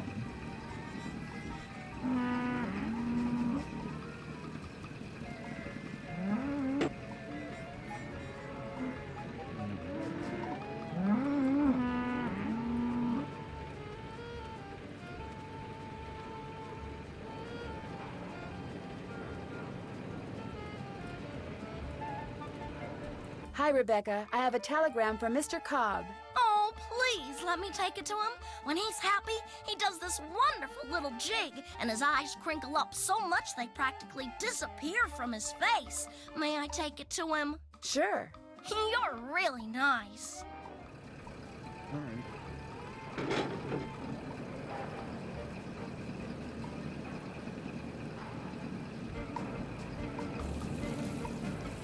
Did you deliver that telegram? I sure did. Good for you. Here's your money. And here's your next telegram. This one goes to Counselor Jack over at Avondale Camp. Keep up the good work.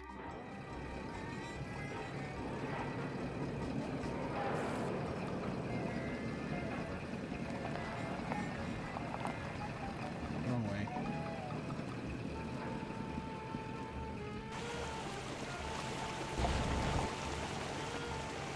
Hi, Alice. I've got a telegram for Counselor Jack.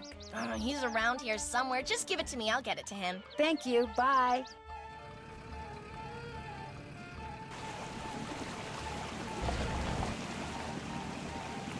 Welcome to Zippy's, where zipless service is zippily zapped and zippy service is the zippiest. Fill her up? Just 25 cents worth, please.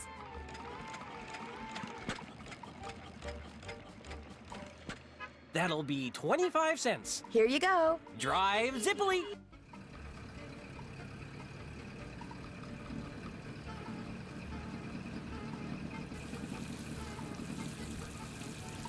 Did you deliver that telegram? I sure did. Good for you. Here's your money. And here's your next telegram. Go to the observatory and deliver this to Woody. Keep up the good work.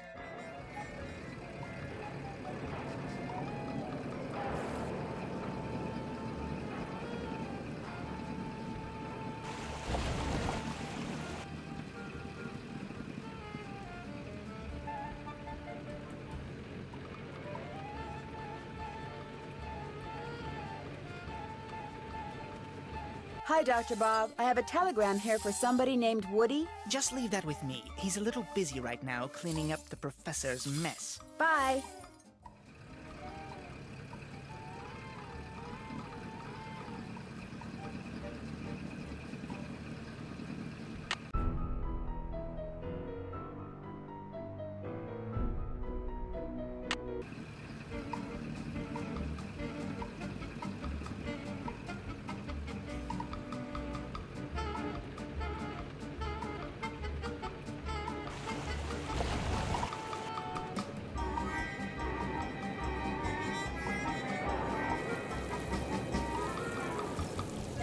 Did you deliver that telegram? I sure did. Good for you. Here's your money. And here's your next telegram. Take this to Mrs. Brownell at the Deer Mountain Resort. Keep up the good work.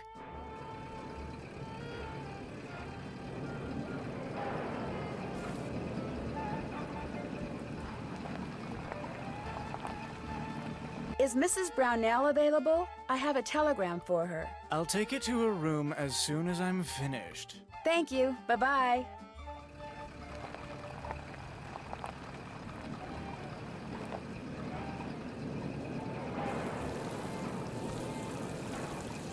Did you deliver that telegram? I sure did. Good for you. Here's your money. And here's your next telegram. Deliver this to Katie Jo at the railroad station. Keep up the good work.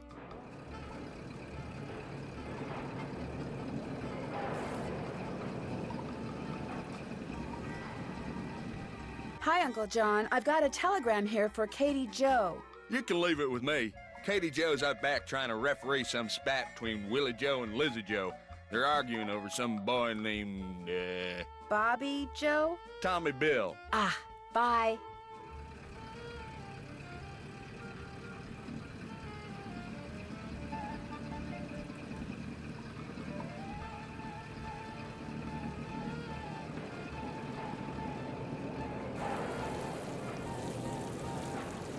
Did you deliver that telegram? I sure did. Good for you. Here's your money. And here's your next telegram. Take this out to Napoleon at Vash's Dairy. Keep up the good work.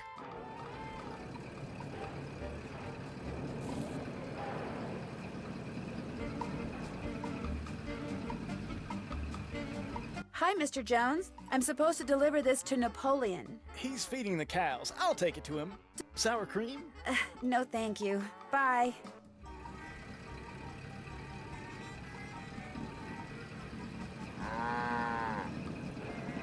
I've only got half a tank of gas left. Did you deliver that telegram? I sure did. Good for you. Here's your money. And here's your next telegram. Go to the library and deliver this to J.J. Pickle. Keep up the good work. Okay. This telegram is for... Shh! Is that for Miss White? No, this one's for J.J. Pickle. What is Kay Fickle? J.J. Pickle. You ate Jane's pickle? Here.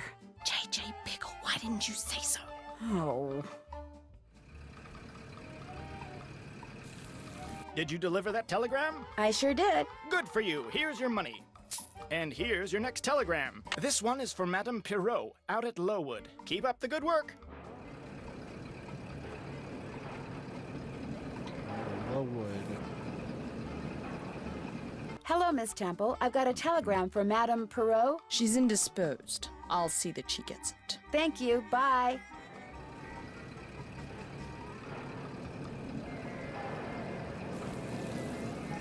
Did you deliver that telegram? I sure did. Good for you. Here's your money.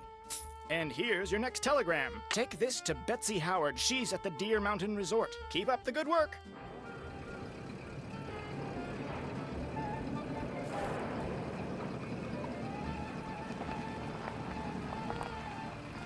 Could you please make sure Betsy Howard gets this telegram? I'd be happy to.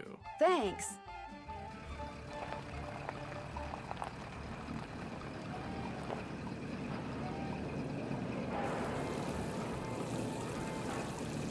Did you deliver that telegram? I sure did. Good for you. Here's your money.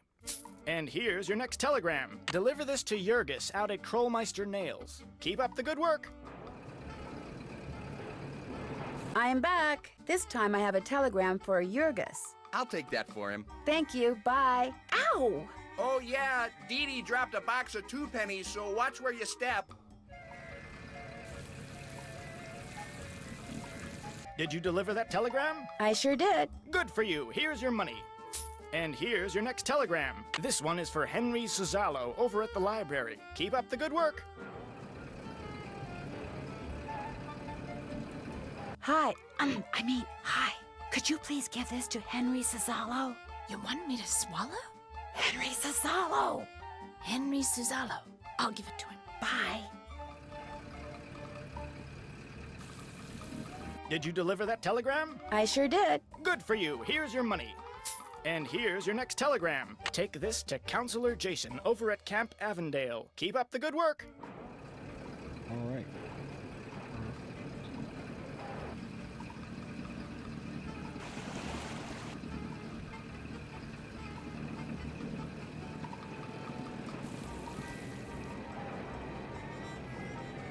Welcome to Guess Zippy's, where zipless service is zippily zapped and zippy service is the zippiest. Fill her up? Just 50 cents worth, please.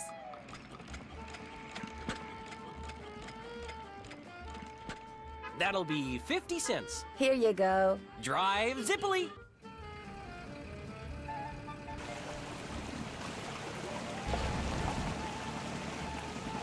Hi, I've got a telegram here for Jason. That's my name. Thanks. What happened to Alice? Nothing. I mean, she's unavailable. That's all. Okay. Well, bye.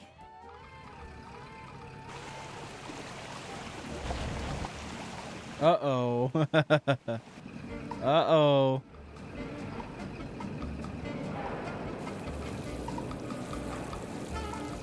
Did you deliver that telegram? I sure did. Good for you. Here's your money. And here's your next telegram. This goes to Miss Scatcher out at the Lowood Academy. Keep up the good work. Well, that one's just right around the corner. Hello again. I have a telegram for Miss Scatcher. Indisposed. Allow me. Thank you.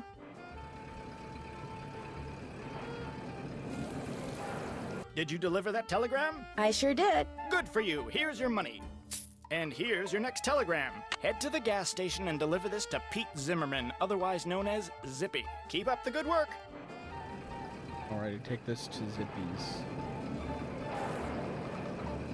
And by then, I'll need to fill up.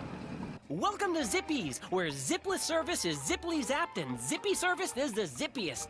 No offense, but that's kind of a silly slogan. I know, my mother made it up. Want some gas? No, actually, I have a telegram here for Pete Zimmerman. That's me. I'd get you a tip, but my hands are all greasy. That's all right. Bye.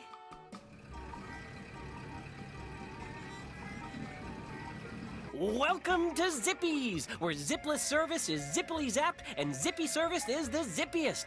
Fill her up? That's okay. I changed my mind. Bye.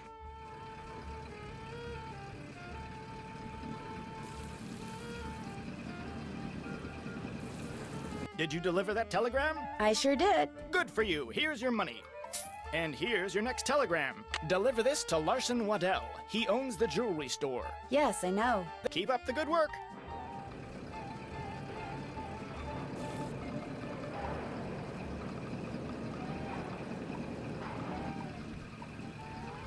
Hello, Mr. Waddell. Now what? I have a telegram for you. Let's have it. Thanks. Say, did you by any chance cut a blank recently for Josiah Crowley? No! Now quit bothering me so I can work!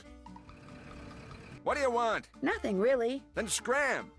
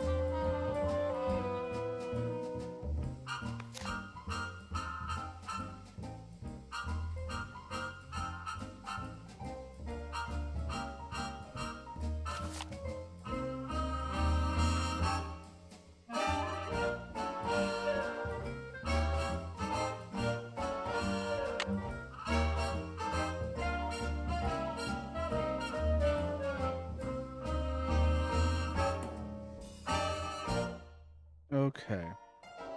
All of this is getting really bad, really ridiculous. But it's still my goal. It is still my goal to finish this. You know, I started it, I'm gonna finish it. That's how I roll.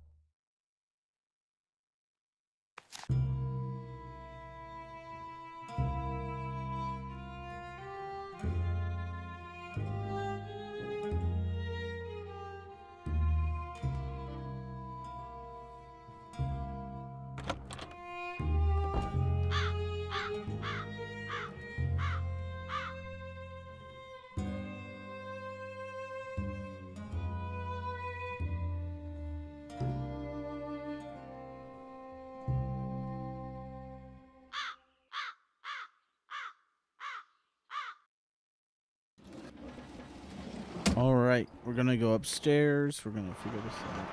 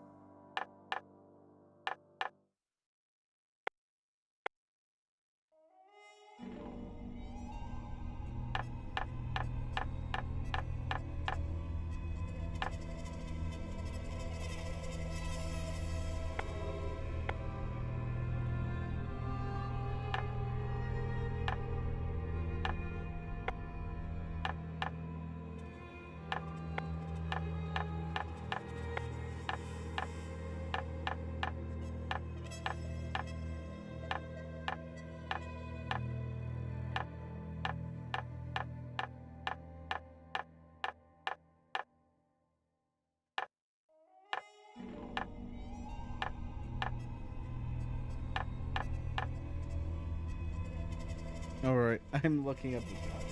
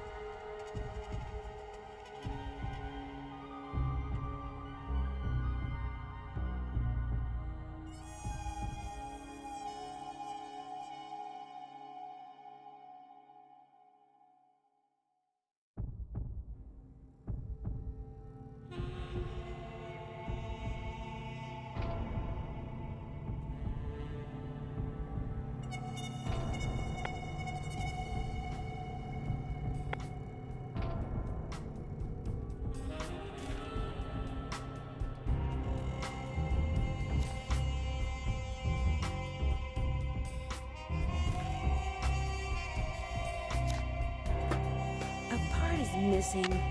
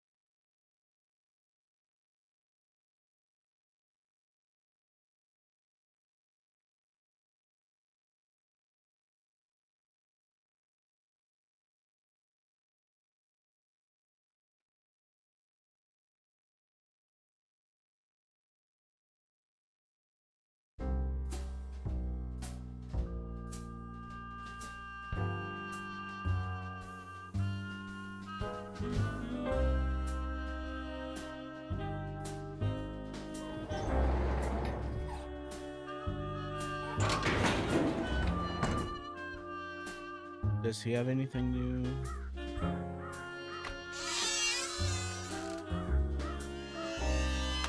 Hello, Miss Drew. Hi, Mr. Topham.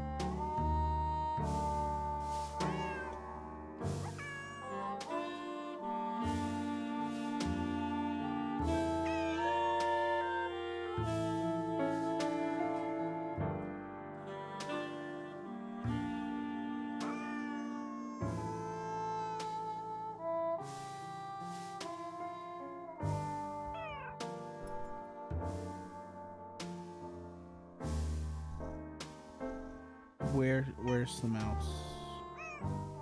Now what?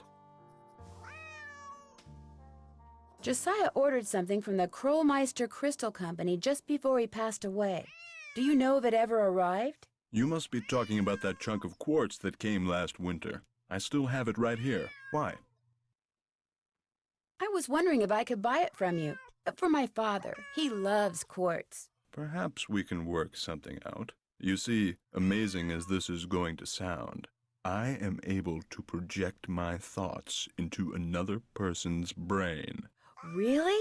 The only problem is, not everyone has the intellectual capacity to receive my thoughts. But since you have already demonstrated a high level of intelligence, yes, you may very well be the ideal subject. Me? Really? You are going to help me prove that I am telepathic. Here's what we're going to do. I'm going to shuffle a deck which contains 5 sets of these cards. Then I'm going to turn my back, draw a card, look at it, and start transmitting my thoughts. When you receive my thoughts, you will identify the card I'm looking at. Once you correctly identify 5 cards in a row, I'll give you that piece of quartz. But what if I can't do it? Just stay focused on the cards and my superior brain power will do the rest. Very well, let's begin. Can you tell me what card this is? I think it's this one. Wrong. Here's another. Tell me, what card is this? This one? Incorrect. You must focus. Here's another. Tell me, what card is this? This one. No, try again. What card am I looking at? I think it's this one. Wrong. Here's another. What card am I concentrating on?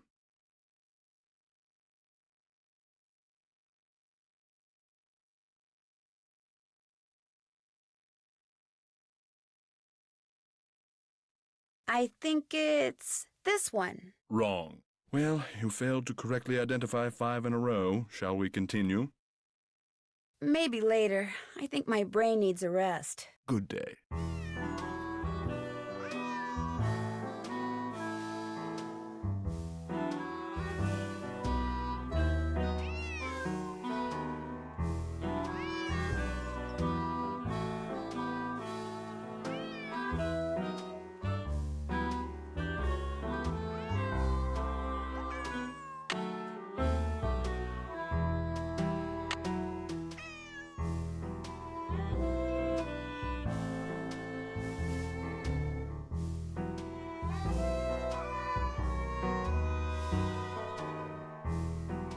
Is it okay if I look around? Certainly.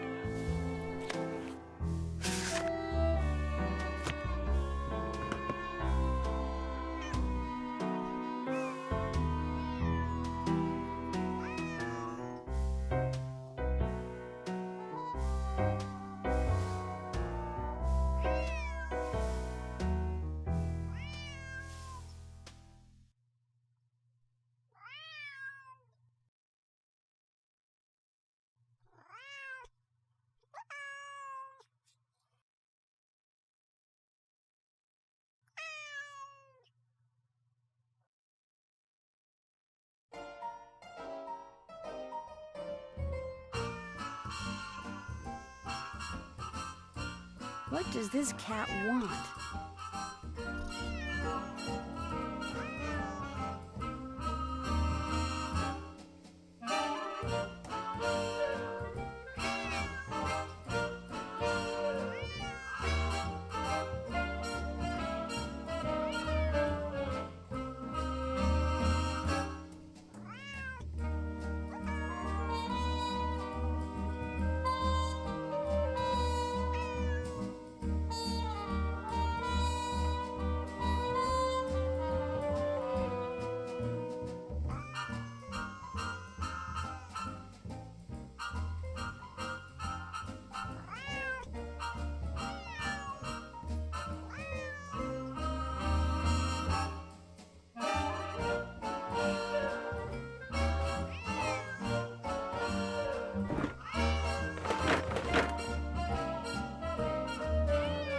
Wait, where's the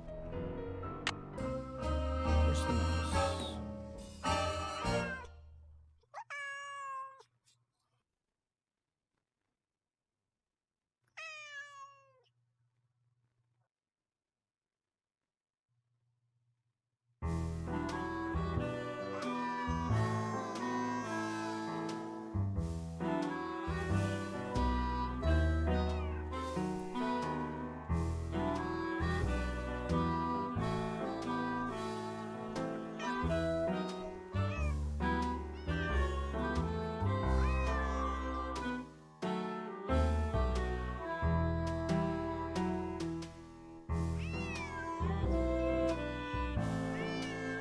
Ready to resume our telepathy experiment? Yes, sir.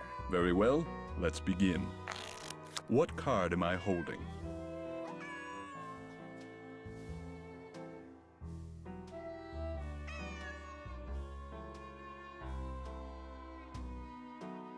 This one. That's not right. Here's another. What card am I concentrating on? This one. Very good.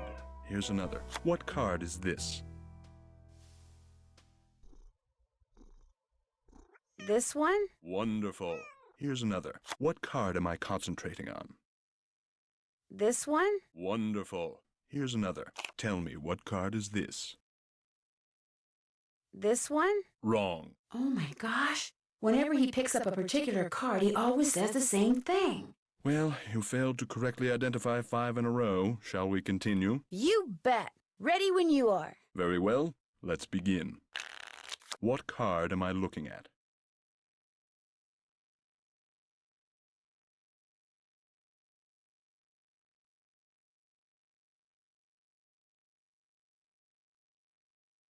This one? Wonderful. Here's another. Which card am I thinking of?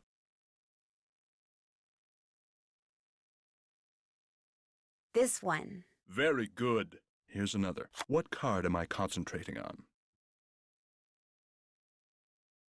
I think it's this one. Marvelous. Here's another. What card am I looking at? This one. Marvelous. Here's another. What card am I thinking about?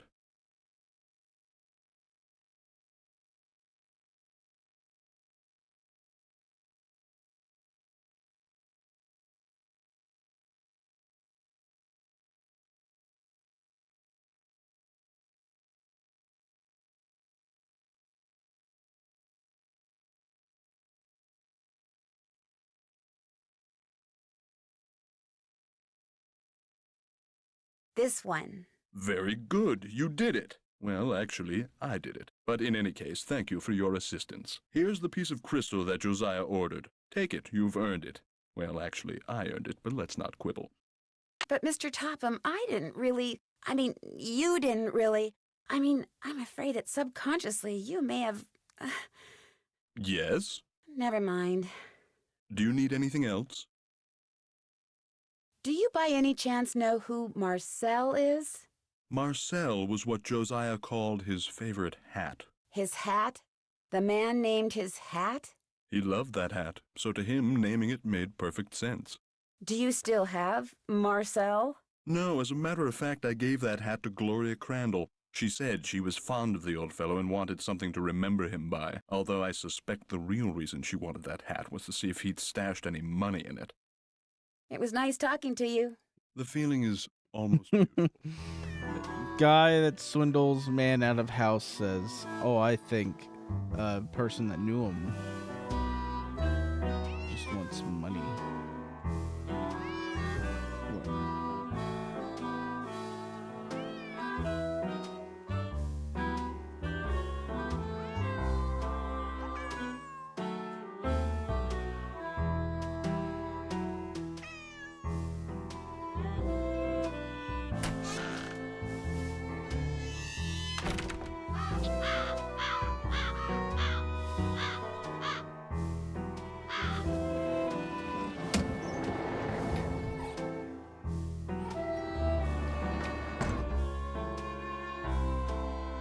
You gotta watch the cutscene again.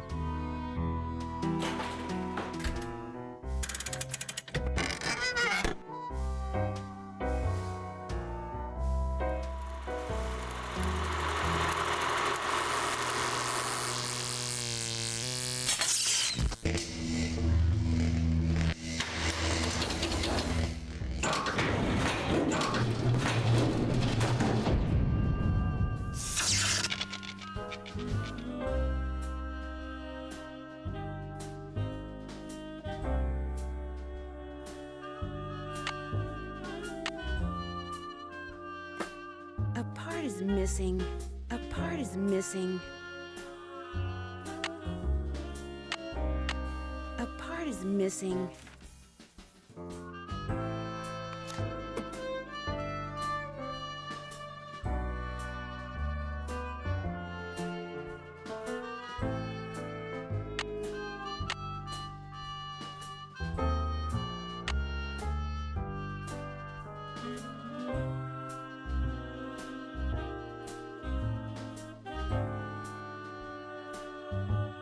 I don't think I was supposed to do that yet.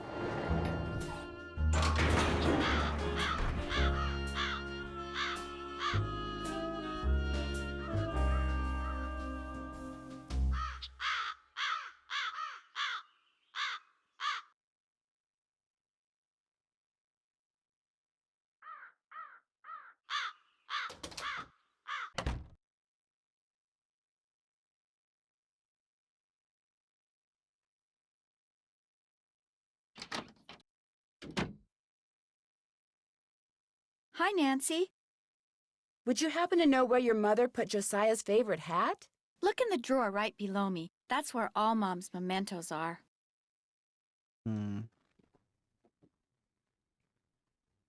I'll be back in a little bit. Okay.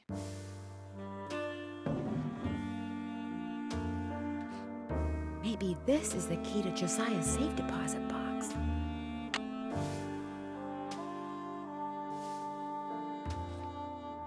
You don't need to look at everything in there, do you? Sorry.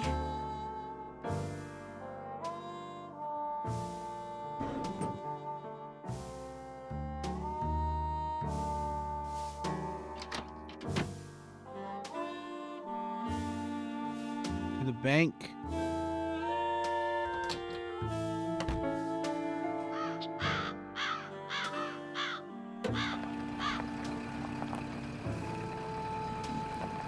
And I think to the jeweler as well.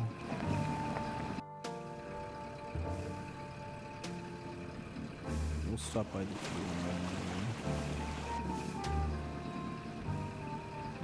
Hello, Mr. Waddell. Now what? I need for you to cut a blank from this piece of quartz. No big deal. Let's see it. The blank needs to be just like the one you made before for Josiah Crowley. Like I said, no big deal. You're gonna have to cough up $2, though. You can pay me when you pick it up. Good day.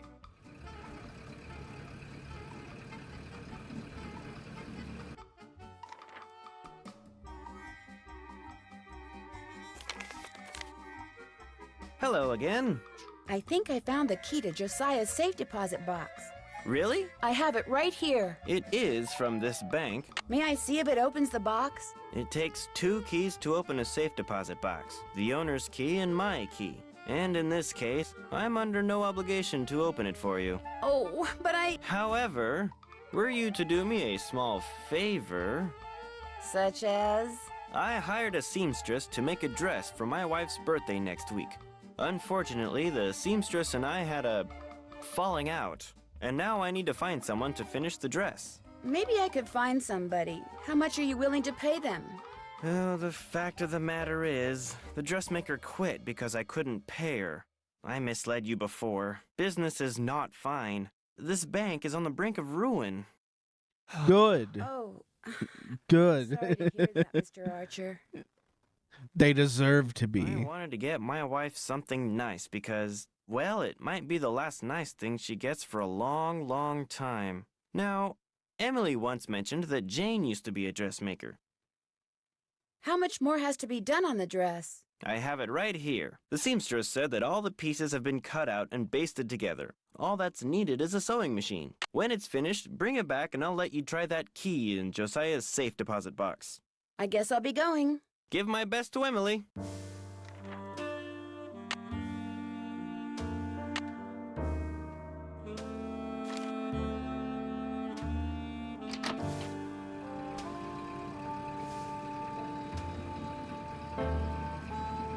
Hello, Mr. Waddell. Are you done making that blank? I need more time. Now quit bothering me so I can work.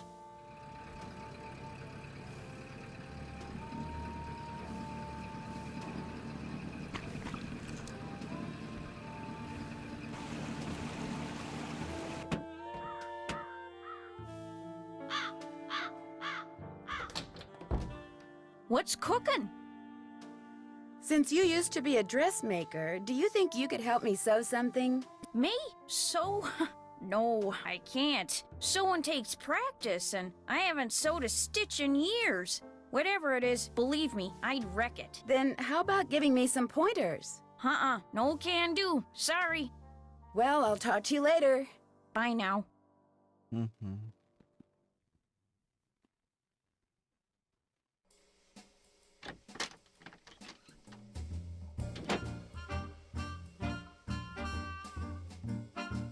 Would it be all right if I used your sewing machine? Go right ahead, but remember, you're on your own. There's no needle. It's probably in the box with the rest of Mom's sewing stuff. Ask Jane if she knows where it is.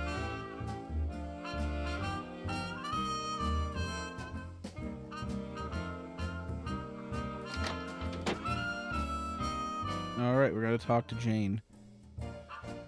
This is gonna be another, sort of like the cards. What's cooking? Would you happen to know where the needle for the sewing machine in Emily's room is? I moved all of Gloria's sewing things out of there and put them in a little box. Look, I'm supposed to get the pies we baked before all the hullabaloo this morning ready for the delivery man. They gotta be put in the shipping container just so, or he casts a kitten. This is how he wants them organized. Now why don't you go out on the porch and get those pies ready to go while I look for that sewing box? Sounds good.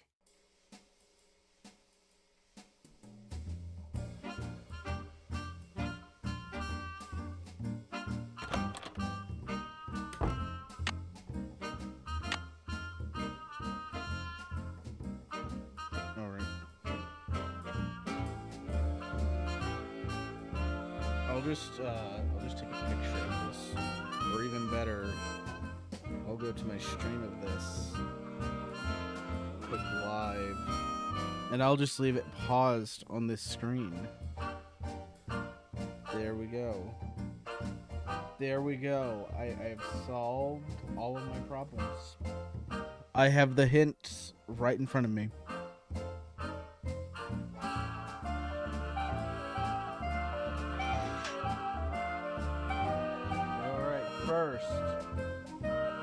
First is Sandgate. They have 2 large cherry pies. So 2 large cherry pies. 1 blueberry pie. And 1 chocolate pie. All right.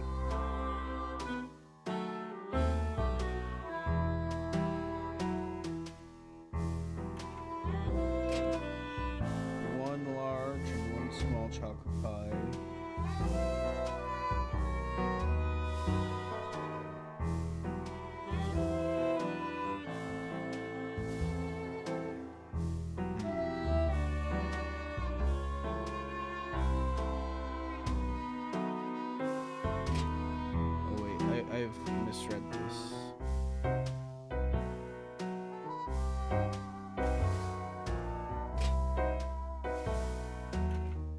A small blueberry pie.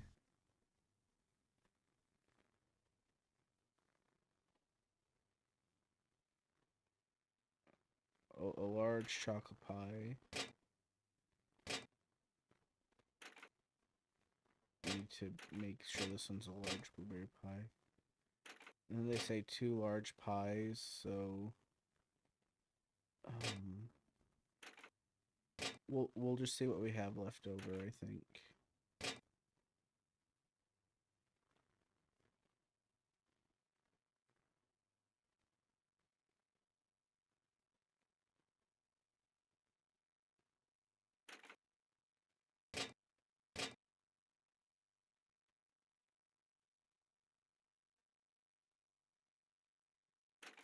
One large and 1 small cherry pie. 1 small, 1 large chocolate pie. 2 pies of the same size.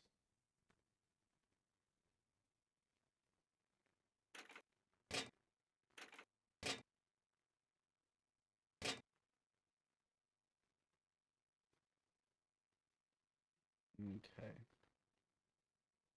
Knoxview.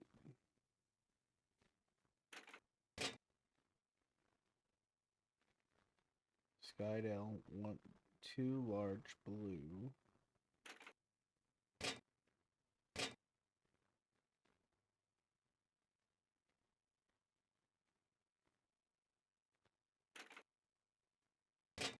Two large chocolate. 2 different size balls. Alright.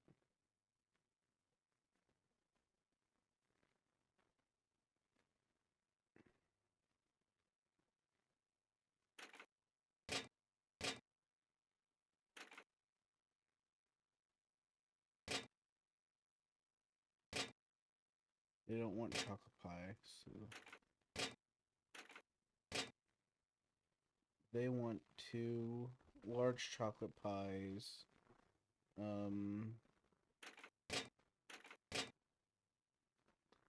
Those 2 just want chocolate pie the same size.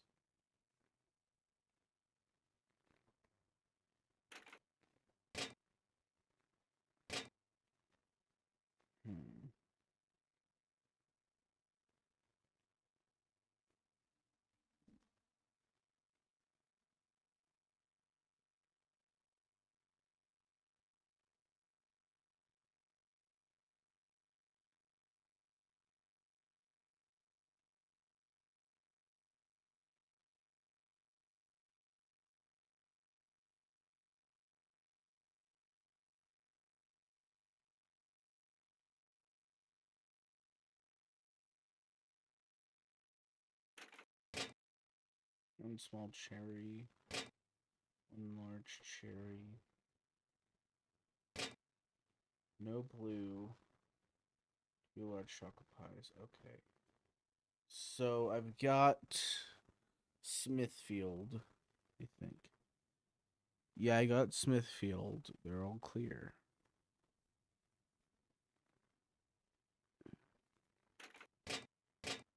Two same size cherry.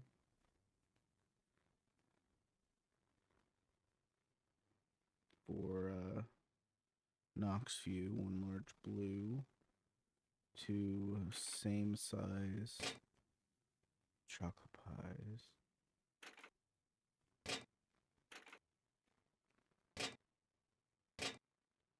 All right, we'll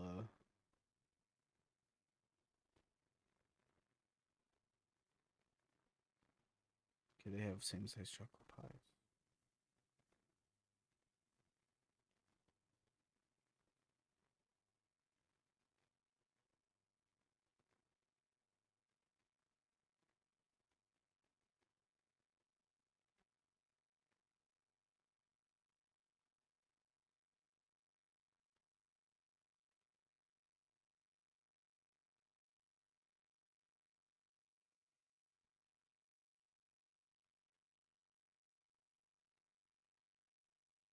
No store of the same size.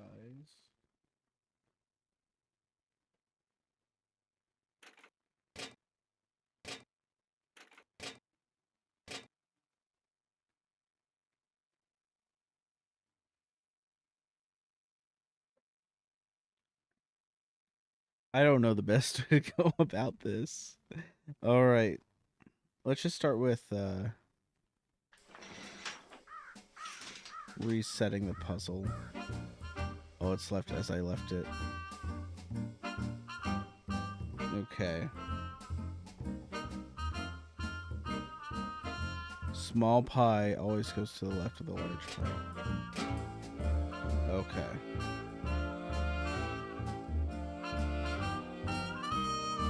So, 2 large cherry.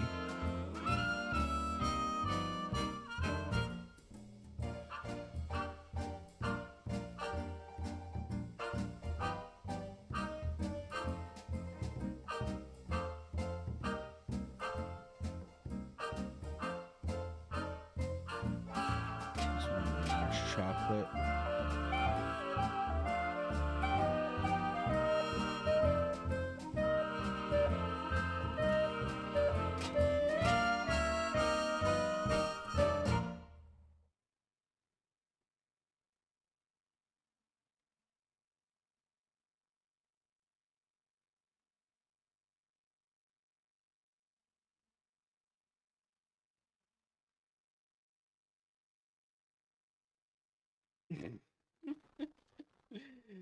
Oh man. This is like ridiculous. Cuz I'm just staring. I'm like, what do you mean? Why couldn't you just write the order down like a normal person? Okay. Sandgate, 2 large cherry, 1 blue, 1 chocolate. All right. Riverville, 1 small and 1 large blue, 1 small and 1 large chocolate, and 2 pies of the same size. There we go. Appleton, 1 small and 1 large cherry.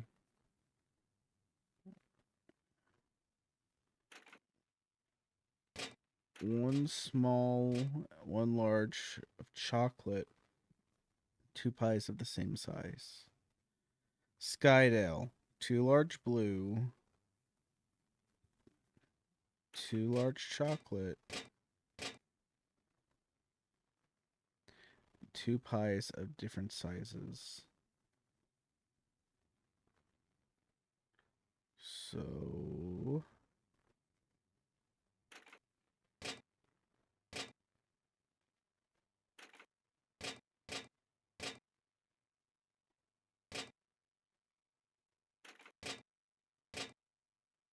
all right.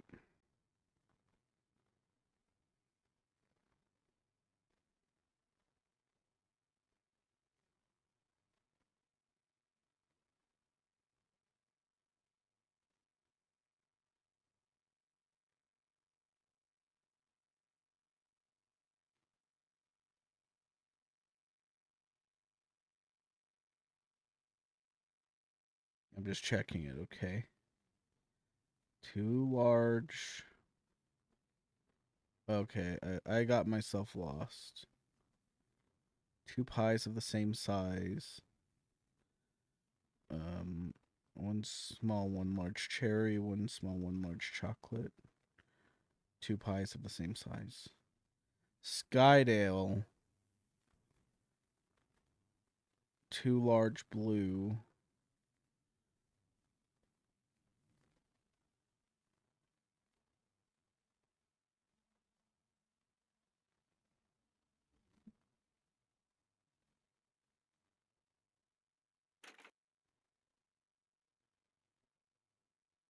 Um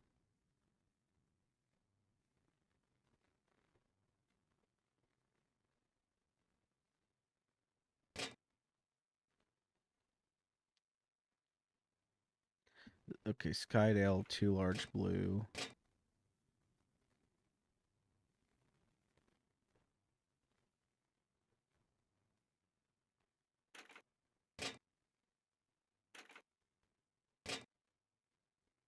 I mean, Appleton needs 2 small blues to make up for what I've done.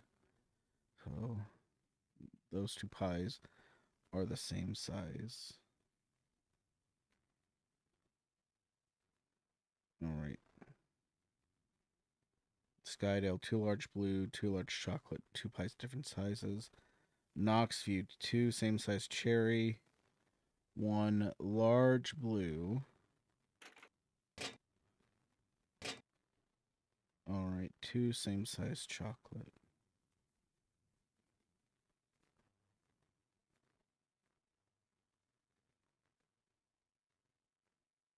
What am I missing? Did I get it right? How do I know if I got it right?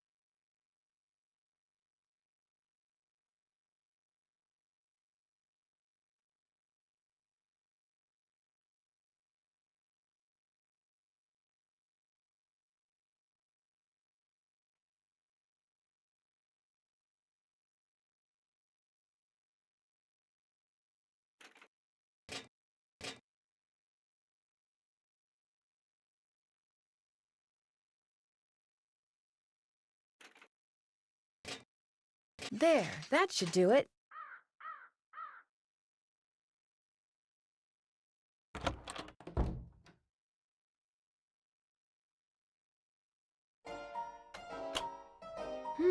Interesting.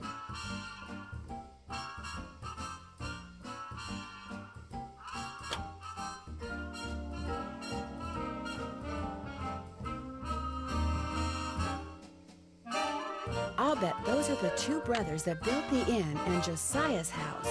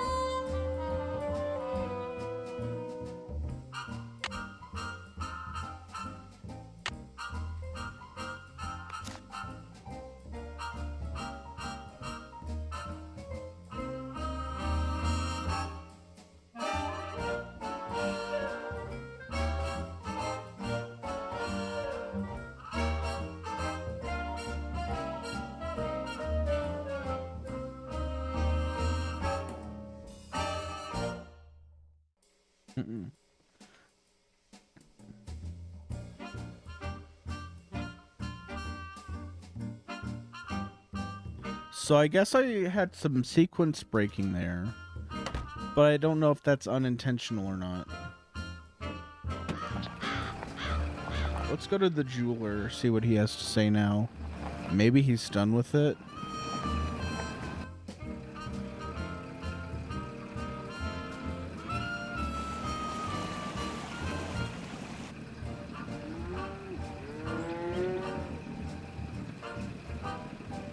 Hello, Mr. Waddell. Are you done making that blank? Have you got my fee? Right here. Good. Here's the blank I cut for you. Enjoy.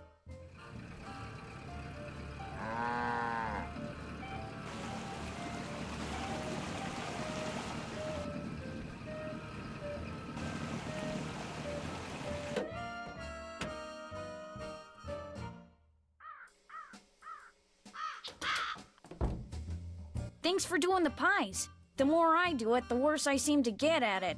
Here's that box. I'm sure that sewing machine needle is in there somewhere. I see it. Remember, when it comes to using it, you're on your own, kiddo. Well, I'll talk to you later. You betcha.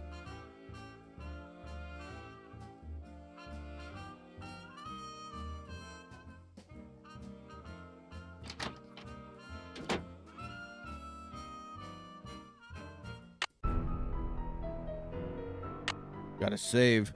We gotta save. We're sewing.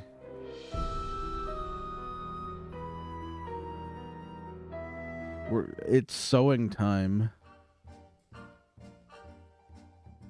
I bet a needle goes here. All I need is the dress Jim Archer gave me, and I can start sewing.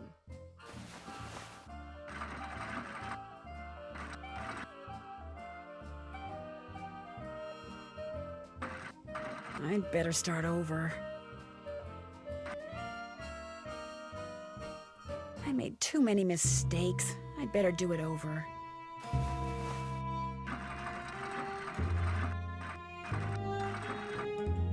I'd better start over. I made too many mistakes. I'd better do it over.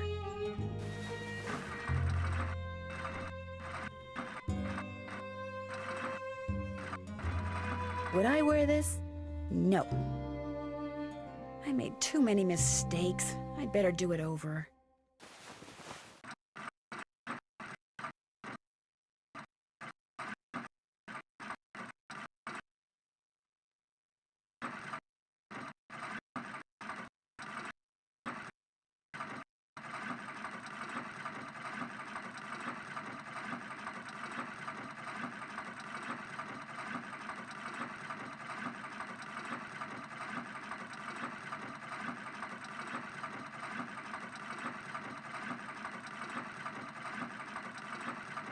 Would I wear this?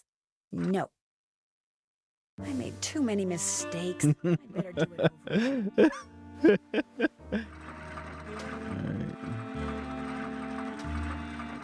I'd better start over. I made too many mistakes. I'd better do it over. Oh, man.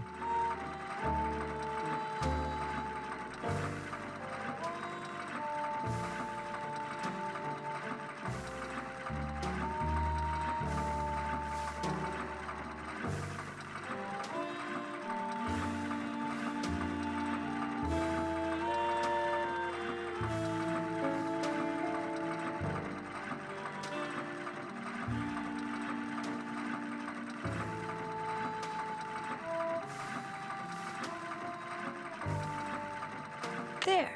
Not bad, Miss Drew. Not bad at all.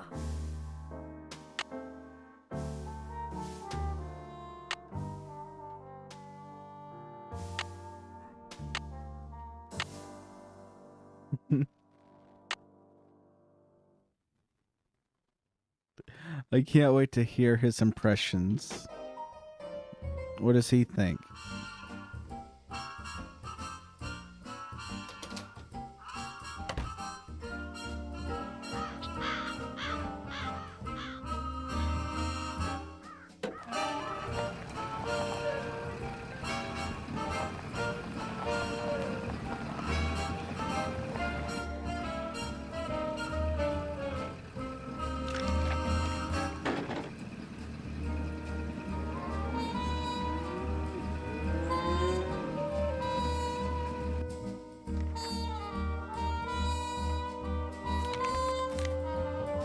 How's the dress coming? All done. This is beautiful. Thank you. Now let's see if that key you found opens up Josiah's safe deposit box.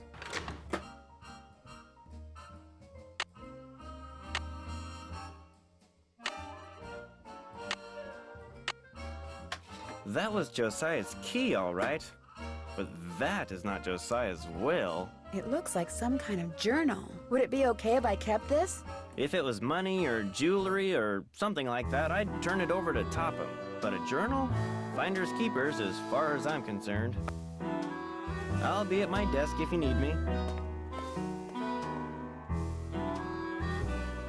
It's locked, naturally.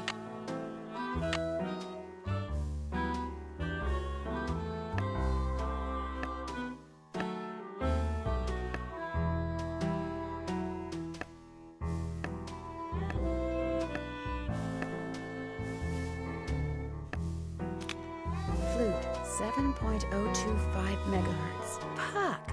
That's who Josiah played in A Midsummer Night's Dream.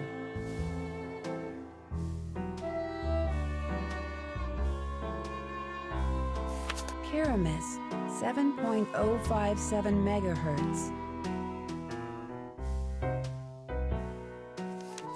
Thisbe, 7.050 megahertz. It looks like some kind of record of the people Josiah taught. Anything else I can do for you? I guess I'll be going. Nice talking to you. All right. We have the blank. We have some other stuff.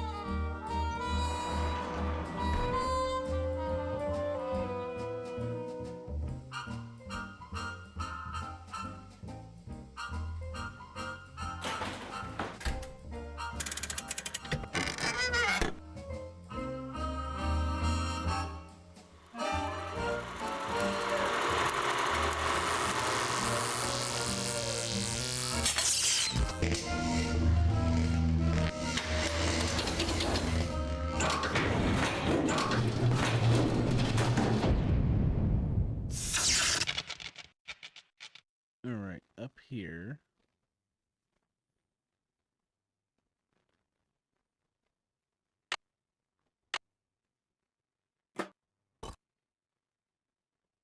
Looks like Josiah was a ham radio operator.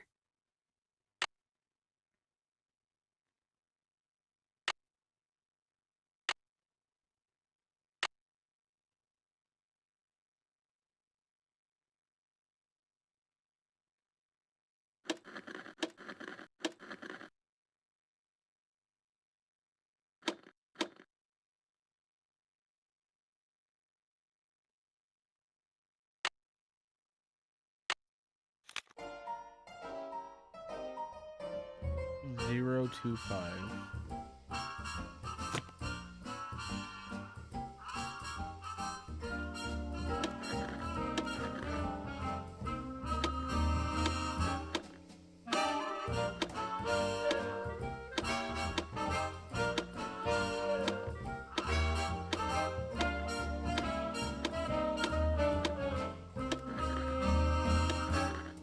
Hello? Can anyone hear me?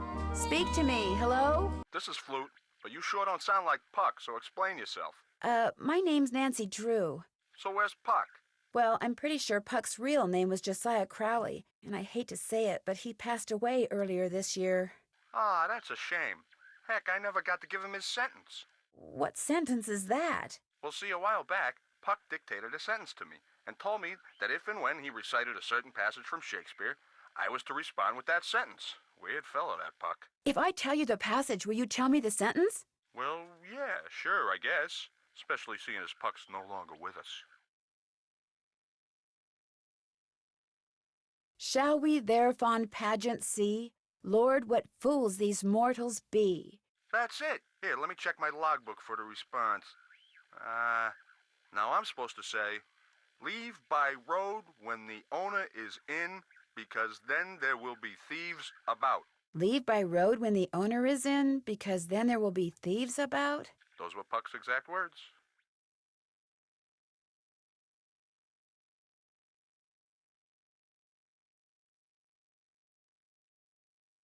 Okay. Did you know Puck very well? I felt like I did.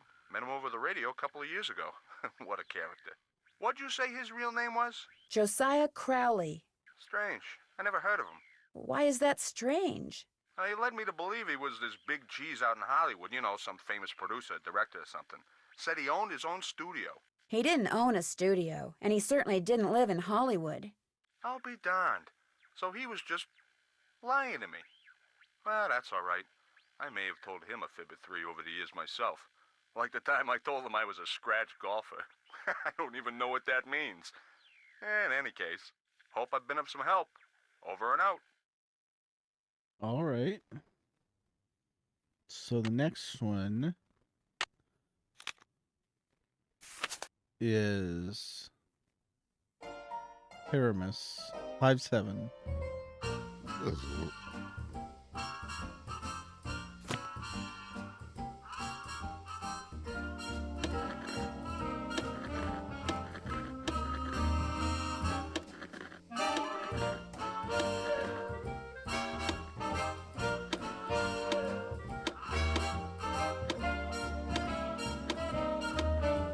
Hello? Is anyone there? Hello? This is Pyramus. Who are you? My name's Nancy Drew. Does somebody named Puck usually call you on this frequency?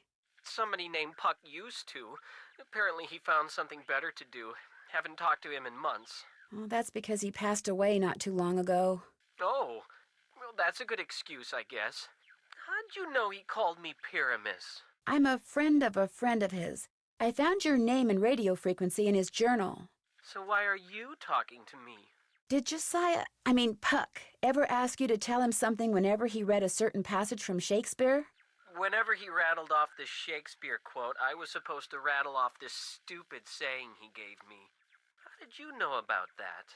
Long story, but if I were to rattle off the quote, there's no reason why you can't tell me the stupid saying, right?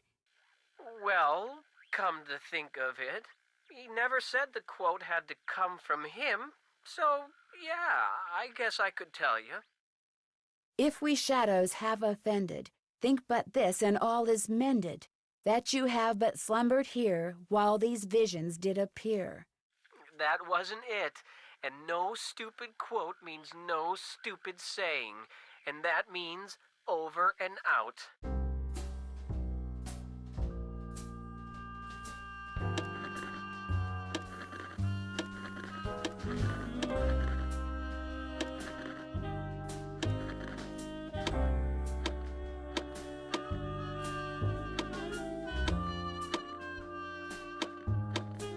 Hello? Is anyone there? Hello? This is Pyramus. Is this who I think it is again? It's Nancy Drew. I'm pretty sure I know what that Shakespeare quote is. Try me. Thou speakest aright. I am that merry wanderer of the night. How'd you know? Long story. What did he tell you to say in response? Wait a minute. I had to write it down. Here, you're gonna love this. A barking dog would do well to hold his tongue in a dangerous neighborhood. A barking dog would do well to hold his tongue in a dangerous neighborhood. I told you it was stupid. I really appreciate your help. Just out of curiosity, what kind of car did Puck drive, do you know? I don't think he had a car. And he tried to tell me he was rich. Over and out.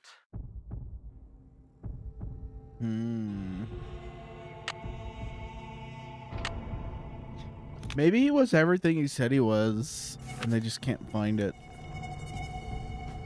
5-0.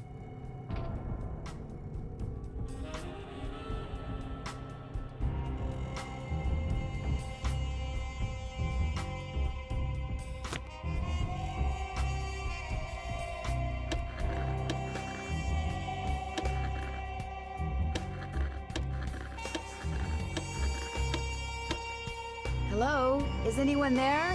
Hello? I'm Thisbe, but only Puck calls me that. Who's this? My name's Nancy Drew. I'm afraid I have some bad news about Puck. Oh dear, they closed the play he was starring in, didn't they? That's why I haven't heard from him. He's too far down in the dumps. Oh, I was afraid it was something like that. Actually, you haven't heard from him because he passed away several months ago. Oh my, that's worse, isn't it? And after all that rigmarole he went through, making sure I knew my line and understood my cue? Your cue? Yes, you see, Puck, or whatever his real name is, or was, Puck wanted to share his love of acting with me. So he gave me a line to say, A very curious line, I might add, and told me to repeat it only after I heard my cue. A passage written by Mr. William Shakespeare. So if I cue you with a passage, you'll respond with the line he gave you to say? Immediately. I know it by heart, you see. Here goes. If we shadows have offended, think but this, and all is mended, that you have but slumbered here while these visions did appear. The authorities are alert for bad water, so do not go this way. The authorities are alert for bad water, so do not go this way. That's what I was to say, although my delivery was much better when Puck was coaching me. And now, as Puck was fond of saying, I bid you adieu. Over and out.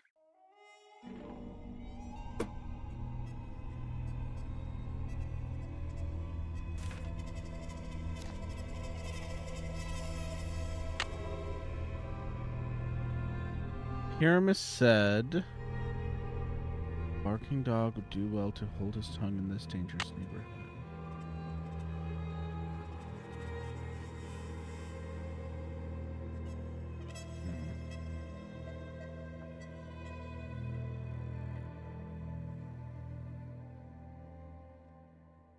Let me pull up the newspaper thing. I have a copy of it.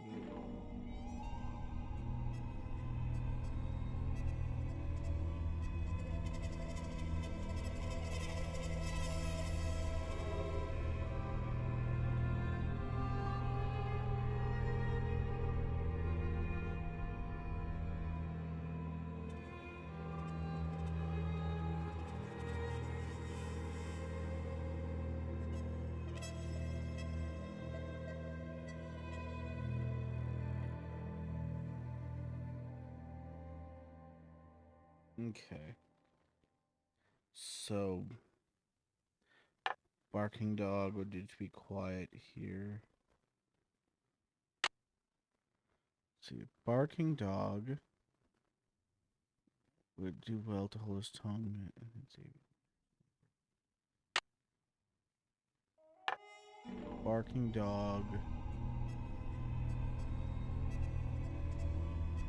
Dangerous neighborhood.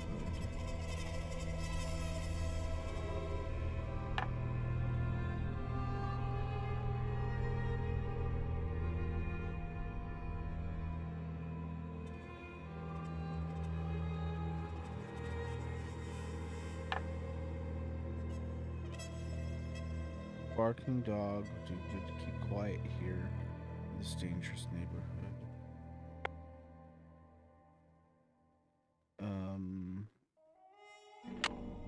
Flutes might have been easier. Leave by the road. When the owner is in, there will be thieves about. Leave by the road. When the owner is in,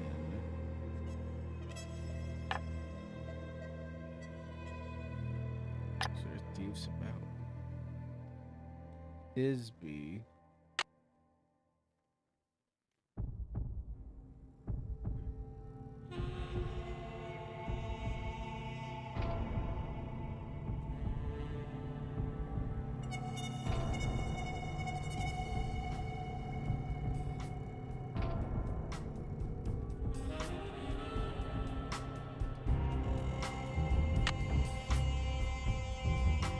Authorities are alert.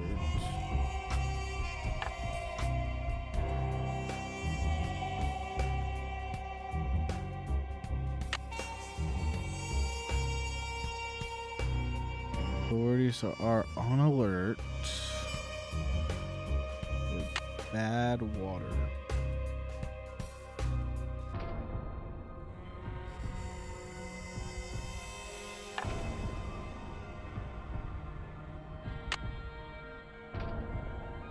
Do not go this way.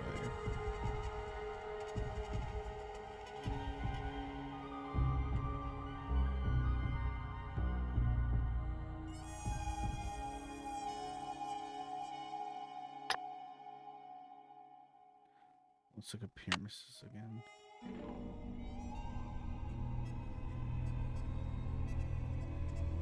barking dog hold his tongue in a dangerous neighborhood.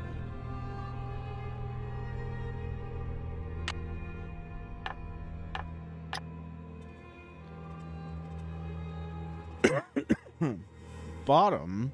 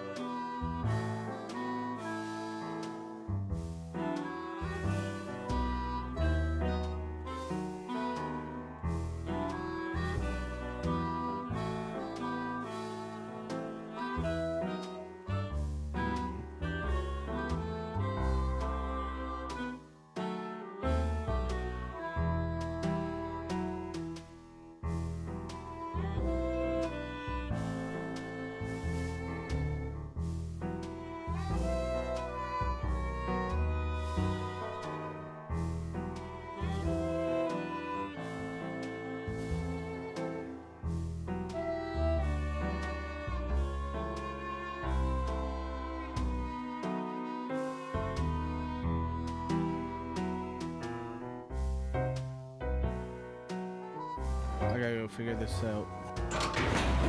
I know one thing that's a bottom. I have a bottom drawer. And if I have a bottom drawer, like, maybe there's something there. Because she did have her hat, the guy's hat.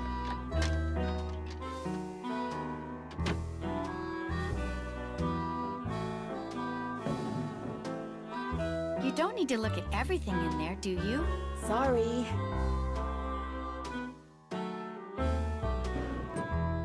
Hi, Nancy. I'll be back in a little bit. Okay.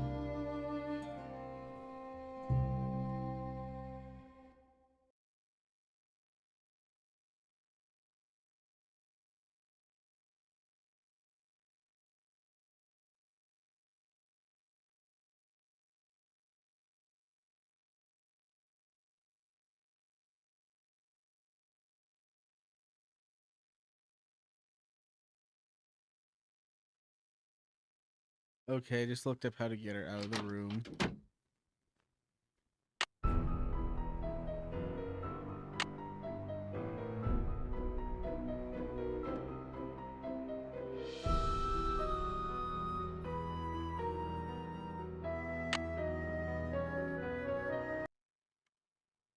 I have to shut the game down, I think. I'm gonna restart it. And then when it's back up, I will let you know. You'll be able to see it.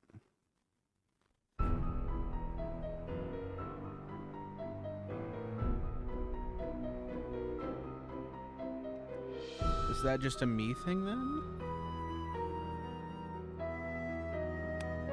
Let me hear and make sure it's just a me thing.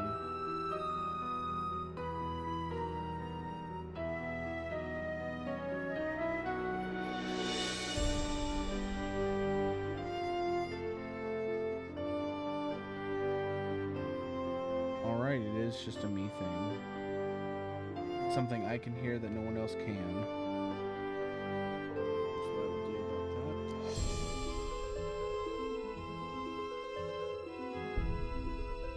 that. Alright, let me see if that works.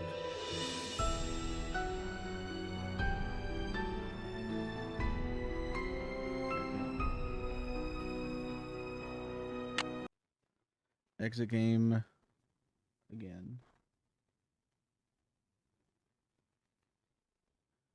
We're going to hit the Windows key.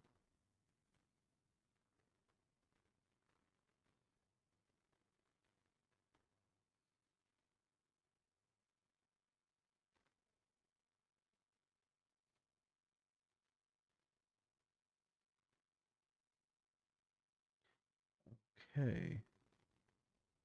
Then we're going to do some settings stuff. Mess with the buffer rate of my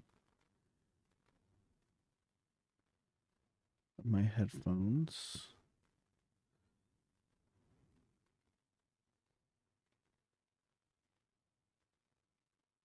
And then hopefully just toying around with stuff.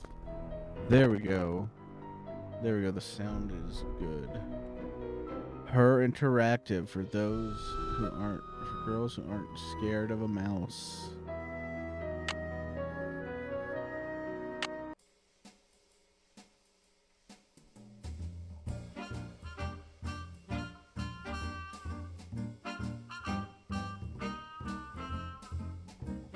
What's cooking? Well, I'll talk to you later. Bye now.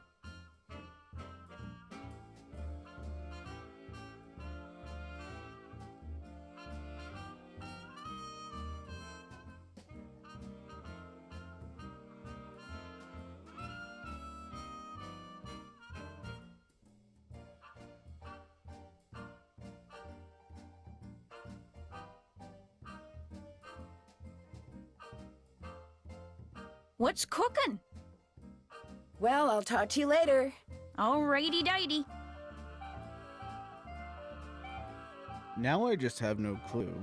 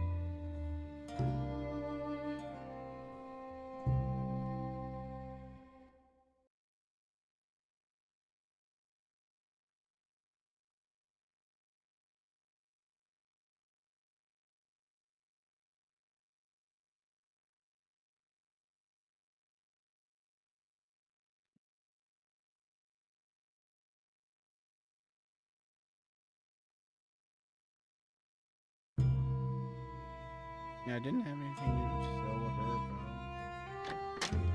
Did I? Hi, Nancy. I'll be back in a little bit. You're the bee's knees. Okay. I think I've actually soft locked myself. So I'm gonna look up what's supposed to be under bottom. I'm just gonna look it up because I don't think they intended for me to do the things that I have done in the order that I've done them.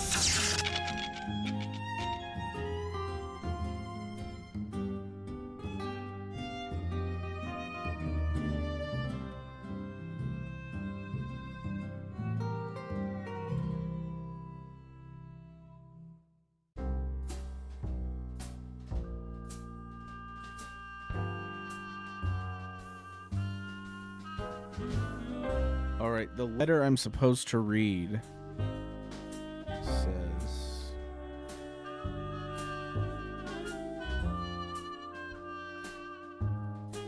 kind lady, sparkles like good water.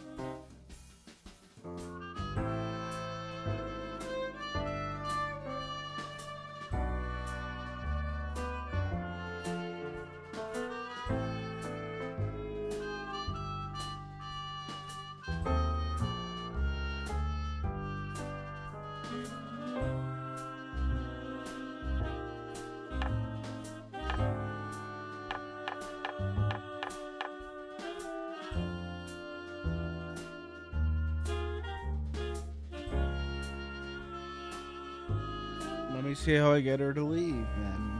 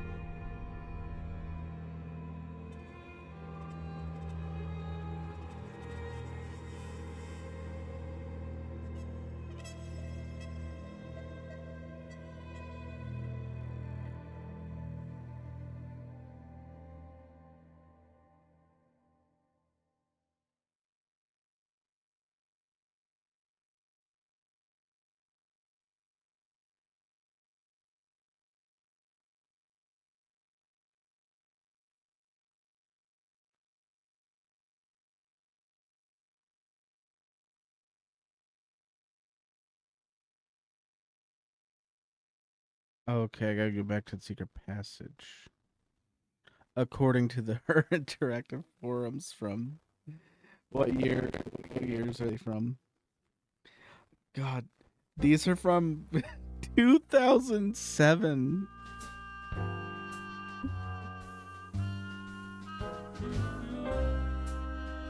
I'm using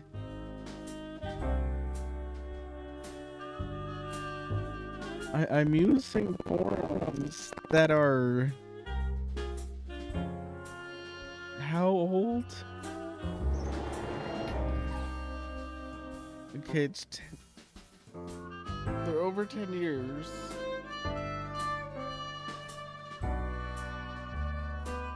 "17-year-old forum posts are helping me through this. I can't do math because I've been at this for 8 hours, I want to say. I didn't mean to be.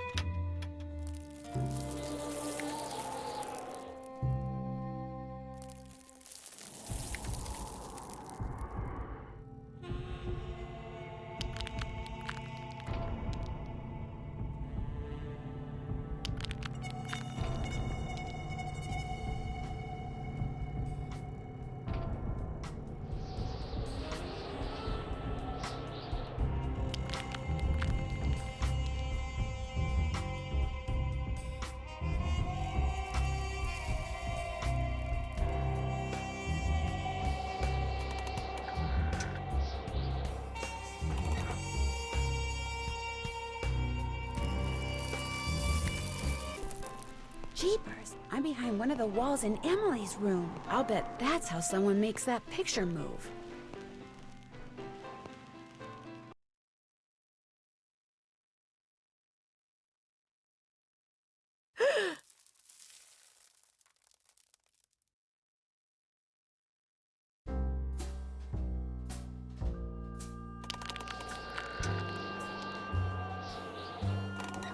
Guess I better not leave the lights on.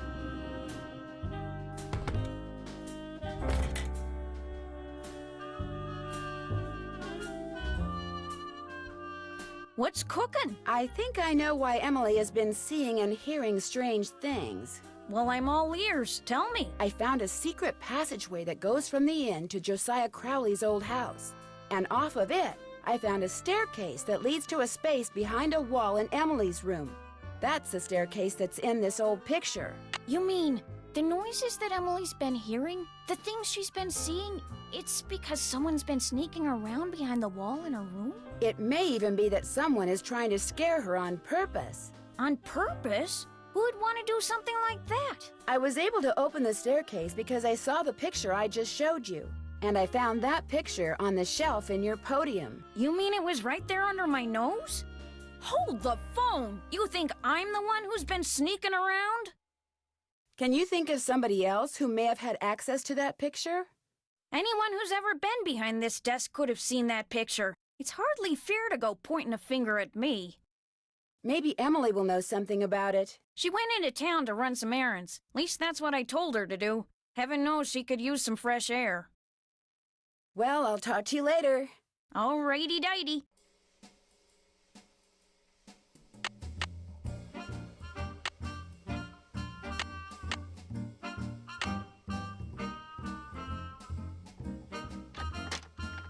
So it has a check for this.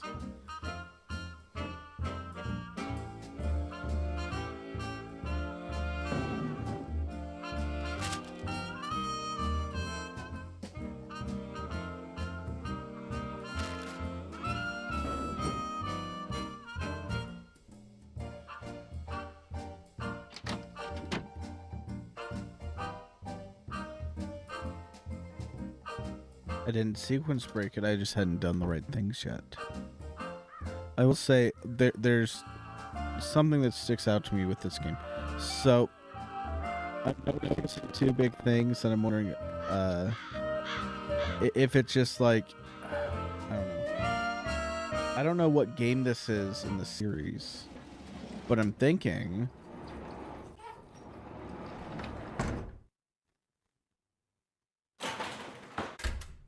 that a lot of these original games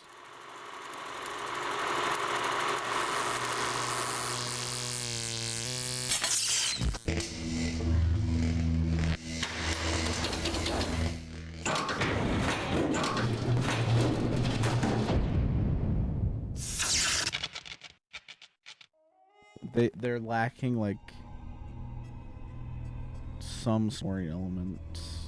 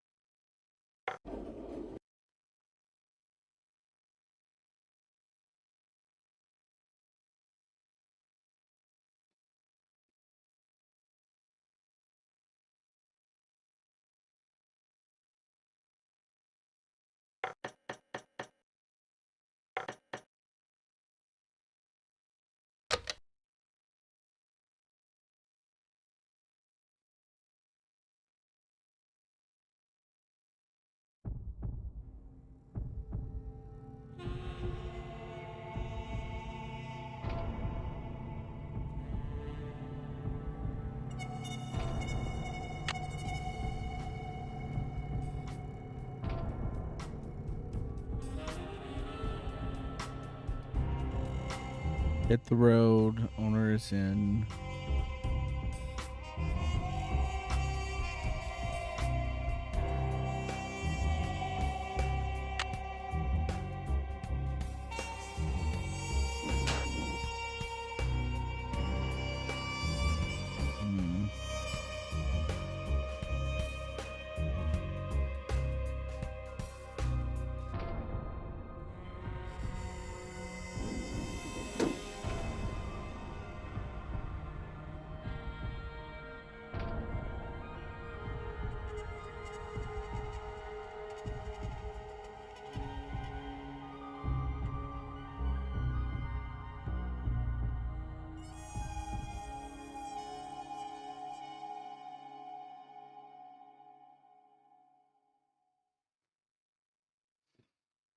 Okay.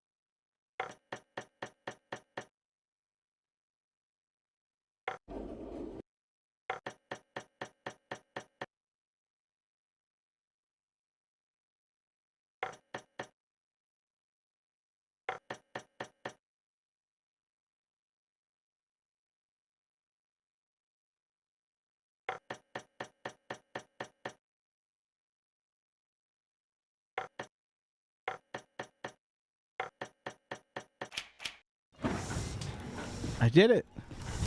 Whoa!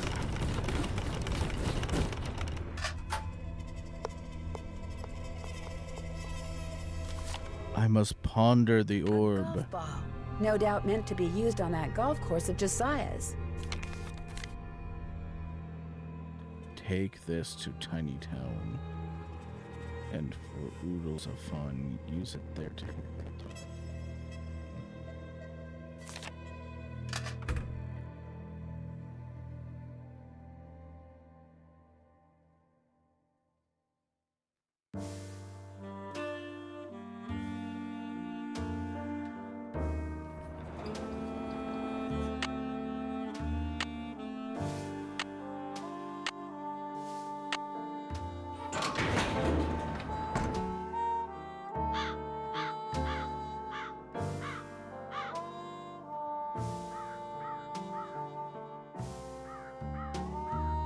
It looks like the ball and putter go here. It looks like the ball and putter go here.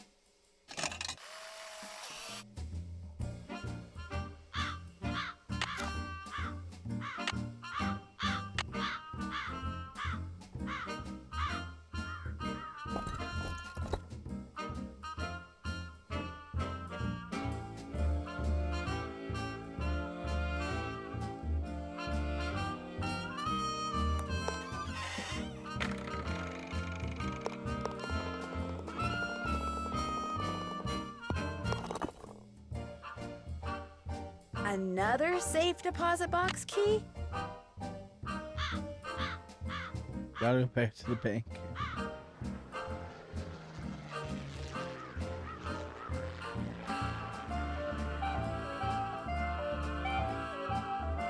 Emily, please, just settle down. It's all right. It's not all right. Stop lying. Something's wrong with me. You've got to go talk to Emily. She's in a bad way. Did you tell her about the secret passageway I found? I never got the chance. Please, go talk to her. She won't listen to me. I'm no help at all.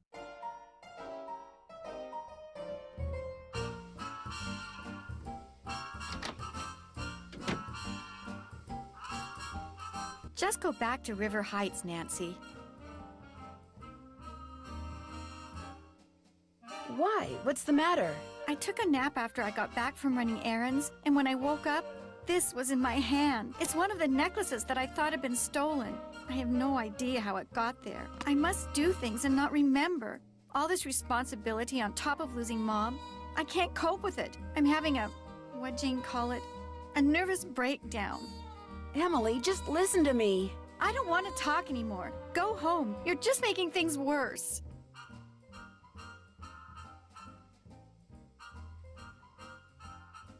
That's not good.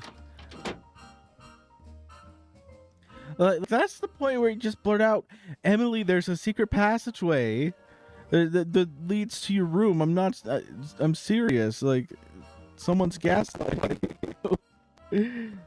And let me tell her how it went. Talk to her? Do you see what I mean? No wonder I never saw or heard anything. It was all in her mind. I'm not so sure, Miss Willoughby. What's more, I think I've found something that'll solve all her problems. I'll talk to you later.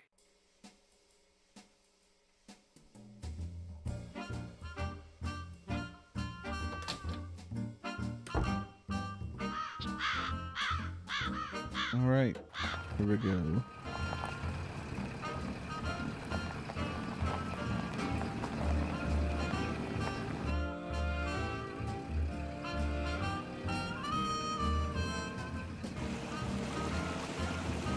First, I gotta talk to the. A tank of gas left. I Go should to gas the up before telegraph I forget. office. Telegram office. Did you deliver that telegram? I sure did. Good for you. Here's your money. And here's your next telegram. This goes to Mrs. Sheldon at her Twin Elms mansion. Keep up the good work. All right, thank you. I'm gonna go to the gas station real quick. Welcome to Zippy's, where zipless service is zippily zapped and zippy service is the zippiest. Fill her up? Just 50 cents worth, please.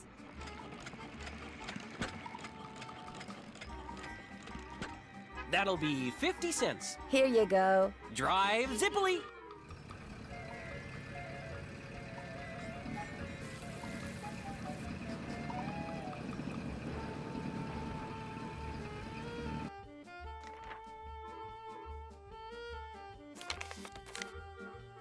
I'm glad you stopped by. I need to clear the air about something. I lied before. Not just when I said the bank was doing fine when it's really not, but when I said that wasn't my car you saw parked outside the inn today. I parked it there because I didn't want anyone to know that I was at Richard Topham's begging him for money. This bank is in truly dire financial straits. And if anyone finds out... Mr. Archer, I already knew you were at Richard Topham's today. I saw your name in his calendar. Oh, so what can I do for you?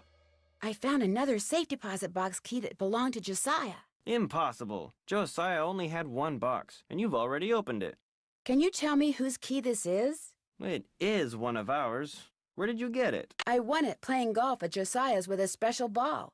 I had to ace one of the holes. Why does that sound familiar? I know why. That's what Clara always called me, her ace in the hole. That's who this key belongs to, Clara Pickford.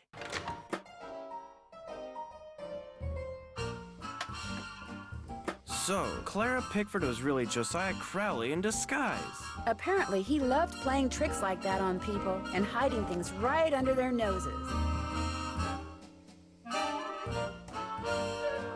Wonder what this is. Gloria Dowd, now Crandall, and Jane Willoughby, circa 1912. Jane Willoughby? That doesn't look the least bit like Jane Willoughby. No, it certainly doesn't. Better get back to the Lilac Inn and have a talk with her right now.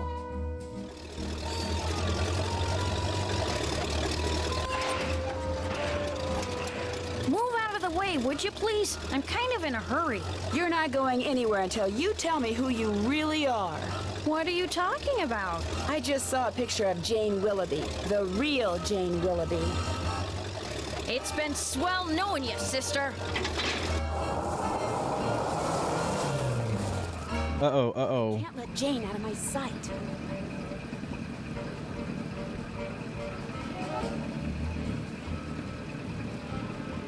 Why is there a car chase in this mini game?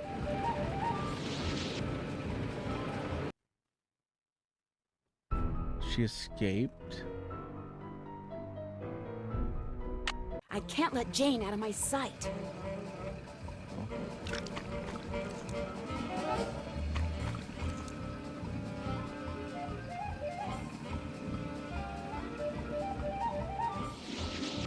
They didn't plug...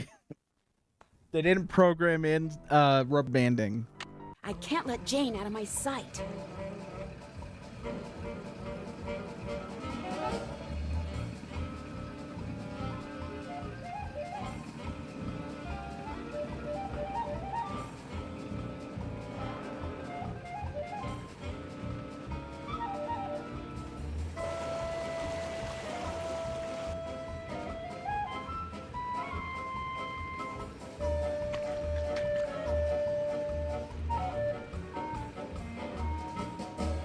She's heading for the state line. I know. I'll take a shortcut and head her off.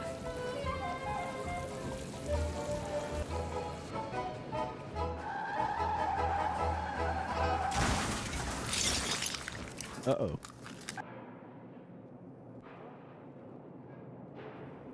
She crashed into the pie truck. You just mind your own business. Dear Ned, I know you'll be home from school in a couple of days, but I couldn't wait to tell you. I just solved a mystery. I figured out that Emily Crandall's guardian was really an imposter named Marion, who intercepted the letter Emily wrote to Jane Willoughby after her mom died. She pretended to be Jane not only so she could steal Emily's valuables, but so she could convince Emily that she was incapable of running Lilac Inn, and that she should sell it and split the money with her. On top of all that, I found Josiah Crowley's real will. In it, he left Emily so much money that she'll be able to hire all the people she needs to keep the inn going. He left Jim Archer a ton of money too, which means he won't have to close his bank. And from now on, he'll be able to buy his wife a new dress anytime he wants. As for Richard Topham, Josiah left him nothing. Although Topham still refuses to admit that he forged the first will and insists that he's going to contest the will I found. Dad says it's highly doubtful he'll succeed, and that he'd be better off sticking to spoon tricks. Anyway, when you get home, I'll give you all the details over a nice big piece of slightly damaged cherry pie. Wait till you hear that part of the story. As always, Nancy. I won. I'm victorious. I solved the mystery.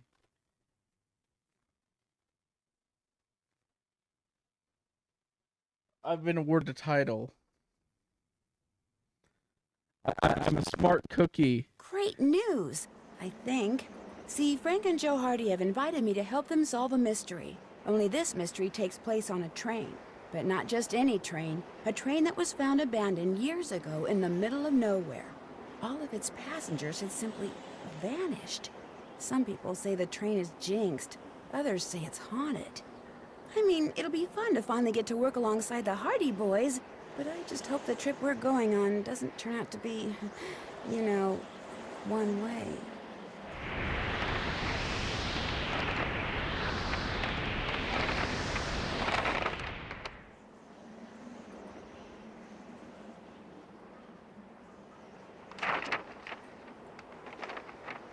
Last train to Blue Moon Canyon.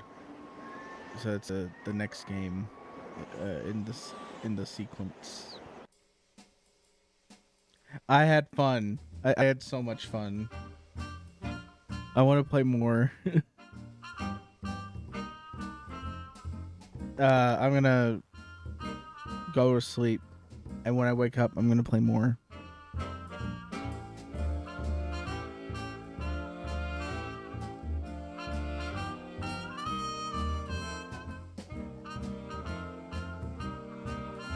I'm gonna let the credits roll because all of these people did a very good job with the game. I will say I think more of the appeal of the game is just the puzzle solving. I definitely think I should have done Junior Detective mode, and I probably will. I probably will be doing Junior Detective mode going forward if that's an option, because it seems like I was locked out of a hint system. It seems like when I needed to make money, I was getting less of it. So I think Junior Detective mode is the way to go with these games, especially these older Nancy Drew games, because it just feels like it would be a little less unforgiving comparatively.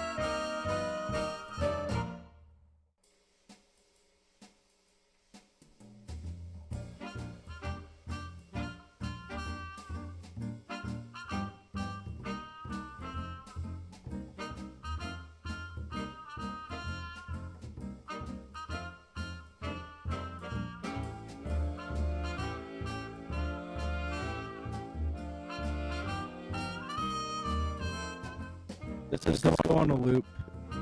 I'm hoping it doesn't go on a loop. That'd be funny if it does. I just didn't realize. We have the special thanks.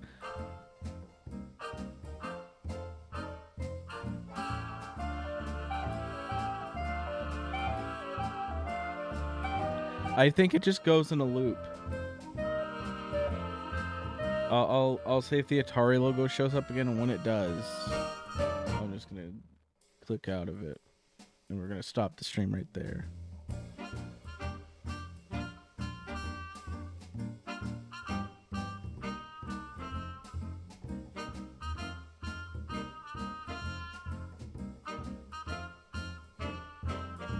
It does just go in a loop. Yeah. Okay. 2005. All right. Well, that was The Secret of the Old Clock. Thanks for stopping by. Thanks for watching. And have a good one.